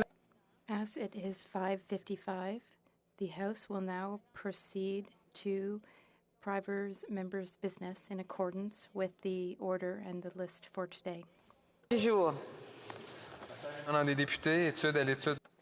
Private members' business. Second reading, C-282, an act to amend the Department of Foreign Affairs, Trade and Development Act. Moved by Mr. Thériault. Mr. Chair Thériault, seconded by Mr. Perron, moves that Bill C-282, an act to amend the Department of Foreign Affairs, Trade and Development Act, Supply Management, be now read a second time and referred to the Standing Committee on International Trade. Debate. The Honourable Member for Montcalm. Thank you, Madam Speaker. It's a privilege for me to rise in this House to speak on behalf of supply-managed producers. I'm going to explain why they deserve that we parliamentarians guarantee for them a sustainable future by passing C-282. My greetings to the producers and agricultural people in my riding of Montcalm. There are 97 supply-managed farms, and the agriculture and agri-food industry is the biggest industry in my riding. There was a motion, a block motion, to protect important aspects of supply management. This bill should absolutely be adopted in principle. There's no reason why it shouldn't. It should be referred to committee for study. Madam Speaker, it's also a privilege for me to sponsor this bill. This bill is identical to C-216, which had the support of a strong majority of parliamentarians in this House, the support of about 250 MPs during the previous legislature, the previous parliament. My colleagues did great work on it, including the member for Berthier-Masquinongé, a strong supporter and defender of agriculture. I also commend for her work the Bloc Québécois spokesperson for international trade, the member for Saint-Hyacinthe-Bagotte. And I'd be remiss if I didn't mention the member who sponsored C-216 during the previous parliament, which would have passed if we hadn't had unnecessary elections, which were called in August. The member for Bécancour-Nicolet-Sorel, who had great intentions. The government made promises to protect supply management, and yet in 3 major free trade agreements, the government made huge concessions and really gave away huge chunks of our protections. In fact, in trade agreements, it seems that supply management has become a token of trade for the government. As an expert said in 2018, supply management has often been a token, a target in free trade agreements. Unfortunately, supply management is now used by Ottawa as currency. It's being hacked away at, supply management, more and more with each passing free trade agreement. Madam Speaker, I believe in parliamentary democracy and I refuse to become cynical, though I'm not naive. It's important that we don't let legislative power be subordinated by the executive. As members of Parliament, we are representatives of the people, legislators, those who must carry the voices and defend the interests of the people, faced with an executive power which tends too often to act as if it was an absolute monarchy, and which tends to ignore the will expressed by the members of this House. C-282. Some might think that it's not necessary. And hand on heart, claim that they will continue to protect the supply-managed sector. But if the past tells us anything about the future, I would highly doubt those intentions. So, for context, in the context of negotiations for the Trans-Pacific Partnership, the Bloc tabled a motion which called on the government to ensure that there was no breach in supply management in the new Trans-Pacific Partnership. 1 month later, on March 8th, 2018, the Liberal government broke its promise by signing the new Trans-Pacific Partnership Agreement. Same thing when NAFTA was renegotiated. The Bloc had tabled a motion in 2017 calling on the government to protect markets under the supply management system. It called on the House to reiterate its desire to maintain the supply management system in the context of NAFTA renegotiations. But 1 month later, November 30th, 2018, the Liberal government broke its word by signing CUSMA, which replaced NAFTA. And unfortunately, despite the promises made to Parliament, a number of concessions were made, and the financial stability of Quebec's agricultural sector was endangered. So, four times, this House expressed its unanimous desire to protect the supply management system. And yet, the government, and whether it be Liberal or Conservative, has not felt that they needed to respect that commitment in the last three new free trade agreements that were signed. These agreements have been catastrophic when it comes to the concessions made by the supply-managed sector. And without the guarantees in C-282, which would exclude supply management from free trade agreements, a number of people are now questioning the future of these sectors. Bill C-282 is simple. It would modify or amend the Department of Foreign Affairs Trade and Development Act, Supply Management, to it adds supply management to the list of directives that the minister must take into account in Canada's foreign affairs, particularly when it comes to foreign trade in Section 10. If this bill were to be passed, the minister responsible for international trade would have to defend the supply management sector in negotiations with our trade partners. It would be part of their mandate to negotiate without breaches being made in the supply management sector, as we saw, breaches such as we saw in the last three free trade agreements. C-282 has become necessary because the breaches that we have seen prevent the system from working efficiently by attacking the integrity of its main principles. And there are three of those: the control of prices, control of production, and control of borders. Supply management is an essential strategic tool for the preservation of our food sovereignty. It's also essential to our regional development and the occupation of our lands. it's also a pan-Canadian risk management tool which is designed to protect agricultural markets against price fluctuations. The system is based on three main pillars.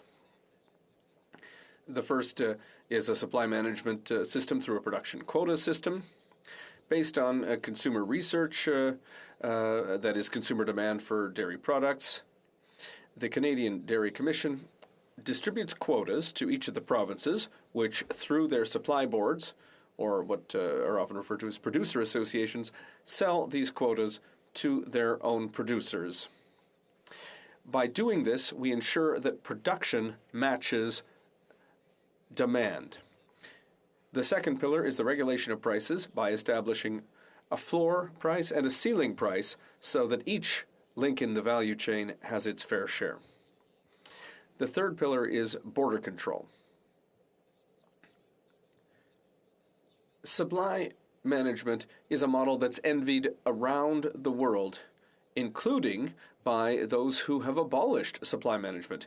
Dairy farmers in countries that have abandoned supply management are asking for a return to supply management. Increasingly, U.S. dairy farmers are questioning their government's decision to abolish supply management for their sector in the early 1990s. And for almost a decade now, the price of milk has been plummeting, and smaller farms are no longer able to cover their production costs. The drop in prices is generally attributed to overproduction. Every year, millions of gallons of milk are dumped in ditches. In 2016, over 100 million gallons were thrown out. For example, in the state of Wisconsin, in 2018, almost 500 farms were being lost every week. Producers simply cannot afford to produce milk for the little income that they receive. One of the problems is that the organization of the dairy sector is based on overproduction, especially with the aim of exporting surplus production at low prices. In the words of the former U.S. Secretary of Agriculture, when you overproduce, only the biggest can survive. Now, obviously, the other argument that you'll hear is that some might think that since producers and processors were finally compensated, and we'll note in some cases it took 4 years for them to be compensated for their losses, and they're happy with it, well, we continue to make little breaches in supply management from one free trade agreement to another with, associated compensation. Well, Madam Speaker, it's crystal clear that no amount of compensation, no temporary one-off check will cover the permanent structural damage caused by the breaches in the agreements with Europe, the Pacific countries, and the U.S. and Mexico. Supply management is not perfect, but the advantages outweigh the disadvantages, particularly by allowing all links in the production chain to share in the revenue from sales in a way that's fair and equitable for all. So in closing, the question that we have to ask ourselves is this: do we want to protect certain parts of our agriculture from foreign competition while respecting the rules of the World Trade Organization agreements? Well, I think the answer to that question must be yes, especially given that the supply management system respects those rules. We have the right to do it, and there are quite a large number of countries who use similar systems. It's not just us here who protect certain products. Everyone does it, even the countries that criticize us for it. It should be remembered that 16 free trade agreements signed by Canada have not affected supply management in any way. So it's possible to negotiate, to bargain without opening supply management. We can't let the United States or any other country force us to abandon our agricultural policies and practices. What is it that we want to protect our production from, Madam Speaker? Well, we want to protect it from unfair competition. Indeed, our main partner, the United States, violates several international trade rules, while asking us at the same time to give them more and more access. They illegally subsidize their agriculture to the tune of several $billions a year, and that reduces production costs for producers and allows them to sell their products locally or elsewhere at a lower price, and that's something that is strictly prohibited by the WTO. Quebec and Canada are exporting nations. It's undeniable. So what we're saying here is we're not, looking at increasing protectionism. What we want to be able to do is maintain a system that has proven its value for almost 50 years. Madam Speaker, since 2015, I've had the opportunity to introduce 2 bills that have been rejected. So this is my 3rd attempt. And if this House were to pass this bill, rest assured that I would share my pride with all parliamentarians from all parties and with all those who care about the protection of an agricultural model that allows our producers the necessary predictability to protect themselves, to project themselves into the future so that they can continue to grow in the hope of being able to proudly pass on their passion from generation to generation with farms that are on a human scale. All this while ensuring that we always have a quality and ethical product. It's a model where everyone wins, from the producer to the consumer, including the processors. By passing C-282, we would ensure that supply management will never again be sacrificed on the altar of free trade. Questions and comments? The Honourable Parliamentary Secretary. Madam Speaker, and this is an issue that has come up on many different occasions, and I can recall very clearly whether it could even been while I was in opposition talking about the many benefits of supply management. I've always been a long-time advocate for it. The former Minister of Agriculture I knew on many occasions would stand up and talk about the importance of supply management, as our current Minister of Agriculture has done. There was a Liberal Party that brought in supply management. Is the motivation for this come from the concern that the Conservatives are saying something that the member is aware of? What makes the member believe that the supply management in Canada is at risk? Is it the Conservative Party? The Honourable Member from Mulcahy. Well, Madam Speaker, as I said earlier, it's not just the Conservatives who have opened breaches in supply management. The Liberal Party has done that too, and has done it after, hand on heart, voting in favor of motions tabled in this House, which were passed unanimously, which called on the House to protect supply management, to not touch it. So this isn't, a question of whether or not it's the Conservatives or the Liberals.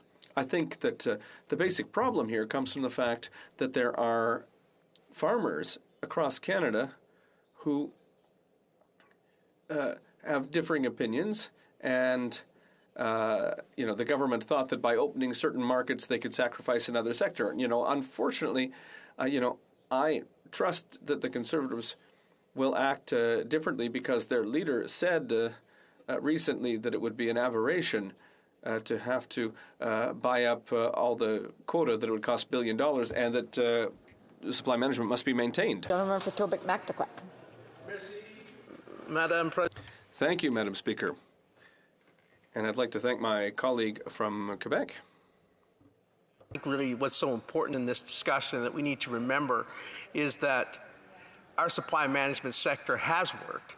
It is working, and it will continue to work, and we need to make sure we do everything we can to buttress the supply management sector, and I will be supporting this bill because I believe in that type of approach to agriculture, and we've seen its success, and my riding has been a beneficiary of it, and I'm very thankful for it. I have seen the difference that our dairy sector, our ag producers as well as our poultry and chicken producers have made, and how that they have, many of them are family owned and family run, and I think it's so important we hold them up through this supply managed sector. I'd ask my honourable colleague if he could comment on the absolute importance of food security and how protecting supply management helps preserve our food security here in Canada. Great question.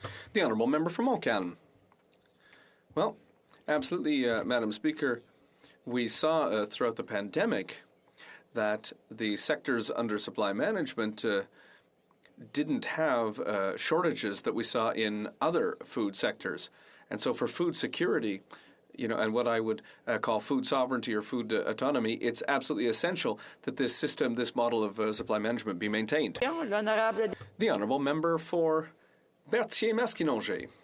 Thank you, Madam Speaker. I'd like to ask my colleague to elaborate a bit more on that point.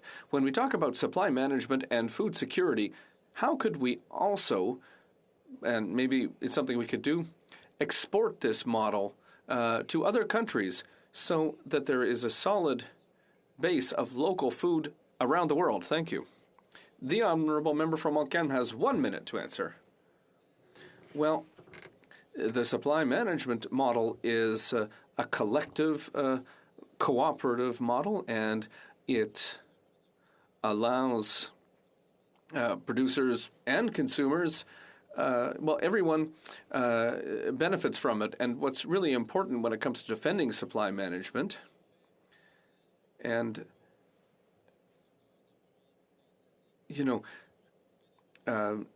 what we've seen since the breaches have been opened is that it's very hard for producers to plan. They need predictability so that they can plan for the future, and predictability as well to be able to export this model, because if the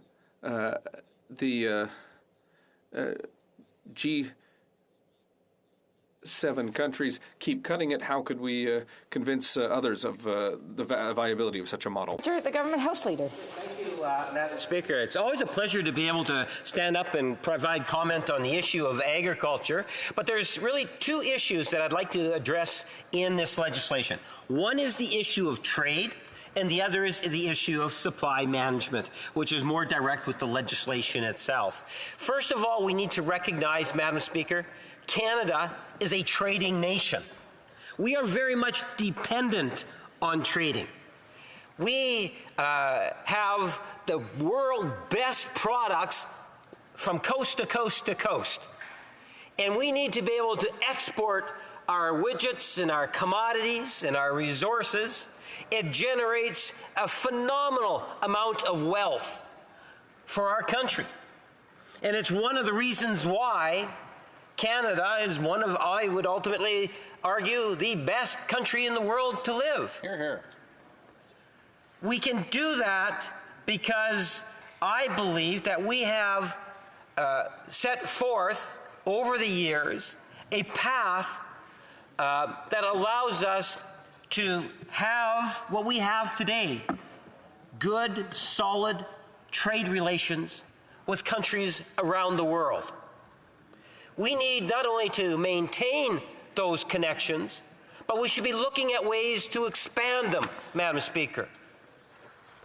In the last 6-7 years, we have signed off on more trade agreements with countries than any other government in the history of Canada. Because we understand the way in which we can help and have an economy that works for all Canadians is to secure as much as possible our trade links. So whether it's with the United States and Mexico or many countries in Asia or in Europe, having those agreements signed off is in Canada's best interest, because we need that trade, Madam Speaker. As I say, we are a trading nation.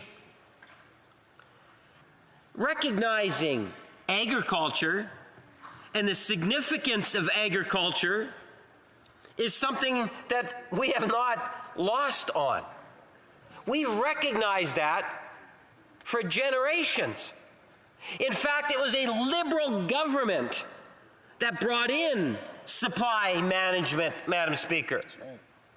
And it has been Liberals that have consistently stood up and talked about the advantages of supply management. Not only for the province of Quebec and my home province of Manitoba, but every region of the country benefits by the way in which our agricultural community in certain sectors has come together and provided the best quality milk products, for example, through dairy supply management. Just the other day, I was entertaining some members from the umbrella of Chicken Canada, Madam Speaker, as an organization, talking about the production of chickens in the province of Manitoba in particular.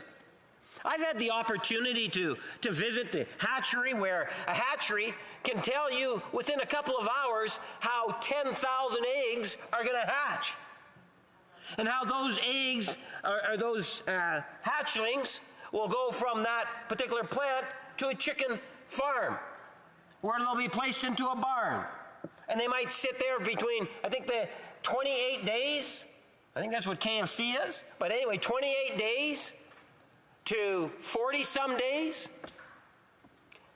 You know, I love chicken.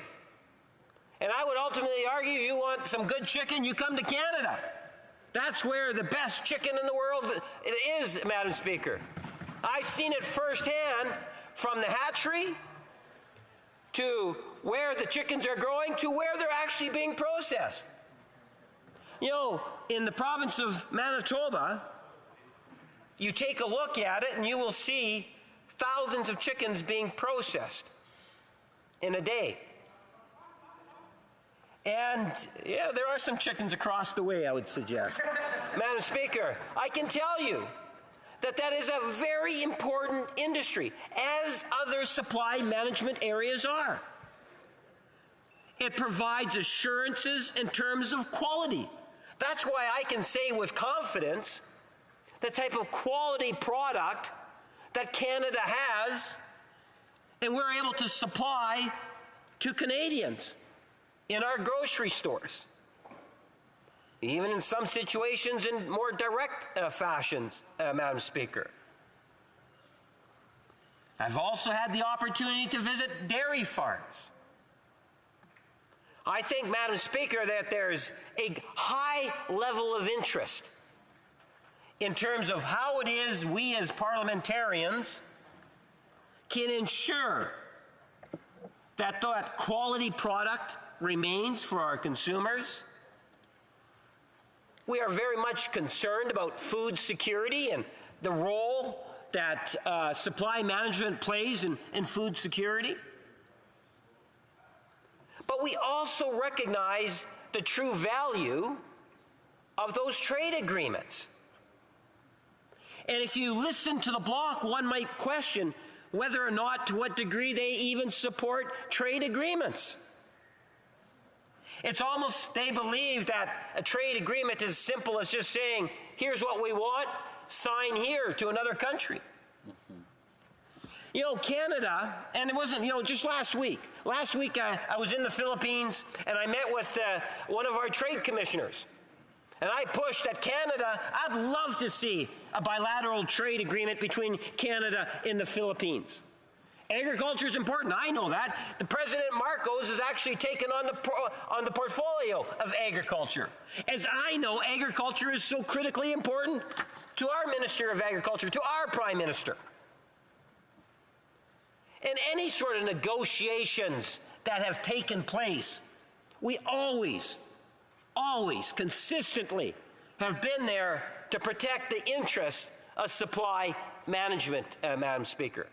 Without exception, in every agreement, and as I said, no government has signed more agreements on trade with countries, individual countries, and that would include the 28 plus in our European Union, as this government has, Madam Speaker. And it's always taken into consideration. So I guess I'm a little bit more optimistic than members from the bloc, but optimistic knowing full well that it's in even our farming community's best interest that we continue to look at trade opportunities. And I'll cite the pork industry. If you go to Nipawa, Manitoba, you will find a plant that employs hundreds of people through High Life. I wouldn't be surprised, it might be even close to 1,000, maybe even a little bit more than 1,000. Talk to the community of Nipawa, a town that's thriving today because of, in good part, the pork industry.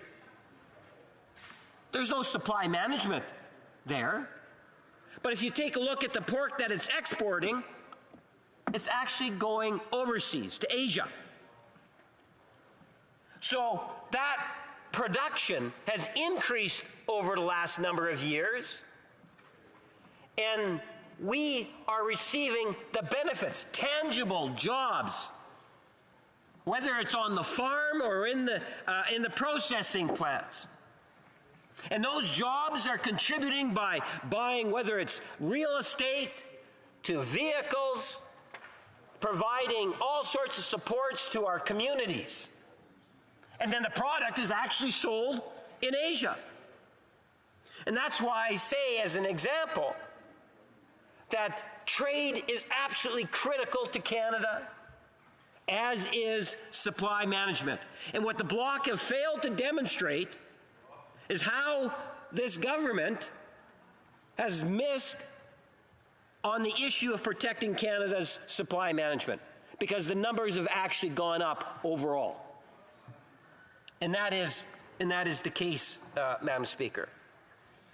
So I would like to think that as a government, that we should continue to look at ways in which we can secure markets, because that's one of the ways in which we can support Canada's middle class and make sure that we have an economy that works for all Canadians, an economy that's going to allow us to be able to provide the type of social programming that Canadians want us to see in all regions of our country. Thank you, Madam Speaker. Debate, the honourable member Perth Wellington.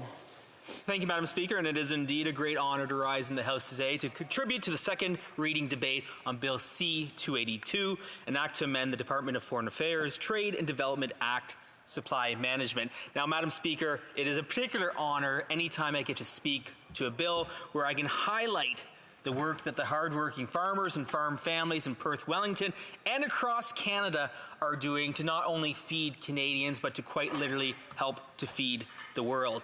Now, Bill C-282 may sound familiar to some members and to some Canadians because it is indeed an identical copy of Bill C-216 from the previous Parliament, which was introduced by another Bloc Québécois member of Parliament, the Dean of this House of Commons, the Honourable Member for Bécancour, Nicolas Sorel. And of course, members will recall that that bill died on the order paper when Parliament was dissolved for the unnecessary summer election. Now, I recognize that both members who introduced this bill have a strong commitment to the supply management industry, which many Canadians in this party and across the country certainly support. Now, Madam Speaker, I know that there are some in this country that may not have the same support and same vigor in supporting supply management, but I think that it's important in a bill such as this that we have a nuanced and thoughtful discussion on the strengths and weaknesses of this bill and how it may contribute to the situation and how it may affect negatively or positively future trade deals in the decades to come. Now, Madam Speaker, I want to talk briefly about food security. If we've learned anything during the past 2.5 years of the pandemic, it is the importance of food security. When we've seen broken supply chains, when we've seen shortages of goods on shelves across this country, it reinforces the necessity of a strong domestic production system. We need to be able to feed the citizens in our country, but also be able to export our products that are created here in Canada across the world. And I might add as well, Madam Speaker, that when we have a country that is agriculturally rich as Canada, it is a crying shame that there are still Canadians who are food insecure. Yeah.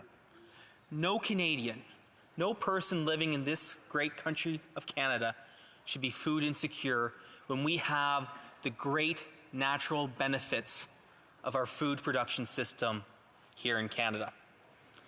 And now, Madam Speaker, I have the honor of representing perhaps the greatest agricultural riding in this country. Perth Wellington, I might note, is home to the most dairy farmers of any electoral district in the country, home to the most chicken farmers of any electoral district in the country, home to the most pork producers of any area in Ontario, and certainly in the top 5 for beef production as well. Perth Wellington has some of the most fertile farmland anywhere in the world, some of the most productive farmland that you will find anywhere in the country. And certainly the cost of that farmland certainly reflects that as well, as we are now seeing upwards of $35,000 per acre land sales in Perth Wellington and across southern Ontario. But I say that to emphasize the importance of both the supply management commodities, but also the non-supply managed commodities as well. Canadian agriculture certainly has benefited from supply management, but also benefits from the world market that comes with international trade. I would note that Perth Wellington is home to more than 62,000 dairy cows, which is more than the number of people who voted in Perth Wellington in the last election. According to Statistics Canada, Perth Wellington has over 350 chicken and egg farmers and produces over 28 million eggs. That is enough to make 9.3 million omelets if you're using 3 eggs to create those omelets. And we produce, in the combined counties of Huron and Perth, 542,270,559 liters of milk each and every year. And Madam Speaker, that is enough milk for each and every Canadian to have a glass of milk for 56 consecutive mornings in this country. Those same dairy farmers and farm families provide over $1.2 billion to our national gross domestic product, and that is only in the counties of Perth and Huron. If you combine counties in Wellington, Dufferin, Peel, and Simcoe, which produce 385 million litres of milk, that's another $800 million to Canada's GDP. And let's remember as well, in our agricultural sector, the great influence of new technology. Agriculture is at the leading and cutting edge of technology. When we have robotic milkers that have made great advances in the dairy industry, when you see folks in the beef industry making concrete efforts at increasing sustainability, decreasing greenhouse gas emissions within the industry, and doing it on their own, doing it because it's the right thing to do and it's beneficial to the farmers in the industry who know the benefit, who know that they are the closest to the environment, the closest to the land on which they are stewards. I've had the great honor and privilege to visit so many local farms in my community and know the commitment that these farmers and farm families have, not only to feeding our communities, but playing their part in the great global supply chain and contributing to increased sustainability. And it is important that these farmers have a fair and predictable marketplace where they can compete domestically and for those that export internationally. But Madam Speaker, all isn't well in the agriculture industry. Certainly farmers and farm families are facing the brunt of the inflation crisis and the challenges within supply chain failures that have been caused by this government.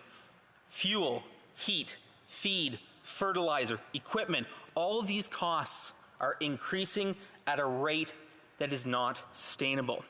Now, one proposal from this official opposition is doing one small part to make that better, and that is Bill C-234, an act to amend the Greenhouse Gas Pollution Pricing Act, which would exempt natural gas and propane from the carbon tax for on-farm use. Canadians know that when you're drying your grains, you need those things, and when you're applying the carbon tax, it just doesn't make sense. So I'm pleased that that bill has now finally made it out of committee and will be returning to this House for report stage and third reading debate. And I'm very pleased that my friend and colleague neighboring from Huron, Bruce, was the one who was able to shepherd that bill through. Now, also what we're seeing as well is the fertilizer tariffs. we still have not seen meaningful action from the government for the costs that were imposed on Canadian farmers for fertilizer purchase pre-March 2nd. And in fact, just today, I finally received another letter from the Minister of Agriculture in which I begged her to address this, and once again, she has failed to take an encouraging response on this matter. Farmers and farm families need support and reassurance from the federal government, not ongoing challenges, including, I might add, the unfair, unscientific approach to front-of-pack labeling, where the government is finally forced to back down from having a front-of-pack label on ground beef and other single-ingredient ingredient products such as ground beef. The Liberal government, unfortunately, neglects too many farmers and farm families in the agriculture industry. And in fact, if anyone were to have listened to the fall economic statement earlier this month, they would find that the focus on agriculture was sorely lacking. Now, Madam Speaker, I recognize that this bill, Bill C-234, is largely a reaction to the concessions that this Liberal government made in the Canada-United States-Mexico Agreement, or the CUSMA Agreement, in which further concessions were made for dairy, poultry, and eggs.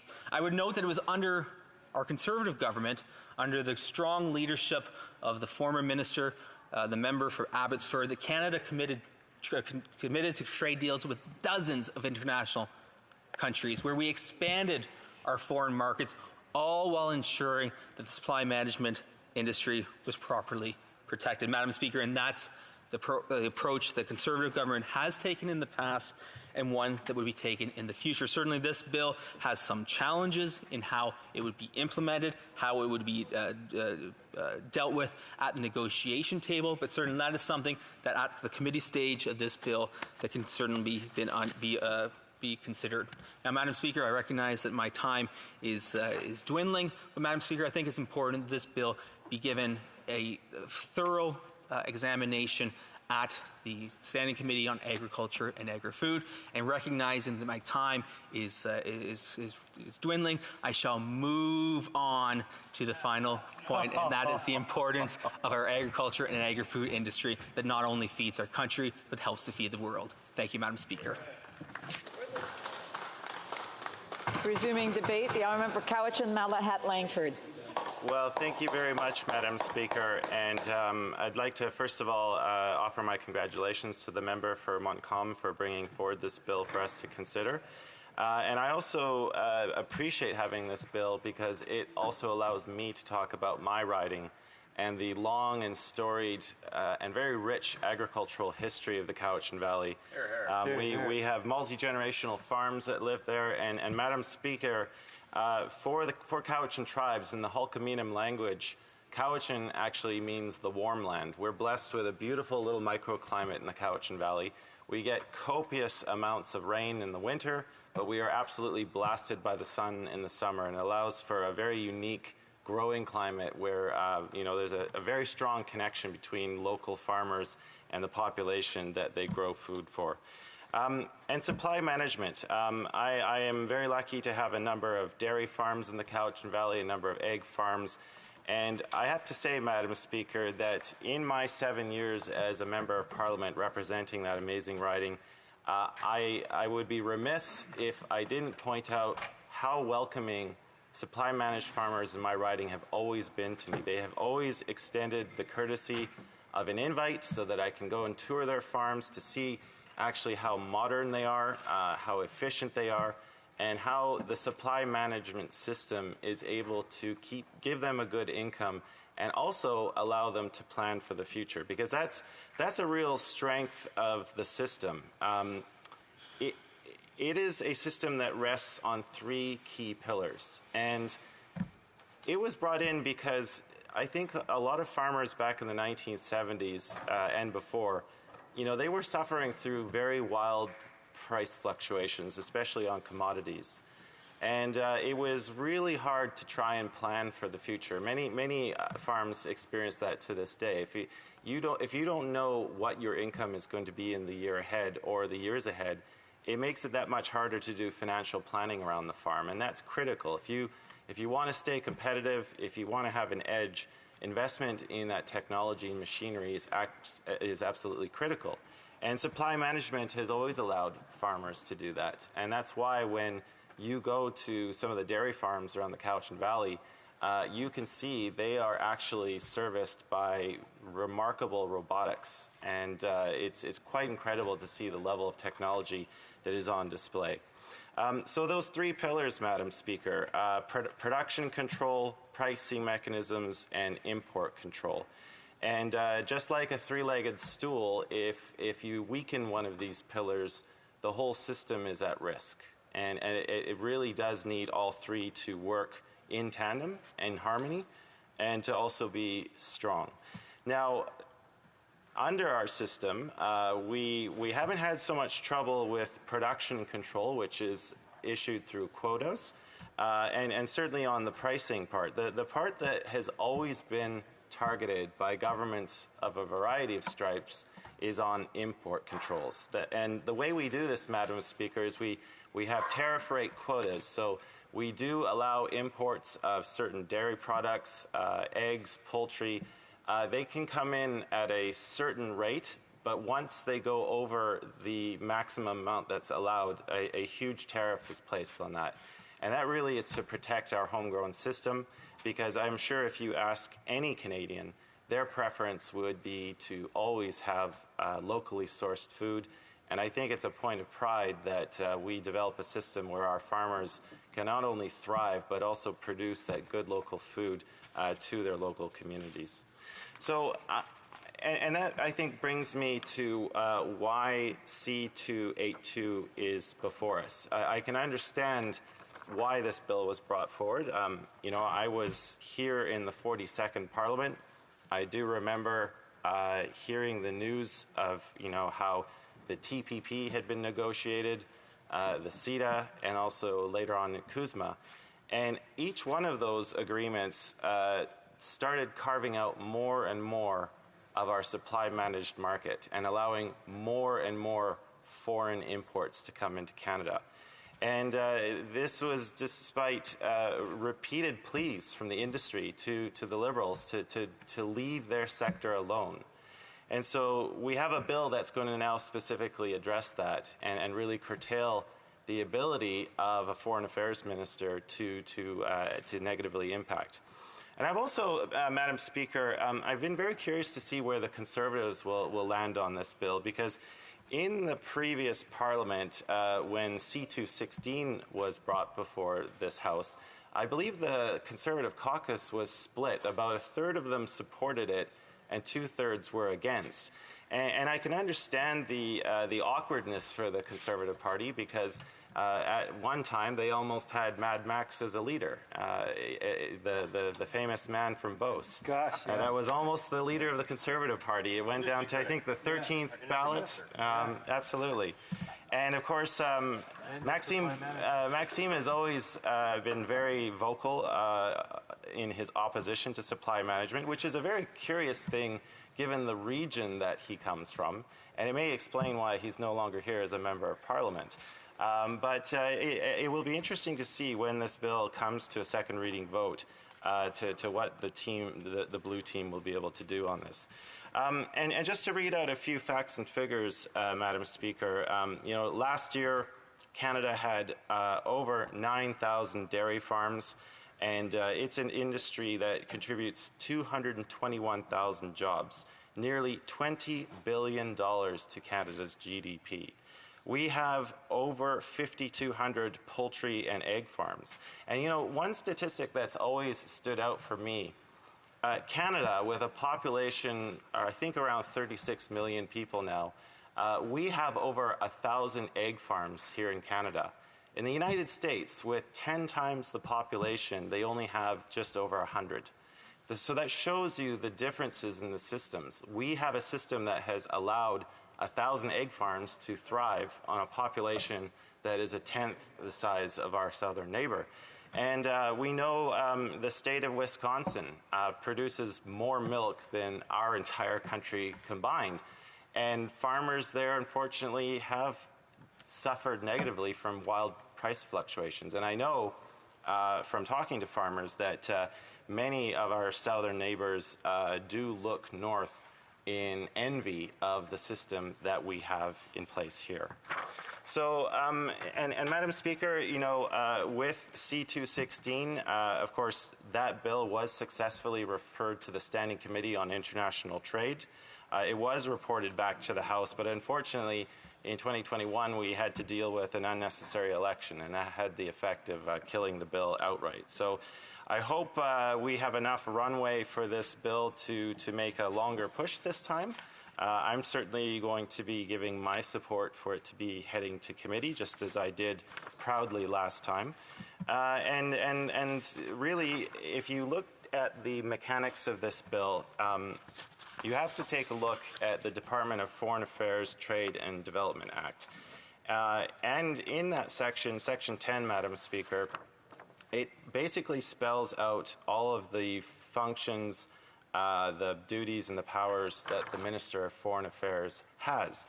So, for example, you know, the ability to conduct diplomatic and consular relations on behalf of our country, foster the expansion of Canada's international trade and commerce. These are a few examples of what the powers and duties are as they currently exist in the Act. C-282, what it's seeking to do is to basically prevent the international or the Foreign Affairs Minister from making any kind of a commitment by international treaty or agreement that would have any effect of increasing the tariff rate quota, so basically allowing more foreign imports to come in, and of course reducing the tariff rate on that particular quota that's coming in. So again, it's born out of experience of dealing with Liberals over the last 7 years, where, you know, they repeatedly stood up in this House and said, we are the strong defenders of supply management, but every single trade deal that came through this House and was enacted was always slicing a little bit more of the pie away. So I understand why this bill is before us. So, Madam Speaker, I know my time is wrapping up. I'll just say that I'm always happy to have the opportunity to talk about farmers, not only across this great country, but in my riding. I'm always happy to stand here as a strong defender of supply management, as all New Democrats always have, and I look forward to this bill getting another turn at committee, and I'd like to congratulate the member from Montcalm for bringing it forward. Thank you. Reprise de débat, l'honorable. Resuming debate, the honourable member for Berthier-Masquinongé. Thank you very much, Madam Speaker. I thank the colleague for announcing his support of the bill. Madam Speaker, we're at a moment of truth. Now is the time where we will see which parliamentarians prefer to make vague promises that they don't really intend to keep. And we will see which parliamentarians are ready to support this. In real life, Madam Speaker, when you make a commitment, it means you're ready to sign your name to it. Vague commitments to protect supply management, well, we've heard those. Been there, done that. Unanimous motions. There have been many unanimous motions. The member from Montcalm mentioned that earlier. Also, Quebec's National Assembly has passed many unanimous motions in support of supply management. What we really need is a law. We need to legislate to protect it. C-282 will be a barometer against vague promises. What this bill would do is insert into the International Trade Minister's mandate the obligation to protect supply managed sectors. That will be in her mandate letter. You know, many parliamentarians are trying to make us believe that this isn't possible, that this is going to harm trade. I was listening to the parliamentary secretary earlier, and his speech really disappointed me, honestly. I'm just going to reply to him for a few seconds. He said that the bloc can't demonstrate that we don't keep our word. Well, they signed twice, Madam Speaker. And in the most recent version of CUSMA that we signed with the U.S., Class 7 was cut. It was a totally legal category class, and it was cut. Canada did so because our exports of milk byproducts upset Americans. Well, you know what, Madam Speaker? Not only was that cut, not only did we give in on that, but the government basically lay down and got walked all over because we cut Class 7 and gave another country the ability to control our exports to other countries. How is this even possible? It's unbelievable. And then they have the gall to stand up and say that we can't prove that they don't keep their promises? Well, I just proved it. I hope he was listening. All right, I'm going to get back to my speech notes here. Now, it's important to understand what supply management is, Madam Speaker, because we need to understand what it is in order to know why we need to protect it. So we control the price and we control the quantity that's produced. But in order to control these two variables, we also need to have control over what is imported, what comes in from other countries. It's like three different variables, but they all have to be controlled well for things to remain in balance. Starting with the Conservative government, followed by the Liberal government, they have been hacking away at the third variable. That is the variable of what comes in from other countries. They hacked away at that in the first deal, in the second. Fortunately, we have great producers. They are hardworking. They're bold. They keep our system running. But if we don't protect them now, if we don't legislate now, then there will be future trade deals in the upcoming years. It could be Mercosur. It could be with Great Britain. We will have more deals, and trade deals are good. They're normal. But to answer the parliamentary secretary's question, yes, the Bloc Québécois supports international trade, yes. And the Bloc Québécois has read the WTO's rules, according to which each country has this right, legitimate, lawful right to protect some sectors of its economy. And all countries do it, Madam Speaker. Americans do so all the time. They protect their cotton. They protect their sugar. The Japanese, they protect their rice. In Canada and in Quebec, we protect our supply-managed sectors. That's it. That's that. It's very simple. It's clear. The system works very well. We saw how well it works during the pandemic. My brilliant colleague from Montcalm brought this up. It's an honor to work with him tonight to showcase this critical bill.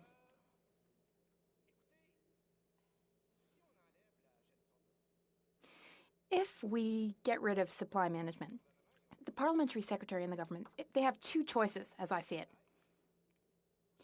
First, protect supply management, or second, continue to hack away at it bit by bit. I have in this House on so many occasions, Madam Speaker, called out this government for lacking courage when it comes to protecting supply management. We feel that they might be trying to get away with it slowly over the next 10, 15 years. So they take a chunk out, they take another chunk out, we make promises of compensation. I do want to commend the minister, though, for having kept her promise and paying out compensations in the fall. But we don't want to have to get to the situation where we need compensations. Now, each of us, all of us parliamentarians, we should support this bill out of respect for these producers who work so hard, to wake up every morning and work so hard. Many colleagues have mentioned Wisconsin. The farms there are massive. The average herd size in Quebec is about 74 cows. Well, in Quebec, it's over 300, the average herd size. But they have more milk. Do we want all the milk with hormones from these mega farms? No. We have a system. We are smart in Canada to have a system that works. Members from other parties talk to me about our pork production and exports. I'm very proud of pork producers in my riding. I never want to take away from them the ability to export to other countries. There are people in the West who want to be able to export more grain. Yes, they should be able to do. We can do that and protect supply-managed sectors because supply management gives us food sovereignty and food resilience. I don't want to hear any folly like what I heard earlier. This is our second time tabling this bill because this government, it likes to prorogue when it makes a little boo-boo, has a scandal. So the last time they voted for the first version of the bill, I thank them for that, and I, with great friendliness, encourage them to do the same thing this time, Madam Speaker. I was thrilled by the Prime Minister's reply. The reply he gave me during the previous Parliament, I asked if he would support it, and he said he would. And I'll remind you that at the time, I was willing to work with the Conservative Party. They were the only ones who didn't want to join forces with us to support supply management. My NDP colleague mentioned this earlier. I held up my hand to work with them. I do so again tonight. Our producers and farmers need security and predictability. If we don't pass this bill, the message we're sending them is, well, sell your quotas while they still have some worth, because they won't be worth anything in 15 years. That's the message we're sending them. Nobody can guarantee that we'll have the same government or the same leader, the same party in 6 months or a year. The government might change, politics might change, but we need to ensure the sustainability of supply management for our producers. Producers in Berthier, Masquinongé, in Quebec, everywhere in Canada, C2C2C, they're watching us, Madam Speaker. And they have hope. They believe in us. And I'm going to conclude by appealing to you, producers, anyone who's listening. Let's mobilize. I know you're already working to do so. Call your member of parliament, be they Liberal, Conservative, no matter their political stripe. Call them, explain to them what supply management means to you and what it means to your communities, to their constituents. Supply management isn't just good income, it's also good communities, strong communities, which have 12 farms instead of 2 farms, which makes it such that there can be a school in the community. This is essential to our rural communities. We need to protect our supply management system. I encourage everyone to vote the right way. Thank you, Madam Speaker. For the consideration of private members' business has now expired, and the orders dropped to the bottom of the order of precedence on the order paper.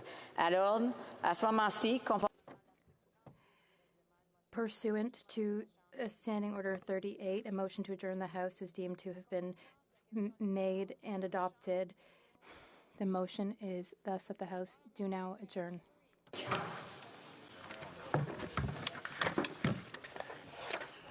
Thank you, Madam Speaker. With record inflation fueled by corporate greed, finding a safe, affordable, and adequate housing has become out of reach for many Canadians. New Democrats have been calling on the Liberals to invest in affordable housing and stop the profiteering of corporate landlords. But unsurprisingly, the Liberals are tone deaf to the realities of everyday Canadians. Successive governments, Conservatives and Liberals, have made deep cuts to social and co-op housing and allowed the cost of housing to increase. Under the Harper government, the cost of buying a home increased by 77%, and under this Liberal government, it has gone up another $300,000. The average rent in Canada now is over $2,000 a month. 1 in 5 Canadians are paying more than 30% of their total income toward their housing cost. Families are struggling to keep a roof over their head and put food on the table. When the Liberals canceled the National Affordable Housing Strategy in 1993, Canada lost more than 500,000 units of social and co-op housing that would otherwise have been built. Now, nearly 3 decades later, both the Liberals and Conservatives allow investors to treat housing like a stock market, driving up rents and home prices. The NDP knows that to address the housing crisis, we have to stop the financialization of housing, and we need to meaningfully develop social housing and co-op housing units. Housing advocates are calling for the development of at least 300,000 100,000 units of core need housing. We need social housing, we need supportive housing. Co-ops is a proven model that works. In fact, rents in co-op housing are $400 to $500 less per month compared to private market rental units. The Liberals like to talk about their so-called record investments in affordable housing, but the Auditor General's report released yesterday exposed that the government is failing to address the dire homelessness and housing crisis. The Liberals have spent billions to build homes that Canadians cannot afford. And what's worse, they don't even know if chronic homelessness had increased or decreased since 2019. They have no idea who's benefiting from their housing initiatives. The National Housing Strategy Act, passed in 2019, enshrined a human rights-based approach to housing under the law. It commits the government to reducing homelessness and to focus on improving housing outcomes for vulnerable groups and those with the greatest need. Yet 3 years later, Canada's housing crisis is getting worse. The Liberals have spent billions to develop housing that is not affordable to those in need. And the National Housing Co-Investment Fund is a program meant to deliver rental housing units at below 30% of their total income. It was a program meant for low-income households, many of whom are amongst the most vulnerable. But instead of delivering that, the Liberals changed the affordability criteria to 80% of median market rent. Consequently, low-income and vulnerable people can access this housing because it is not affordable. In fact, the housing developed under this program is failing low-income families in 7 provinces and territories. And at this rate, the Liberals are on track to miss their own target of reducing chronic homelessness by 50% by 2028. The Liberals' incompetence is shocking. The fallout is deadly. In BC alone, there were 247 deaths among individuals experiencing homelessness in 2021 and a 75% increase since 2020. In Vancouver East, a large-scale homeless encampment is now a permanent fixture, and individual homeless tents are proliferating on the streets. I'm sorry, the honourable member's time is up. She'll be able to continue during her next intervention. The honourable parliamentary secretary to the Minister of International Trade, Export, Promotion, Small Business and Economic Development.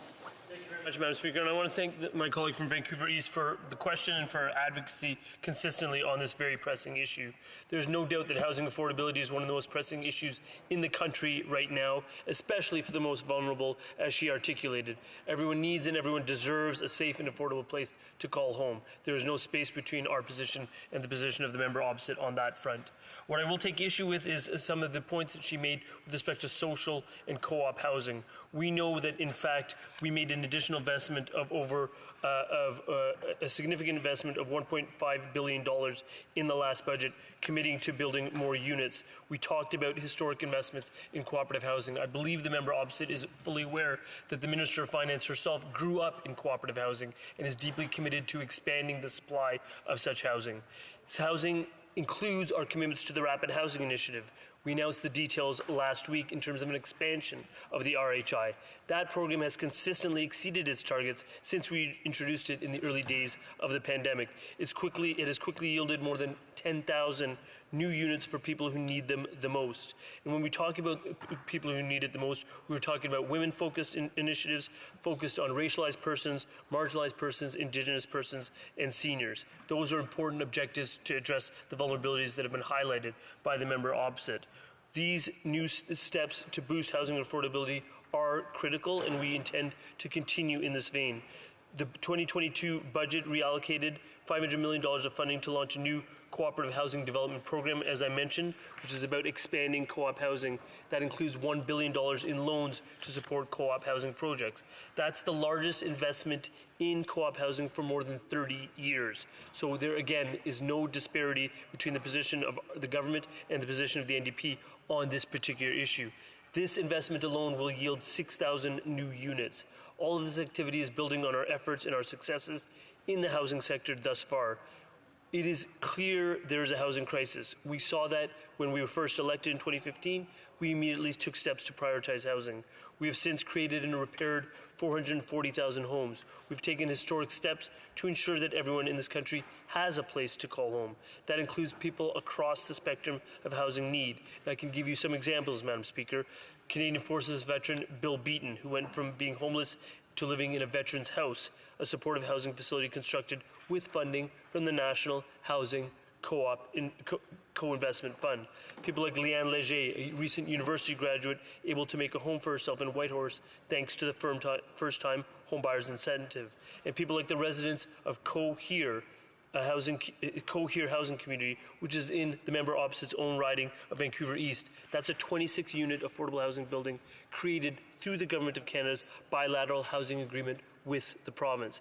Madam Speaker, I want to thank my colleague and her party for her concern about housing affordability in Canada and point to these significant actions. Merci. Vancouver Kingsway. Very much, Madam Chair. I would invite the member to actually read the report that the Auditor General just released yesterday. It's report number 5, chronic homelessness.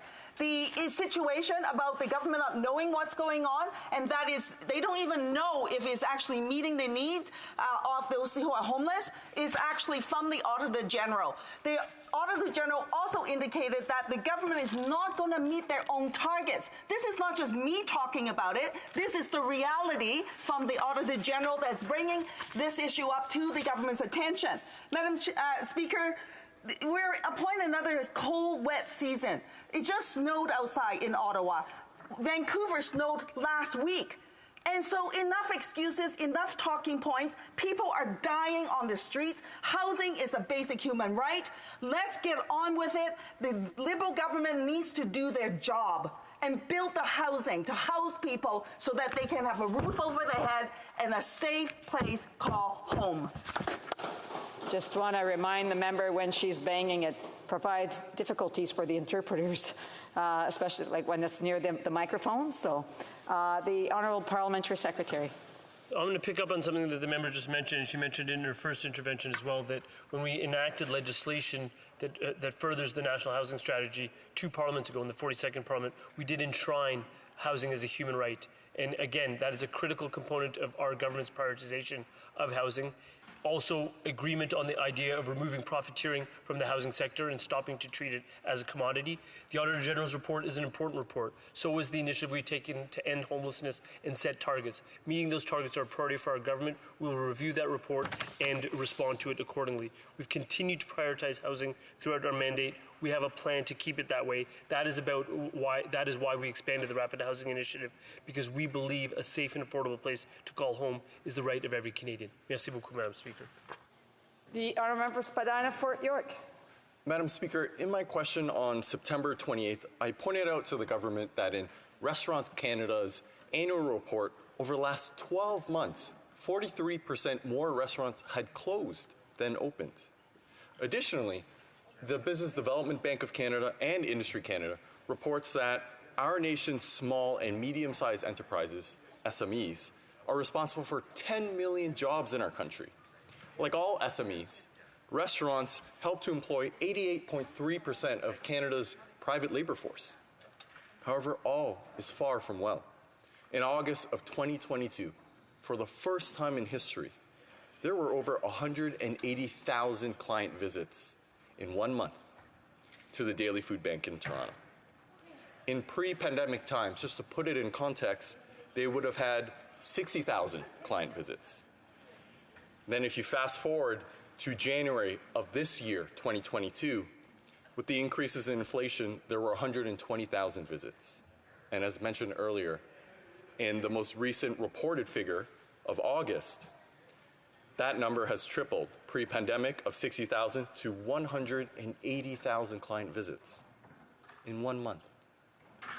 Madam Speaker, there's serious hardship here. Many Canadians face a really harsh winter. And this reality is not some partisan thing. It's a very serious situation. It's one thing for a senior minister to suggest that it's not going to be an easy time for Canadians. It's not going to be an easy time for Canada, and that we have to make do with today's realities. But does the government have any other viable plan? And if so, what is it? The Honourable Parliamentary Secretary. Thank you very much, Madam Speaker, and I thank the member from Spadina Fort York for this contribution to today's discussion. And let me outline some of the measures that we are taking to address supports for restaurants, supports for the tourism industry, and in terms of addressing inflation that is affecting all Canadians, and people, including people outside of Canada. It is indeed a global phenomenon. Madam Speaker, we know that Canadians and Canadian businesses, along with those in countries around the world, are dealing with inflationary pressures and increasing interest rates. Things like high oil prices and global supply chain disruptions are leading to a scarcity of goods and rising prices. Those are a serious concern for the member who has raised this question. They're a serious concern for the government. We also understand the important role that restaurants play in communities from coast to coast to coast. In fact, we were there to support them through the pandemic and provide direct support to the hospitality and the tourism industry. Madam Speaker, during the past 2.5 years, our government introduced financial support for employees' wages, subsidies for rent, and loans to provide liquidity relief to ensure businesses' survival through the recovery period. We took those actions, Madam Speaker, because small businesses are indeed the heart of Canadian communities and the engine of Canada's economy. This was highlighted by the member for Spadina Fort York. Small businesses contribute 55% of Canada's GDP and employ 10.8 million Canadians across the country. That is an astounding number, Madam Speaker, and that is why they deserve our support. What Budget 2022 outlined was a range of incentives to help small businesses remain strong through the economic uncertainty that was highlighted by the member who has raised this question. What we've done is we've cut the small business tax rate from 11% to 9%, which is essential to support businesses coming out of the pandemic.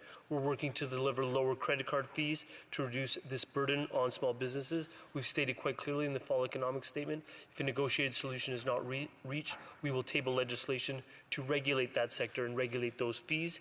We've also enhanced the small business financing program by increasing annual financing to small businesses by an estimated annual $560 million, helping businesses and their owners access liquidity for startup costs and intangible assets. Tourism is very vibrant in the riding of Spadina Fort York. I know this quite well as the member of the riding, literally just adjacent to Spadina Fort York. We know that virtually all tourism businesses are small businesses themselves, and those tourism businesses employ 2 million people across this country. Hospitality and tourism is an inclusive industry. It provides jobs and opportunities to newcomers, to women, to youth, and Indigenous people. These are specific groups that have experienced some of the worst impacts of the global pandemic. What we've been doing is supporting these businesses in their efforts to strive for even greater inclusivity with things like the Women Entrepreneurship Program, Madam Speaker, the Black Entrepreneurship Program, and targeted supports for Indigenous businesses. In Budget 2022, returning to that document, Madam Speaker, we outlined a proposal for $20 million over 2 years to support a new Indigenous tourism fund to help Indigenous tourism recover from the pandemic and to position itself for long-term sustainable growth. We also announced a commitment to develop a new federal tourism growth strategy focused on recovery and stability and growth in the long term. To further spur recovery, jobs and growth of small businesses, we've launched the Canada Digital Adoption Program. CDAP, Madam Speaker, is a $4 billion program that will help restaurants grow their online presence and boost online ordering. These are targeted supports to help the small businesses that the member for Spadina Fort York is outlining. Thank you. Spadina Fort York. And I thank my honourable colleague for his comments. I guess two questions. One is, does my honourable colleague believe that the government should be instituting a comprehensive plan to help Canadians cope with the record food costs and the high interest rates? And my second is, given how there are other metrics that lag, I would suggest that food bank usage is as close of a real-time indicator to really demonstrate or illustrate, quite frankly, how Canadians are doing, particularly those who are most vulnerable, and that it should be monitored and used to inform public policy. So would my honourable colleague agree that this is a metric, food bank usage, that the government should begin monitoring? Thank you. The Honourable Parliamentary Secretary to the Minister of International Trade, Export, Promotion, Small Business and Economic Development. So in terms of responding directly to the member, I think a comprehensive plan is underway. And you see that through efforts that we're taking to not only assist small businesses, but to assist Canadians with their daily costs. The member and I share the province of Ontario. We heard today that 90% of the childcare centres have signed on to our childcare plan, which means families in his riding and in mine will be benefiting from a 25% rebate for the early part of the year and a 50% reduction by the end of the year in terms of their childcare costs.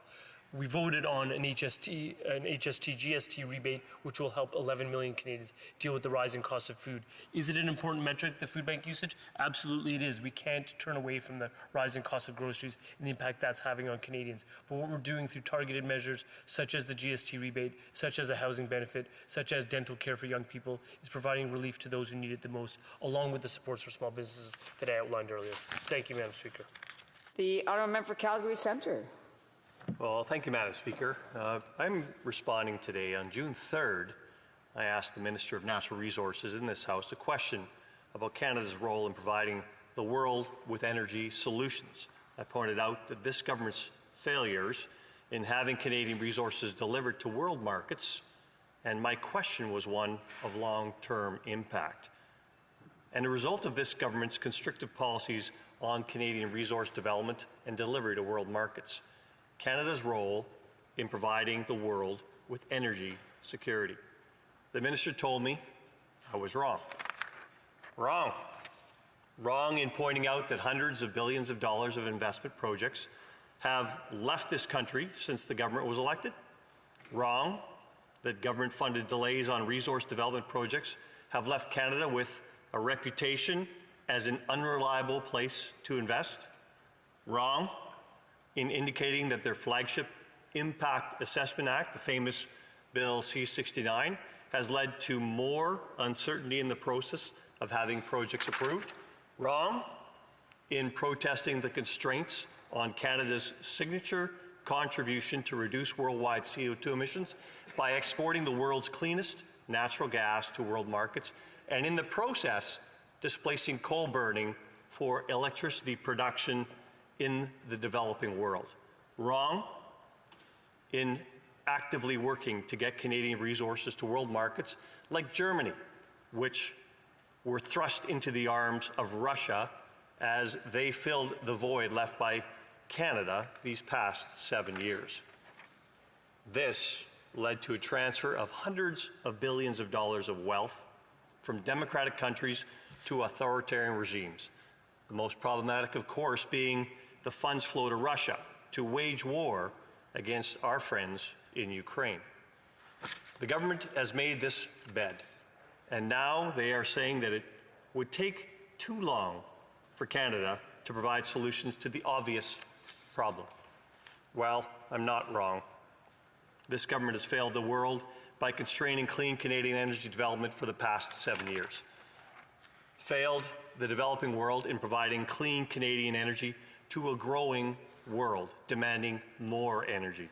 Failed the environment by keeping Canadian natural gas from markets that have had to burn more coal and emit more CO2. Failed the democratic nations around the world by forcing them to source their energy at great expense from the world's most authoritarian regimes. We should have developed these resources for the world 7 years ago. It's true. These are great policy failures for Canada and for the world. The best time to move forward was 7 years ago, then 6 years ago, 5 years ago, 4 years ago, 3 years ago. Madam Speaker, the best time to move forward now is right now. Let's get these things off the building blocks and let's get some things going in Canada. Let's talk about the supply disruptions. I know one of the excuses I'm going to hear is these are global supply disruptions. Well, who's causing the global supply disruptions? It's Canada. We can't get projects built. Inflation, if you think about the mounting cost of energy around the world, it's because Canada hasn't been there to provide energy to a growing world. In this past summer alone, energy that was $60 per MCF in Europe, $10 per MCF in the United States, a big difference there, was worth negative at times in Canada. We've got to get our resources to market, Madam Speaker. Thank you very much. The Honourable Parliamentary Secretary to the Minister of International Trade, Export Promotion, Small Business and Economic Development. So I'm going to start off with some general responses to what the member opposite has raised and then go into some specific details.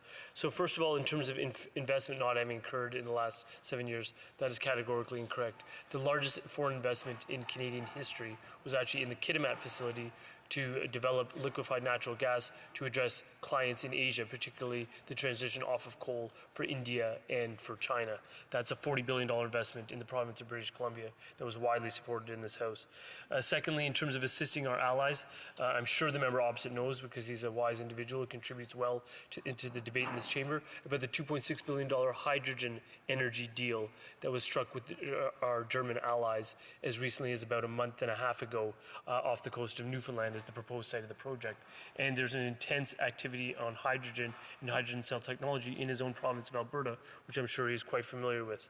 Further to that, we are developing a critical minerals strategy, which has a $4 billion funding investment attached to it. That is to meet the growing needs for batteries, for vehicles, for transportation, and for batteries that will effectively provide the energy source for not only vehicles on this continent, but clearly around the world.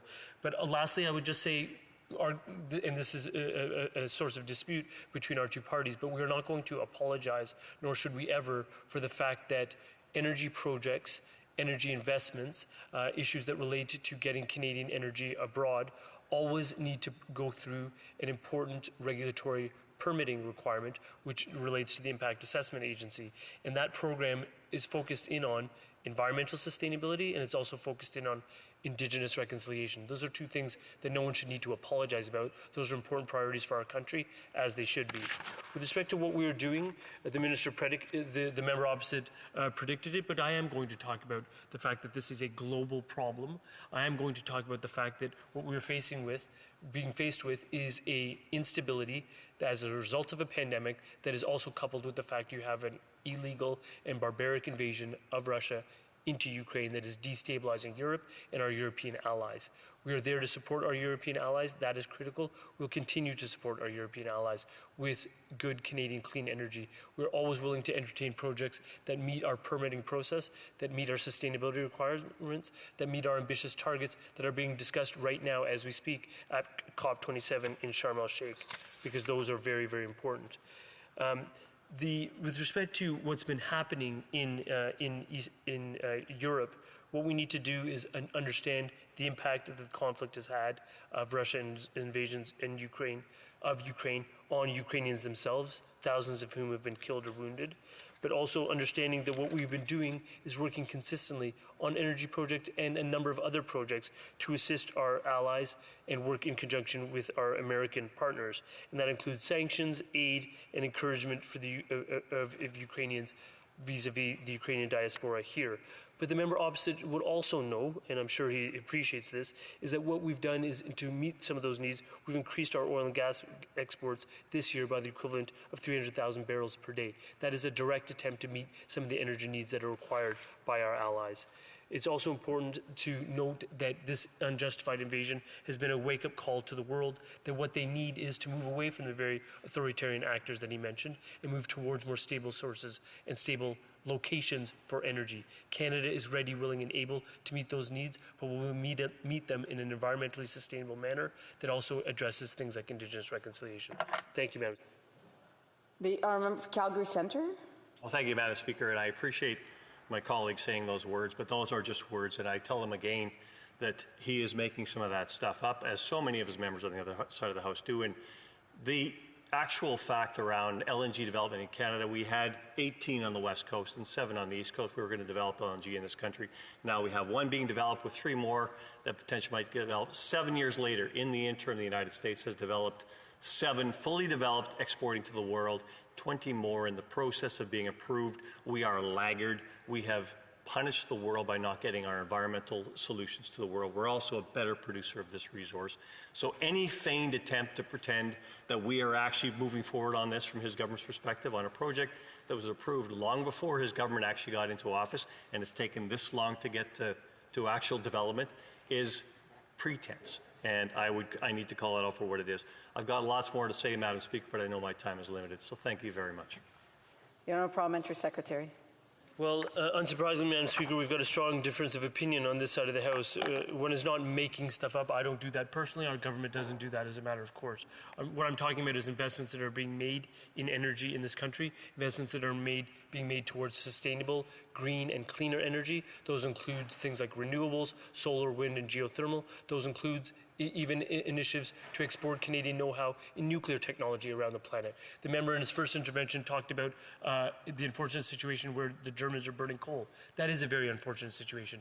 I would point out to the member that part of Germany's reliance upon coal is having been overly reliant on Russian natural gas, and secondly, having turned their back on their own nuclear program. That is not something we've done in Ontario. Our phase-out of coal was actually propelled by our substantive nuclear assets in the province of Ontario. That is what we are hoping to do with the rest of the country in terms of the phase-out of coal in places like Alberta and New Brunswick, and that is what we will continue to do with our European allies to meet their energy needs. Thank you, Madam Speaker.